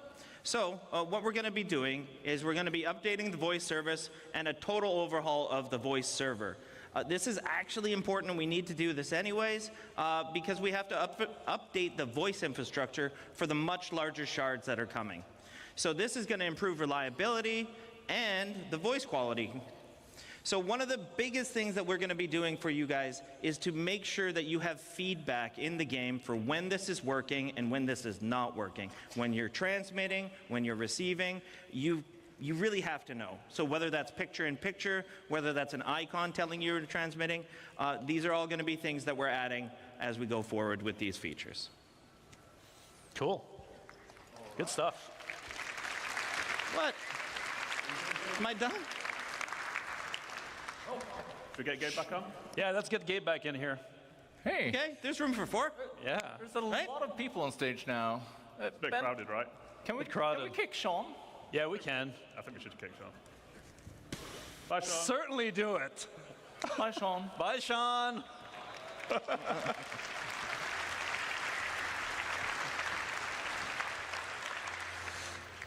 All right, now we've made some friends, we've joined parties, and we even kicked some people. That's super great. But what if you're new to the game? Ben, behind you. Oh! The guide system. So we've introduced the guide system on the web a while ago, and this allowed new players and experienced players to match up, basically for a new player to get training and learning the ropes. Wait, are we bringing it in the game? Yeah, of course we are.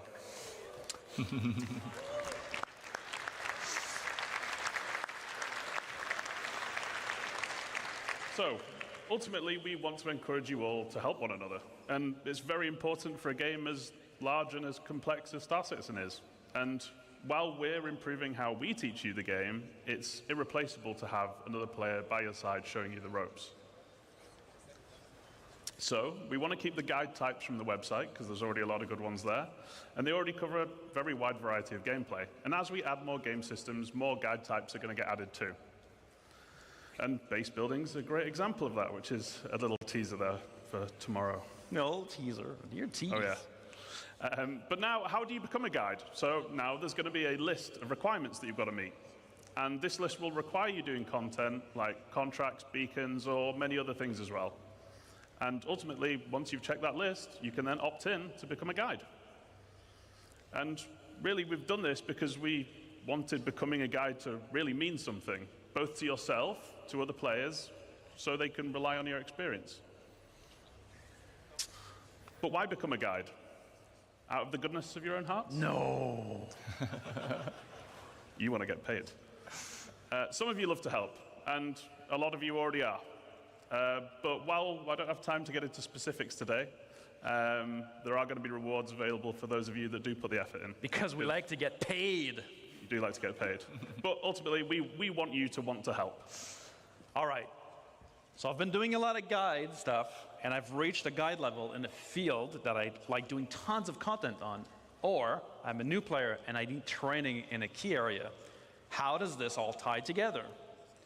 Let me answer my own question. It ties into beacons, trust, and rating systems. Or as we say internally, beacons, but actually good. Yeah. So beacons have been in the game for a while, but we are juicing them up. Yeah, so let's look at how we're juicing them up. So first off, tying into the guide stuff, we're adding a new type of beacon.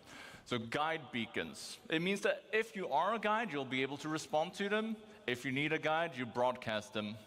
And if you need a guide, you can be certain that whoever responds to them knows their stuff.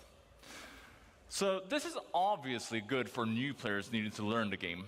But even seasoned players like yourselves, you're going to have a great use for this because there's always something new to learn in the verse. So you just post your question, you broadcast it out, the guides get alerted, they can accept it, contact you, and once you have the information you need, you take the beacon down, get out there, and use your newfound knowledge. So obviously there's many different types of guide beacons here, but we're also adding more categories to service beacons. Now all this beacon stuff sounds fine, but let's be honest. I have a friend, not me, but every time they use a beacon, they get ganked. How are we going to do that? What are we going to do to make sure that whoever is answering my call for help is trustworthy? Are you sure that's your friend and not you? Yeah, okay. So we've got a few ways of tackling this, and one of them is actually subsidizing the beacons. So guilds contribute rewards to the payouts on service beacons, and we'll get to guilds shortly. But that could be money, reputation, or potentially other rewards as well. Because we like getting paid. And ultimately, that keeps the cost down for the people that need help, but rewards the people that are helping. And this actually finally makes it viable to do beacons for whatever profession you like to do. Medics, refuelers, and repairers, just to name a few. But if you misbehave and you fail the beacon, there's no payout for you. So that's one incentive. The other is that we're adding a proficiency rating. Responders can earn that rating by successfully completing service beacons. You go from bronze up to gold, which indicates your level of experience and success, and only the top few will be able to earn platinum status, which essentially puts you on a leaderboard and marks you as one of the best playing in your region. So when broadcasting, responders offer to help, and you'll see their rating. Then you'll get to pick who you want to help you out. Then let's say you're not very good, or you like to misbehave a lot. Failing a beacon will result in losing rating, and then repeat offenders will enter the red zone. The bald zone. And then only really desperate people are going to take you on. We're making the system much more robust to the point of automatically determining success or failure. So we're putting a lot of focus on making the system difficult to exploit as well, in the many different ways that it can be right now. So criminal types, like you, Benoit, will have to get much more creative. So yeah, that's all great from the beacon broadcaster's perspective, right? Pretty cool stuff. But they're not the only ones getting ganked. The beacon responders, they're also in a bad position. So what are we doing for the beacon responders? Well, we want to give you some idea of the risk you're putting yourself into by responding to the beacon. So we're adding trust rating. So if we look at this person who's looking for some help to repair here, well, you can see their last 5 recent beacons that they've broadcasted. They have 2 neutral ones. Something's gone wrong, but it wasn't necessarily bad or illegal. Then they have a red one. That's bad. They have been up to something. But they have also been successful with 2 beacons. So, well, at least you can assess the situation before going into it. It ensures your safety when doing a good deed. And yeah, I think that's it for beacons. So, well, we've got AJ? one more big thing I guess we need to talk about, right? Which we're really excited for. Oh, yeah. Look at that. That is exciting. I like this one. Did someone mess with the slides? In Sweden, we call this a double barrel. Well, it's not time for lunch just yet. So, who would like to talk about player organization?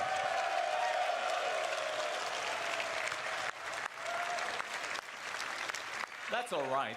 It sounds like we've got a few people in orgs in the house today. But Benoit, you talked about this a while ago, right? It's been 84 years. So I was originally asked to outline the original ideas behind how organizations would work in the very early days of the project. A younger Ben, big ideas, same ideas, now action. You have no idea how happy I am that we're finally tackling this task and this design in the game to truly give you all the tools you need to make your empire in SC. There are more than 70,000 organizations registered on the RSI website. 69,999 of them of decent size, and then test. Ridiculous. Too big. But all of those have custom identities, logos, charter. The amount of creative and high-quality content you guys have always produced has always amazed us and inspired us. Those orgs range from a small group of friends with just the name to large companies spanning a large amount of players with the intent to share wealth, missions, and campaigns together. Now we want to make those orgs matter in the game. Should you choose to join or create an organization, we want this social aspect to be part of your progression. But don't let me spoil it. Let's get a real designer to cover this stuff. JJ, you are a self-proclaimed big MMO player yourself, so why don't you give us the details? I didn't realize I went around self-proclaiming so much, but thank you. But as an MMO player, I understand that different terminology is used in a lot of different games, so I just wanted to very quickly go over how we're using it in Star Citizen. So orgs, as many of you know, the players coming together to achieve a goal, whatever you want your goals to be. We give you the framework and you set it up and drive it forward. And we were going to shout a few of them out, but I was actually told we couldn't play favorites, so we actually made our own. So we've got the Fellowship of JJ and the Baltzfald Buccaneers. Those What? guys. You guys made your own orgs? Yeah, we kind of left you out. Sorry about that, James. We also have NPC factions, and they're already in the game. And you can earn or lose reputation with them. Now, contracts and doing nice things will earn you rep. And killing and stealing and all of that horrible stuff you love, Ben, that will lose you rep. Ling and Redwind and the ones that you can see on there are just a few examples, and there's going to be a lot more to come going forward. Now, there are also guilds, like the Interstellar Transport Guild. And these are essentially collections of several factions, and we're putting them in a position to be more prevalent. What? You're saying there's something bigger than factions? Oh yeah. So they're going to be something you interact with a lot, and they essentially handle contracts for the factions. But you will earn rep with both still, but as the bigger entity, the guild will be much more important. And you'll find out a lot more about guilds tomorrow at the Stars My Destination presentation at the end of tomorrow. Again, a tease. But now we can dive into some of our new org systems. Yes. Let's start with the basics. I want to find or I want to recruit for an org. Yeah, so welcome to the new app for everything orgs. Tease. With the mask. So, orgs can be big and complex, and as we said, some of them have thousands of members. So when we designed the app, well, we made sure that we took this into account, but it's also something that we can expand on moving forward. So, let's have a look at it. Now, I'd like to point out that the Fellowship of JJ, like every designer-based org, is really focused on things like progression gameplay and mission and crafting and leveling up. But my Bolt's Fault Buccaneers, no, they're the real deal. Now, we don't do any of that stuff. Now, we're in it for profit, interdiction lines, shipboarding action. We get all that sweet cargo for free. For free? That sounds pretty illegal, Ben. I don't know what you're talking about. What's in those crates?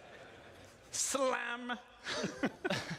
Anyway, it sounds like you guys might be interested in joining some big orgs, while I prefer something smaller. So I think it's fair to say that we like playing in different ways and will want to join different orgs. The recruitment tab is the place to find them.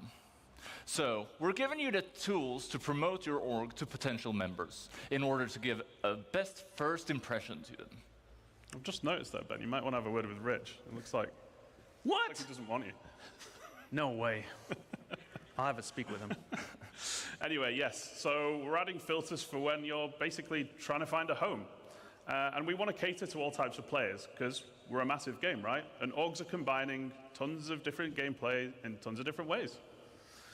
So you can search by name if there's an infamous org you've encountered out there in the verse or online.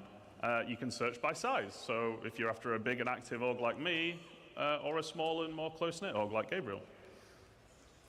Then you can also search by the gameplay focuses you enjoy. So maybe you love trading in PvP, or maybe you like events like the Daymar Rally. Safe? Yeah. So I guess you'd end up searching for, say, social and racing, maybe? What if I love committing crime and roleplay, asking for a friend? What's that got to do with the presentation? Anyway, you can search for whatever you like, and if it's not there, why not just create it yourself? So, we allowed you to join multiple orgs back in 2014. I can still do that, right? Oh, yeah.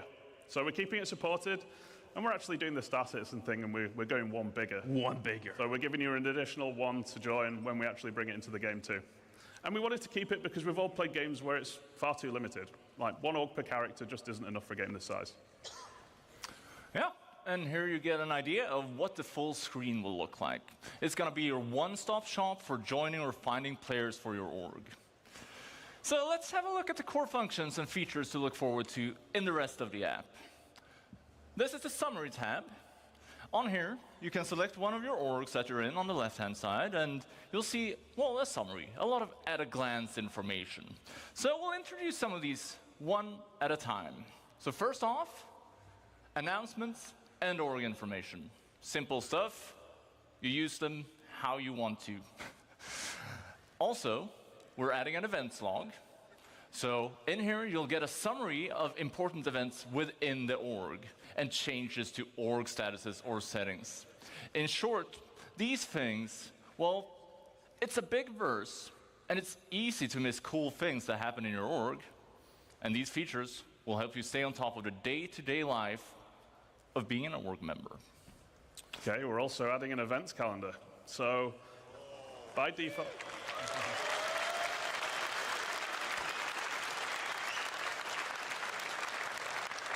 So by default, it's going to be populated with our in-game events, so you never miss a thing. But more importantly, you'll obviously be able to add your own as well. So you'll never miss another meetup to get together for group content. It's tough to get everyone on at the same time, right? So use this for your Convoy Tuesdays, Casual Fridays, holding hands in Horizon Saturdays, whatever you want. Getting crushed by the Buccaneers on Monday. That's Gabriel's favorite. It is my favorite.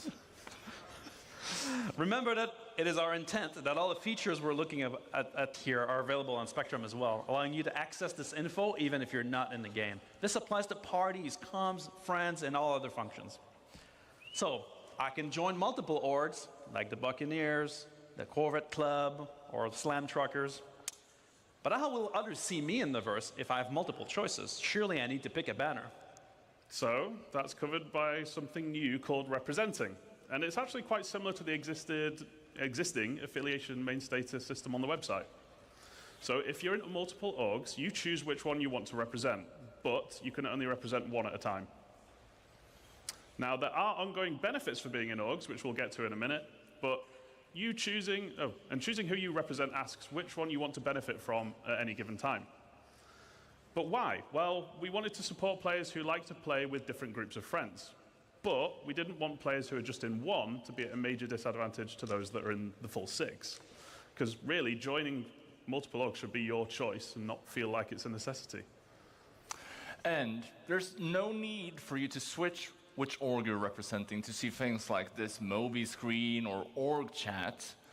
But we want to put limitations on how often you can switch to avoid exploiting the systems. And we don't want to punish anyone who's, playing by the rules. And a big part of representing is visualizing it in-world. We want you to be able to fly your banner for your org. So we're adding another MMO staple to the game. Tags.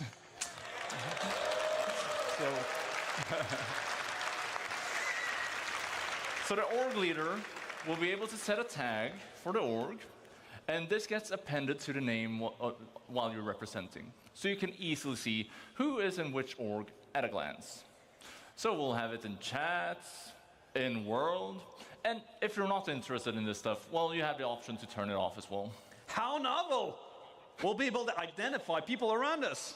Wow. JJ, I'm curious. You mentioned guilds before, and I'm guessing they fit into this somehow. Yes, so you may have spotted a few references on the UI to alignment earlier, but what is it? So, it's your opportunity to form a relationship between org and in-game guild. Now, just as you in personal rep with the guilds, you can with your org now as well. So your org leaders pick which one you want to align with, and while representing, org members doing specific action, like contracts with them, will increase the org's alignment with the guild. But which guild should you pick? So all of our guilds are going to have a specific theme and associated gameplay. And you can basically pick the one that matches your theme or benefits your org the most. So a combat-focused org, like the Fellowship, might want to align with themselves with the Mercenary Guild. Or one that enjoys making cash through trading and hauling, they'd probably want to align with the Interstellar Transport Guild.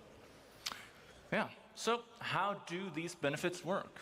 Well, as your alignment with a guild, as it raises, you both unlock new benefits from that guild, as well as improve your previously unlocked benefits. So, for example, if I align my org with the Academy of Science Guild, we might get research speed improvements.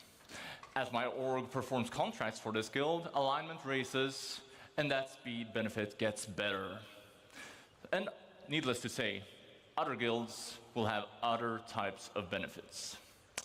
Finally, on guild alignment, you are not locked in forever. You can switch at any time. However, that will put your alignment back at 0, so it's a big choice. So every member gets full benefits. Well, not necessarily. We're also introducing loyalty. So it's similar to the org's alignment with a guild, but this represents your relationship to the org you're in. Anything you do that benefits the org while you are representing it will gain you loyalty with them. So for example, you could be doing missions for the org-aligned guild, or you could be depositing money and materials into org storage. Org storage? Another tease. Ooh.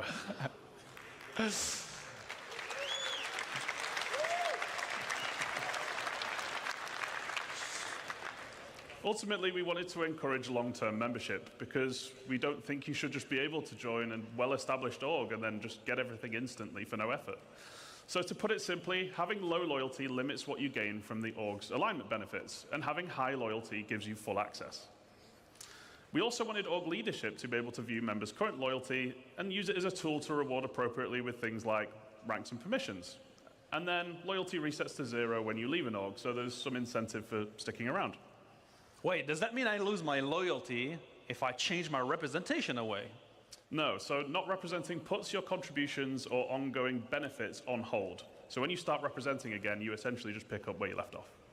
But what if I leave the org? It's not very loyal, so it resets. Right. Well, so, you know, in my org, my Buccaneers, they're mostly scoundrels, and so they tend to join and leave, and, you know, it's not very loyal in general. Larger orgs, they tend to be a pain to manage, though. With the flow of joiners and leavers, do we have any tools to help managers like me? Well, let's have a look at the Members tab. So this is less complex than the previous tabs, but it's equally important. This is where you see the community of your org and your place in it. So in here, you'll be able to manage members, you can leave notes, and see the ranks of members.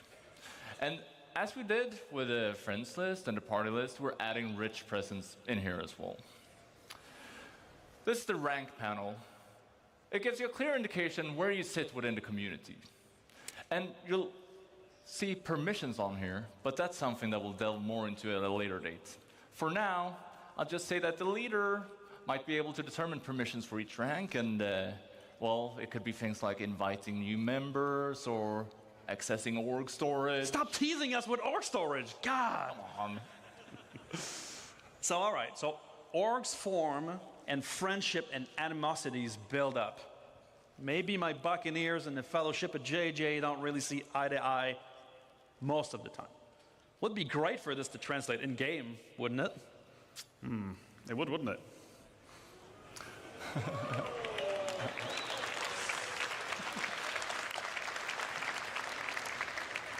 So yeah, it's a good job we got it covered, which is with our new alliances and rivalry system. So you're going to have the ability to create alliances and go to war. And there are many reasons to make friends. You might want to have trading partners, or you might want to group up for protection if you're playing somewhere like Pyro. And at the same time, there are probably going to be many reasons why you won't get along. Maybe an org keeps attacking or stealing from you. Alliances forming are an agreement between two org leaders, and it has to be mutual. You can't force someone to be friends. Unlike real life. Requests are sent from the screen if you have permission, and you could respond here as well. And as a bonus, allied orgs are going to have additional lines of communication, like Alliance Chat, or being able to share Alliance events on the calendar, just to name a few. So, rivalry, that isn't a mutual agreement. If someone decides you're their rival, well, tough luck. However, you could reach a mutual agreement to make a truce, putting you back at neutral. And there's no real benefit to having rivals